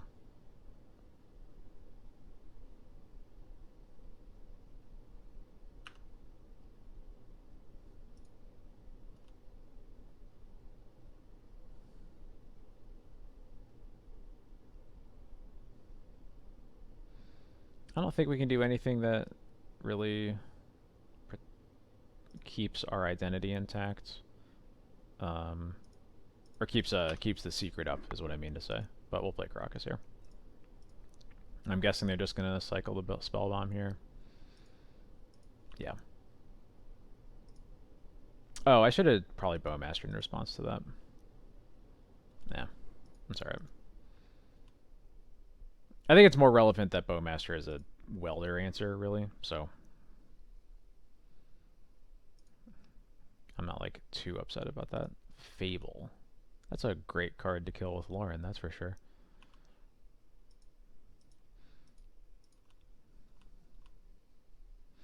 And I guess we're going to be playing this Bowmaster anyway, so I am the fool. Because I really want it in play next turn for the... Or I guess we're killing the Fable, so maybe it doesn't matter. Maybe this is wrong, but... Plains... Yeah, sure. I'll play Plains.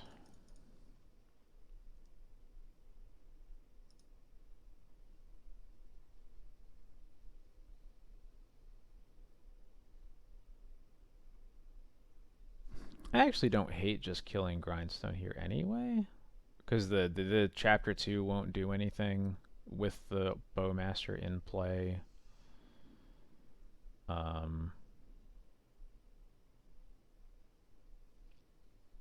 If we don't kill the Grindstone, we could just be dead to Soul Land,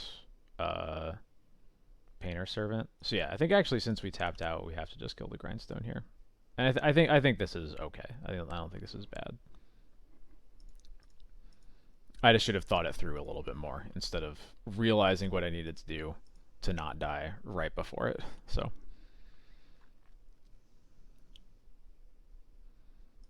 interesting choice.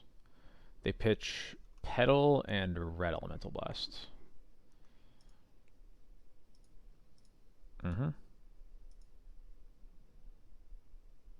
Another Grindstone. Okay.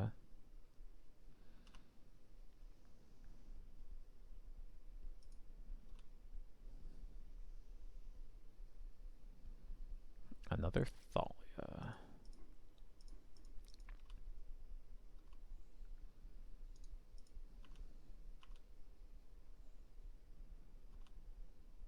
I think I'm just going to bounce and replay Lauren and kill the Urza Saga. Or I guess I could kill the Grindstone again.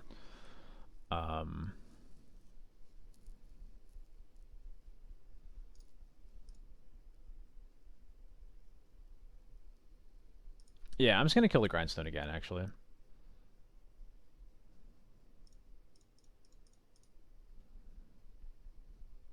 I think I can deal with this Saga. Making one construct, actually, is all it's going to make. They mill me for Caracas and Sword Splashers. Yeah, sure.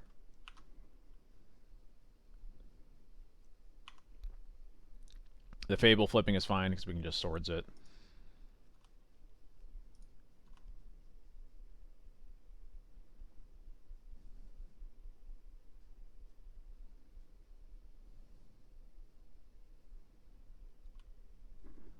Maybe not. That complicates things. That's almost making us have to let the Saga just go unanswered.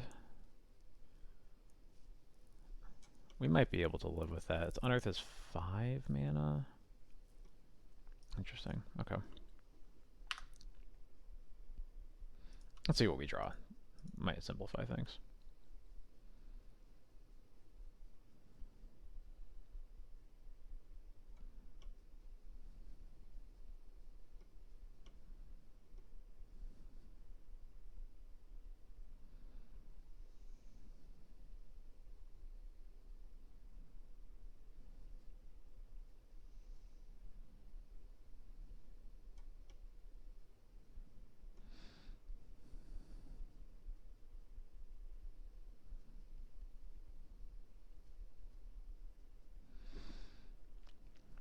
So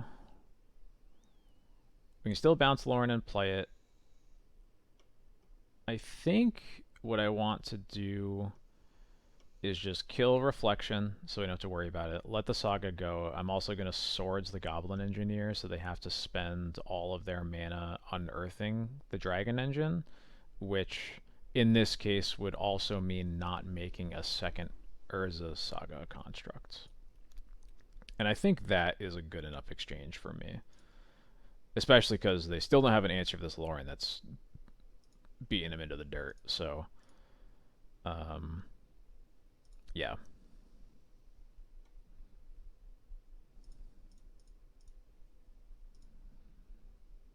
So let's get this Reflection out of here because it makes a lot of their top decks terrifying. I'll hide the Plateau, although I guess I'm probably not going to end up playing it anyway, am I? Play Plains just to be safe if they have like some kind of non-basic 8. I don't remember if they do.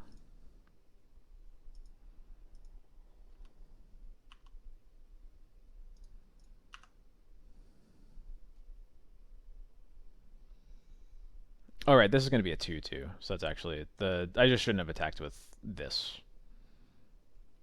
I forgot that they had a Great Furnace out. So that was a little careless of me.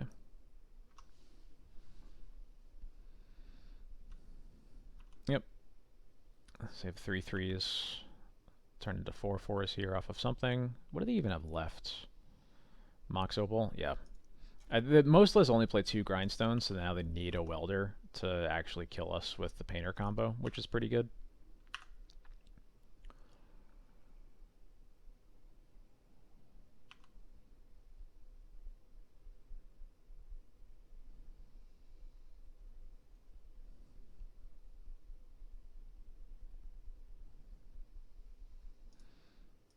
Let's see what happens when we do this.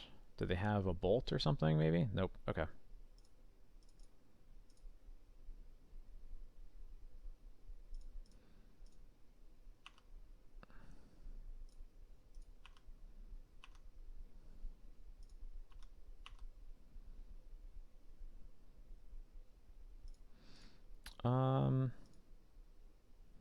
Yeah.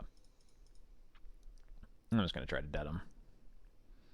Let's deal an extra 2 damage with the ping and the counter on the army. So they'll be at 6. Yeah, this feels right.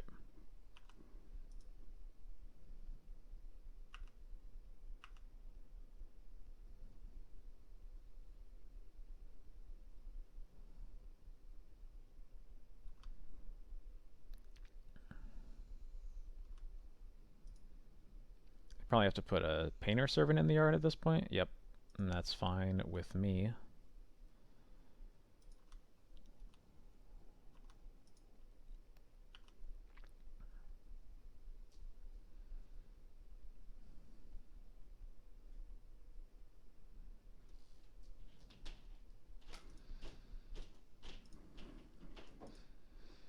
So bounce Lauren, cast it, kill the construct. I can then Swords the Engineer. They go to 7, and then I attack them down to 2.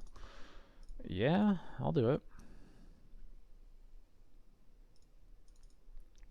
I potentially could have... Okay, never mind. I potentially could have tapped Lauren to make them draw a card. That would put them to 5, and then make the army a 5/5. I'm not sure if that's worth it, though. because it could draw them into like a lightning bolt or something like that. That would potentially change things. So opposition agent is good. Council's judgment is good. Magus is like okay, but it's really just an answer for Urza Saga, and Painter is Urza Sagas are relatively easy to deal with. I might bring in Battle of Bywater, but it has the issue that it is only good against Saga tokens. It doesn't really kill anything else. Potentially going to bring in Thoughtseize as some leaner interaction as well, but I doubt I'm going to have room for all of them because this is a matchup where a lot of our cards are reasonably good, and kind of the same deal with Surgical and Containment Priest. A lot of cards that could come in, but I'm not sure which ones will. I think I'm happy to cut the Batterskull. Jite in this matchup is sometimes good, sometimes awful. It's an easy way to kill welders and engineers, but it doesn't deal with it doesn't deal with Painter Servant, and it doesn't deal with constructs well either.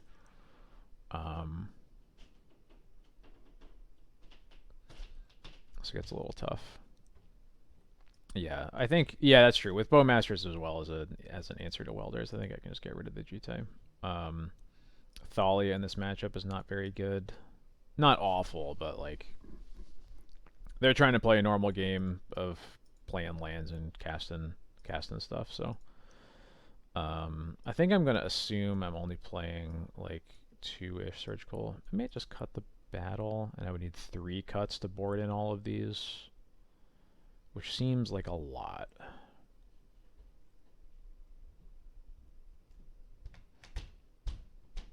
Priestess for welders mostly.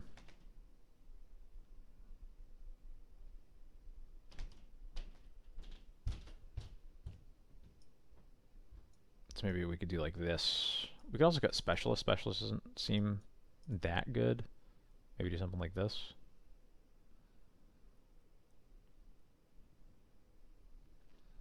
Let's give this a shot.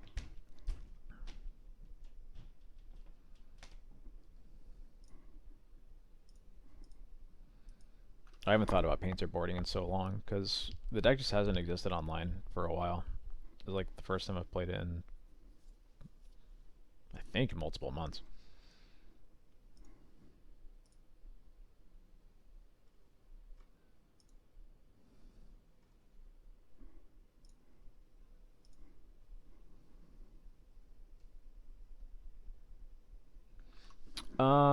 This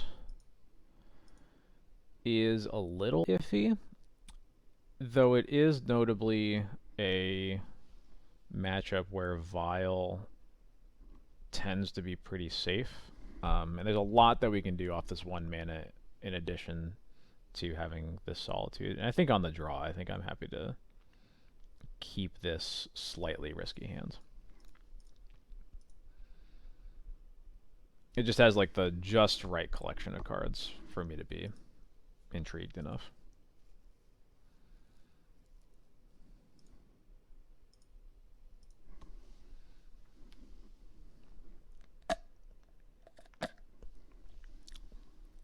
I used to be like that. I kind of knocked that out of my system because I don't think it's the right way to approach things.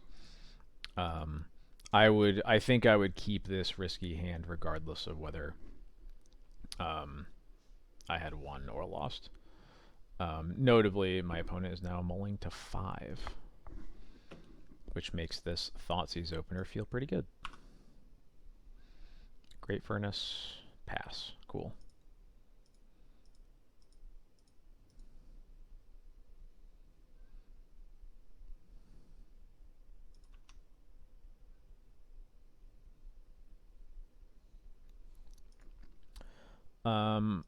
Yeah, I have to get the Vial into play first, unfortunately. So we're going to start there.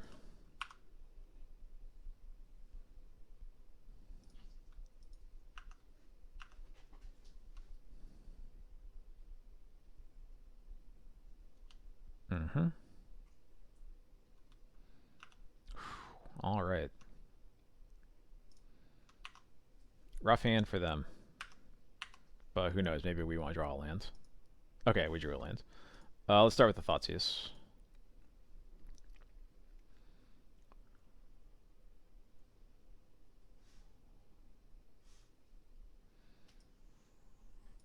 A lot of this hand does the same thing.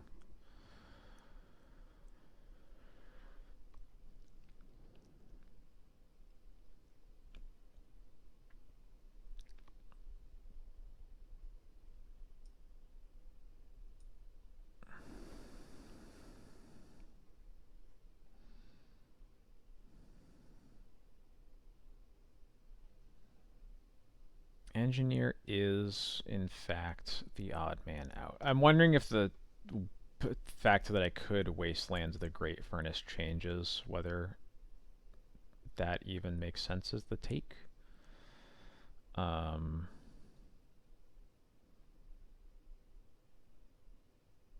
it probably just is Goblin Engineer. Because Fury is going to be, yeah, Fury is going to be a big problem for them. Yeah. And now the question is, do we wasteland? I'm leaning towards yes, because we don't need mana to do anything that our hand does. We just need the vial. So I am going to wasteland them.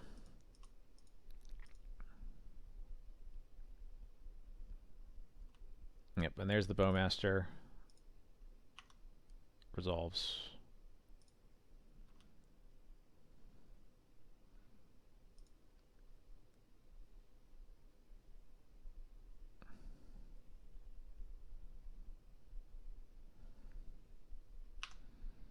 We pass, we put in Mom, their end step.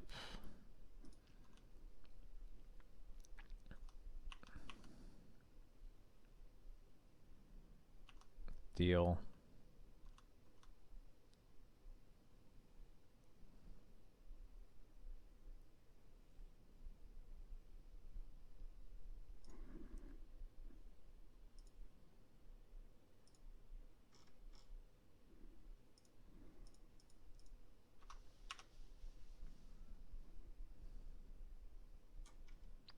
My opponent DC. What's going on? No, there they go.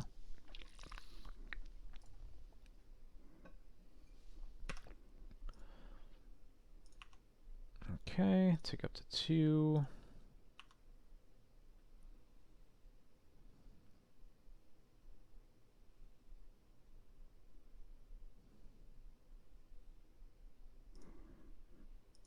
And they're done. I don't blame them.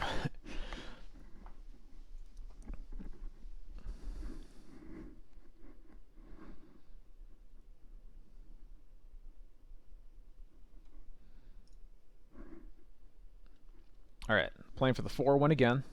It might have been cyberbullying. That game 1 was pretty rough too. Like, there was a lot more Magic played in that game, but I still did just cast Lauren every turn the entire game. And it was pretty bad for them. We got a 61 card friend over here. I like this hand. I will keep.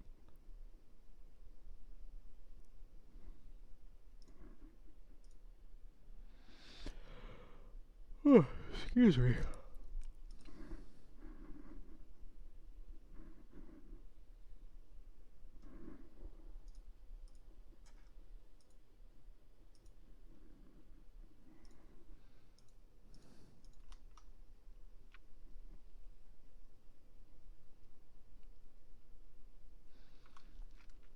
A 61 card deck with Caracas in it. A turn 1 Caracas, no less. I wonder what that means.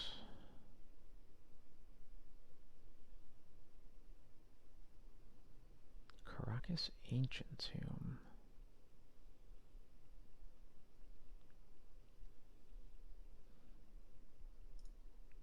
Curiouser and Curiouser.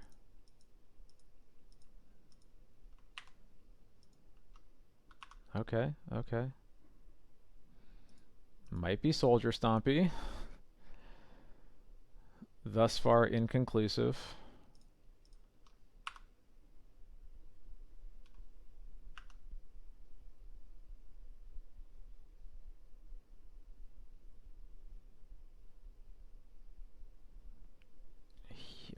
Cavern name's human. Looking like initiative. Yeah.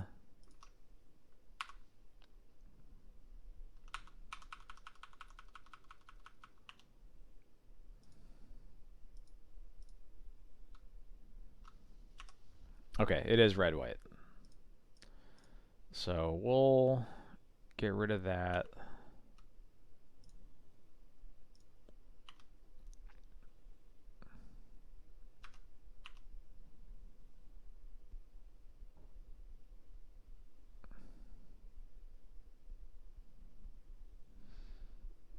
I'm going to make a weird play here. I think I just want to recruit for a mom so that I have an extra body to take the initiative back. They take the initiative with next turn, especially with the backup recruiter to get like a solitude or something if I need to next turn. I can also just cast a Skyclave to get a blocker out of the way. So I think I like just getting mom.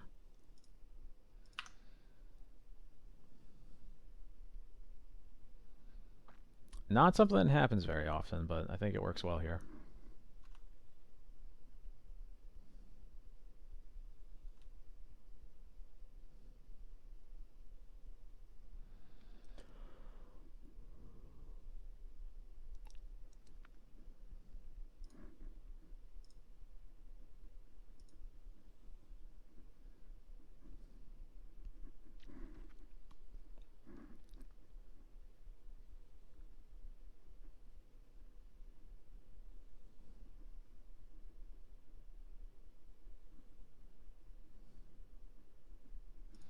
One top, one bottom.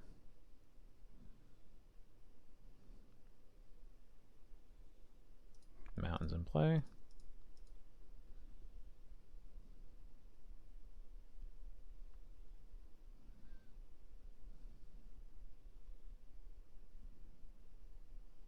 This looks like a fourth, unfortunately. Fourth for 4. Yeah, gross. This card's dumb.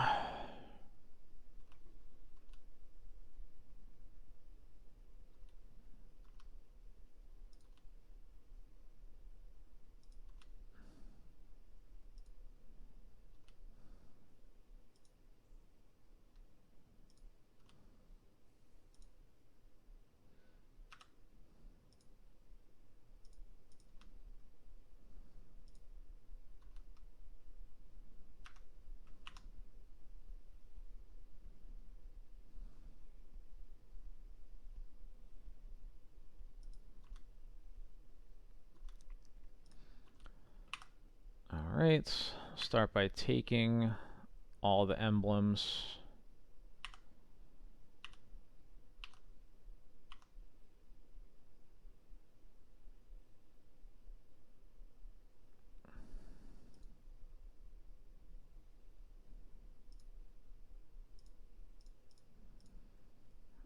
This just has to get a Stone Forge, I think. Yeah, get a Stone Forge, I'll vial it in. I have swords up to save some damage. Oh, Bowmaster too. I don't think that'll end up mattering, but...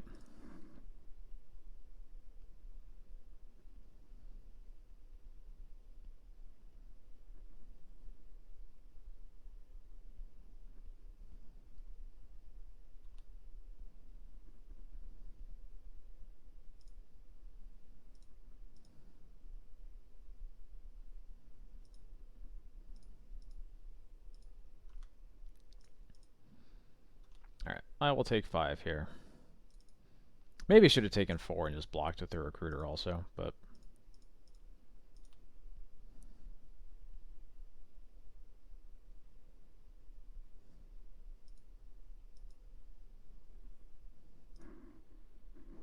just to get another creature off the board.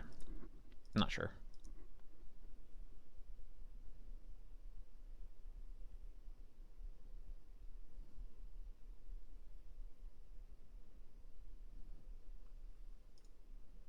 Oh, those are my triggers? Okay. I did not realize that. That was weird.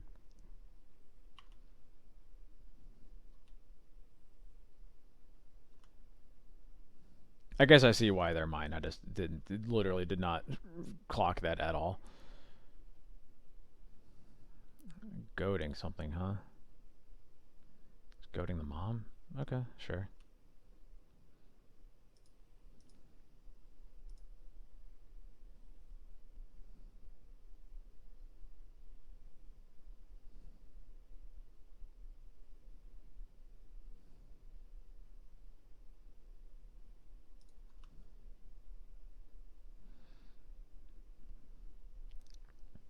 So I could Violin Bowmasters here to finish something off, but I think that's just worse than Stone Forging for Batterskull to stabilize.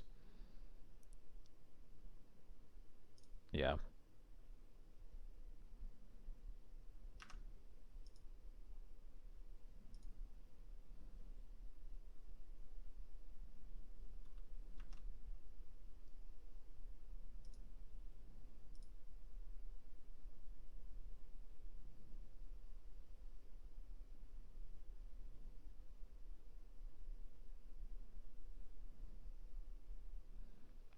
Looks like a potential Solitude here.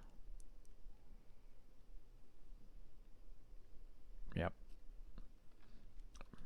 Presumably on the Stone Forge. Yeah. Okay. I don't think that's actually that big of a deal. We'll see. Taking this up to 3. Assuming the Skyclave is going to be more important than the Bowmasters in play. So give Recruiter pro white attack, take both emblems again. Actually, I think I'm gonna cast the Batterskull first. I might forge onto the Batterskull. It's kind of bad into another Solitude is the main concern, but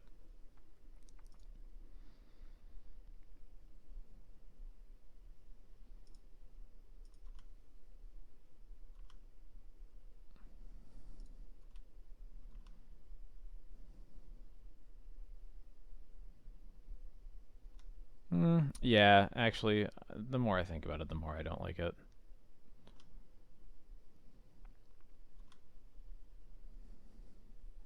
Yeah, I'm gonna scry.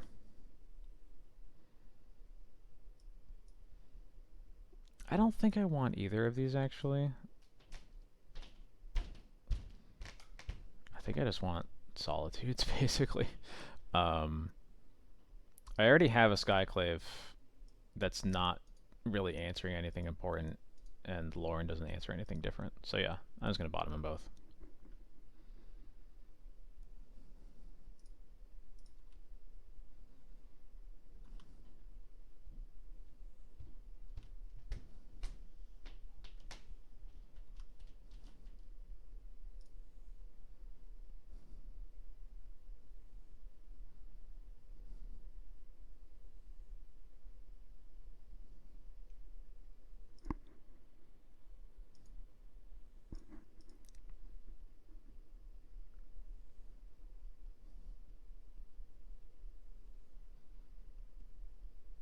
This looks like a Caves of Chaos adventure.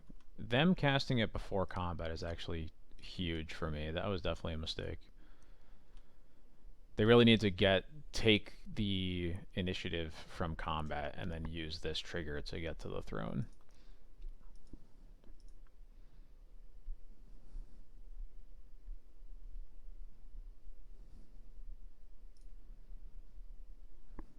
I also don't think Archives is right there. I think they just want the skeleton. But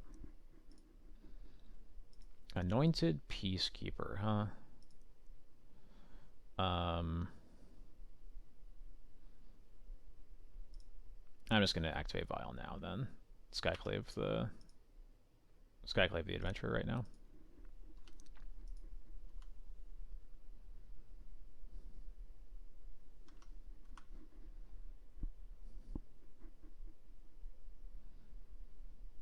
I think the correct name for them here, honestly, is Aether Vial.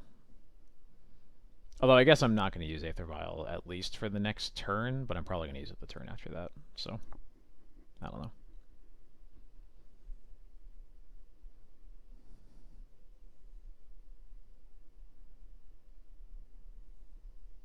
Yeah, I do not care about casting Bowmaster here, really.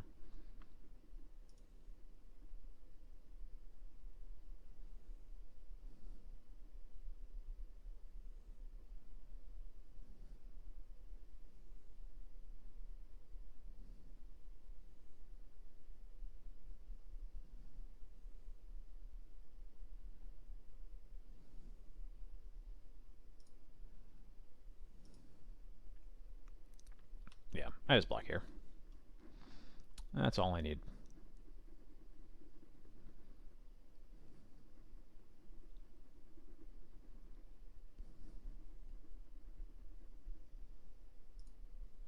I'm going to take up because I need to assume I'm going to Yorion this game.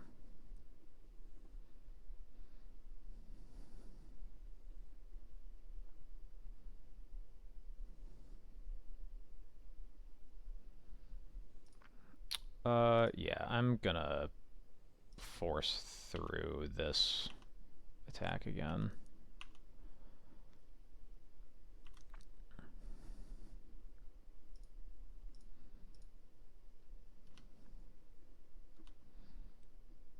I'm going to take Stash. Mana will be helpful. And I think I'm just casting Thalia and Mom and passing.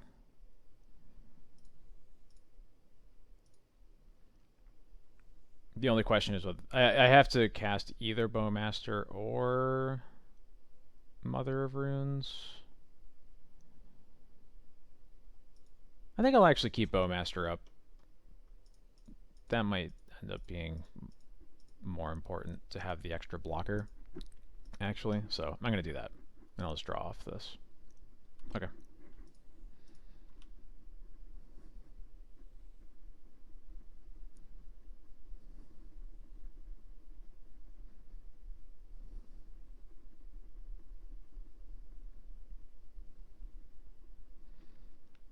A lot of lands from my opponent, which is good for me.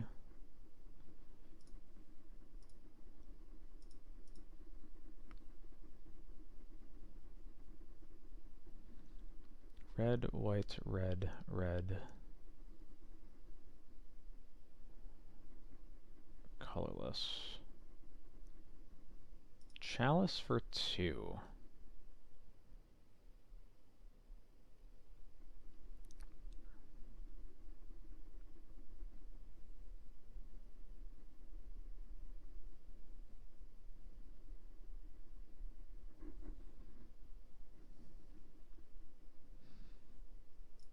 I mean, I guess, yeah. I'll cast it just to get the bodies in play, if nothing else.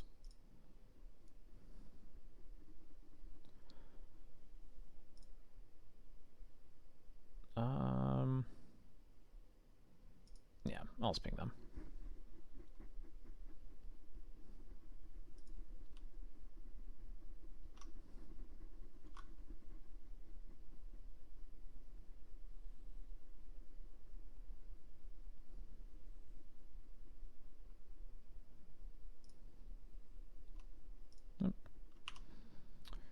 Take a vial up to 5. Get a skeleton. Let's see what we draw. Recruiter of the Guard. Well, that's pretty good, huh?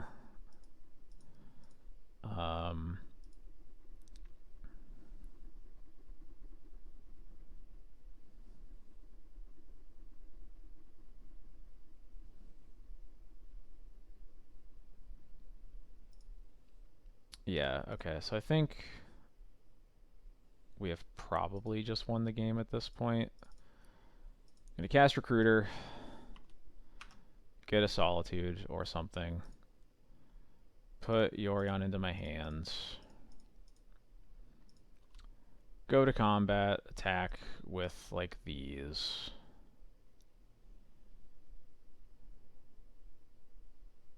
Yeah.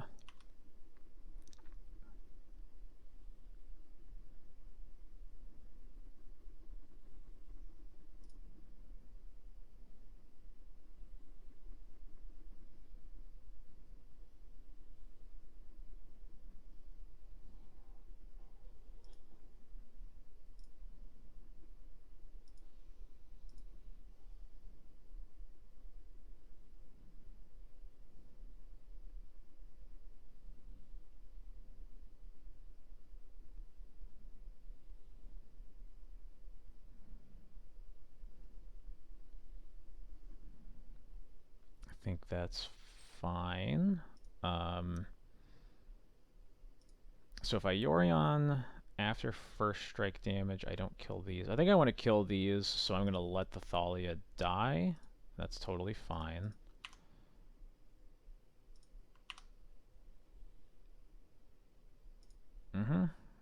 Yep.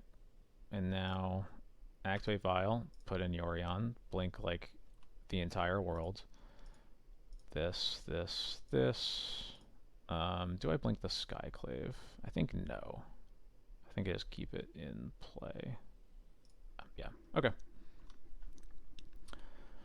Now we come to this. Draw a card.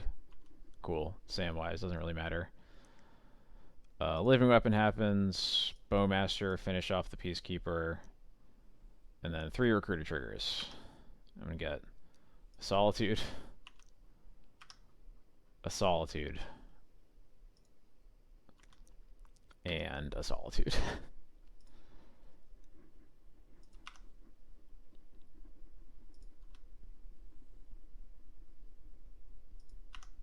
A very normal turn.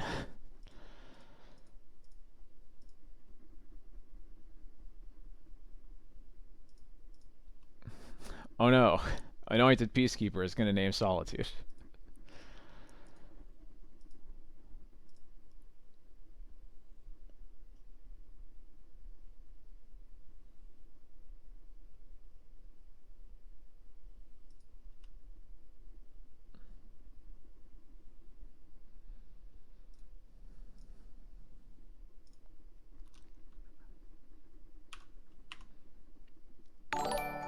What are we gonna do? Sure, I'll recruit for something. I don't know. The game's over, right? This is so dumb. Alright. Skyclave, the Peacekeeper, Violin, Solitude, kill this, attack with everything. This might be the biggest board I've ever had. This is truly stupid. Alright, on to the next game. You're right, this is definitely cyberbullying. There is no question about that. Alright, bringing in all these. Thalia sucks. GT sucks.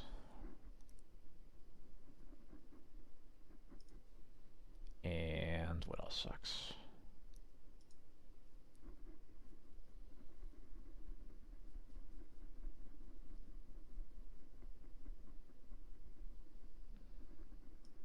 Maybe turn like 1 Sam. I like Extraction Specialist in this matchup for sure. I like Bowmaster.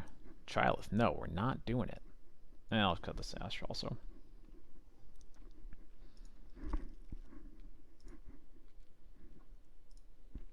No.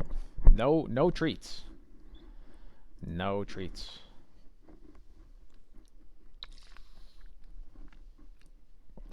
I want my 4-1, dang it. It's been a lot of 3-2s lately.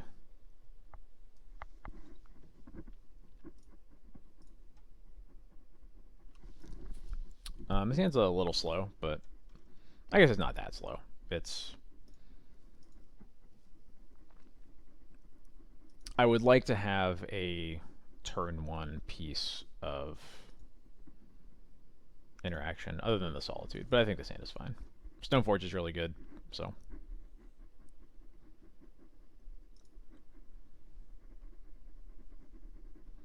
Whose fault is what? That I've been getting a lot of 3-2s? I mean, it's mine.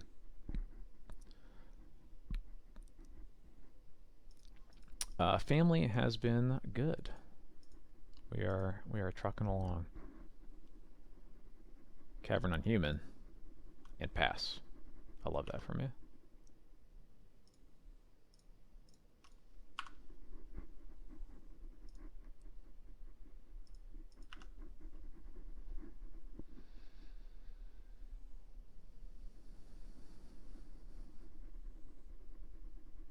Other cavern.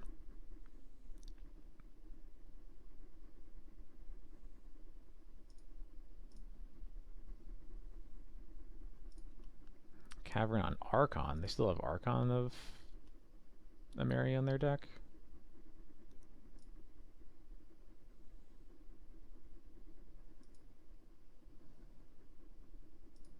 They still have Archon of Emery on their deck, apparently. Let's see what we draw.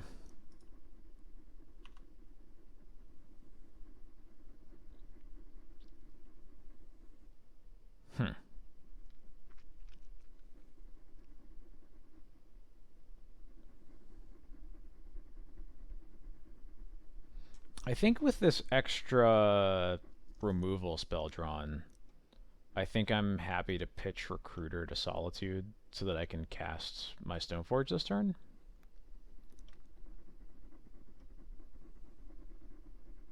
Especially with a Mom up, with guaranteeing that we'll get the Cauldron into play next turn. I think I'm into that. Just really put the screws to him. Yeah, we're doing it.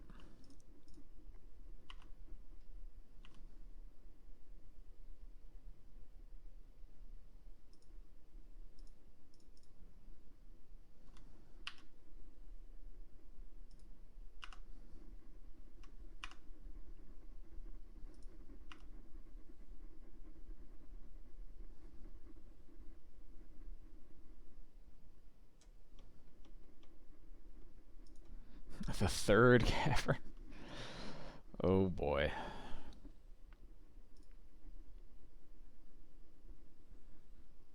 They're casting a human creature spell. Oh, it's just going to be an Anointed Peacekeeper, isn't it? Yep, sure is.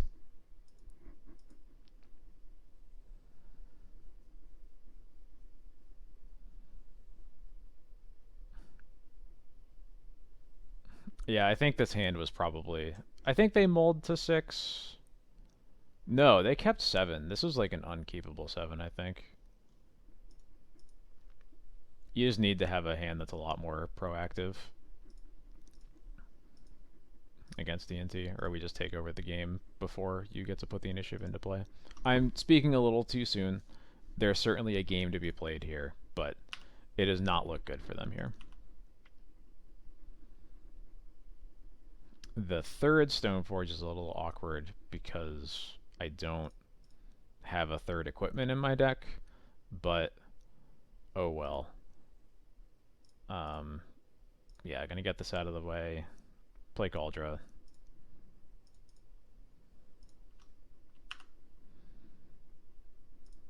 And I think they are in a rough spot. They also have like no mana to hard cast elementals, which is pretty important. This second cavern should be on elemental for sure. I shouldn't say for sure. Probably should be on elemental.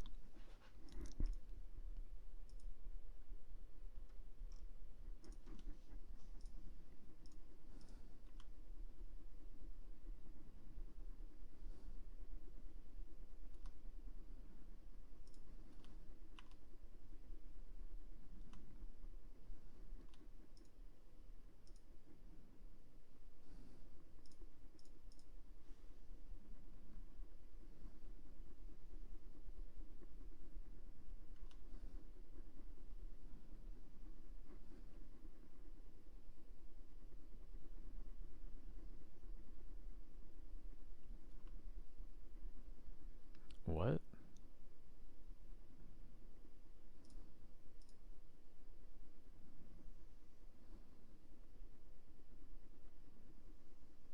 Okay.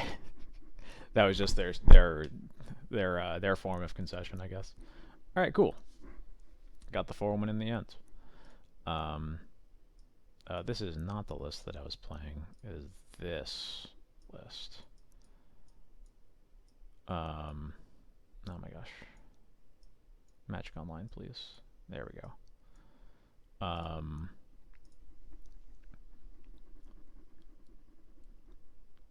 What are my thoughts? Sam certainly feels a lot better with fetch lands. There is no question about that. Never was like super impressive, but like certainly did work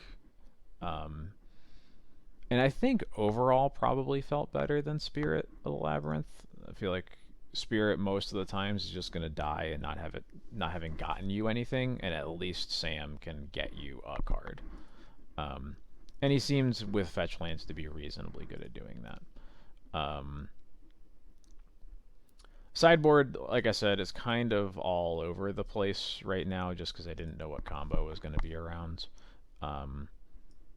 I was planning on attacking against Creative Technique, and then because the card came out on Moto today, then since it wasn't on GoatBots, I don't think nobody really played it.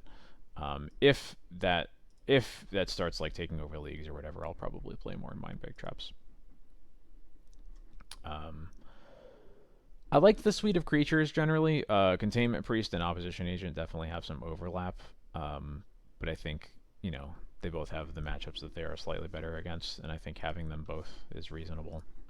I don't know. This list feels good. I'll probably tweak a couple cards here and there, but this feels pretty good.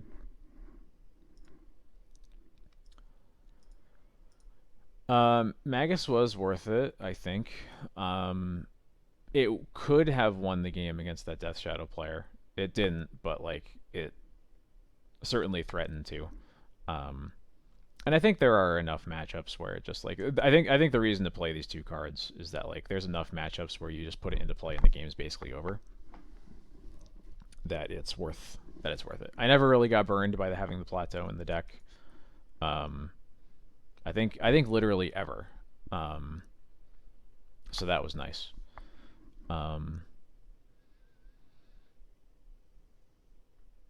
Yeah. I think it felt pretty good. Might make a couple tweaks next week, but probably not too many. So with that all said, I am going to take off for the night. As a reminder, I'm going to switch over to this. I did a cool What's the Play at the beginning of my stream to kind of have like a quick intro screen that I've needed for a while. If you liked this segment, please let me know. If you have your own What's the Play that you think is pretty interesting and you want to contribute to this, please feel free to send a screenshot to me with a snippet of what's going on. Send me your deck list, ideally, also. Send it to me anywhere, Twitch, Twitter, whatever it might be. And if I think it's interesting and I have some things to say about it, then I'll probably feature it on the stream. And I will appreciate it very much if you contribute.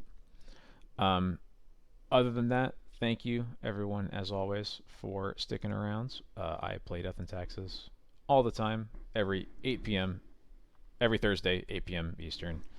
Favorite deck in the whole wide world. I'm not going to bother finding anyone to raid because I want to get to bed. So until next week, thank you, everyone, for stopping by. And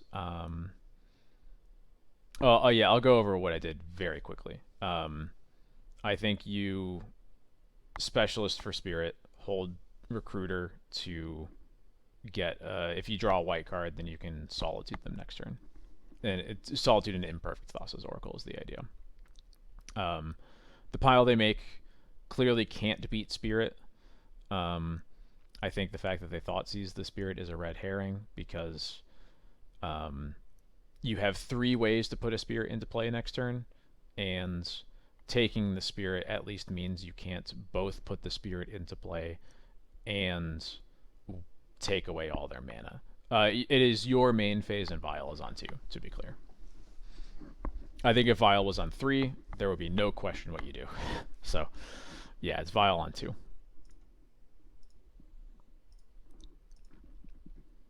But yeah, if you want a more in-depth analysis of what goes on here, check out the VOD like 10 minutes into the stream to get all of my feelings on it. But anyway, I'm heading to bed. Thank you, everyone, as always, for stopping by, and I will catch you next Thursday. Have a good night.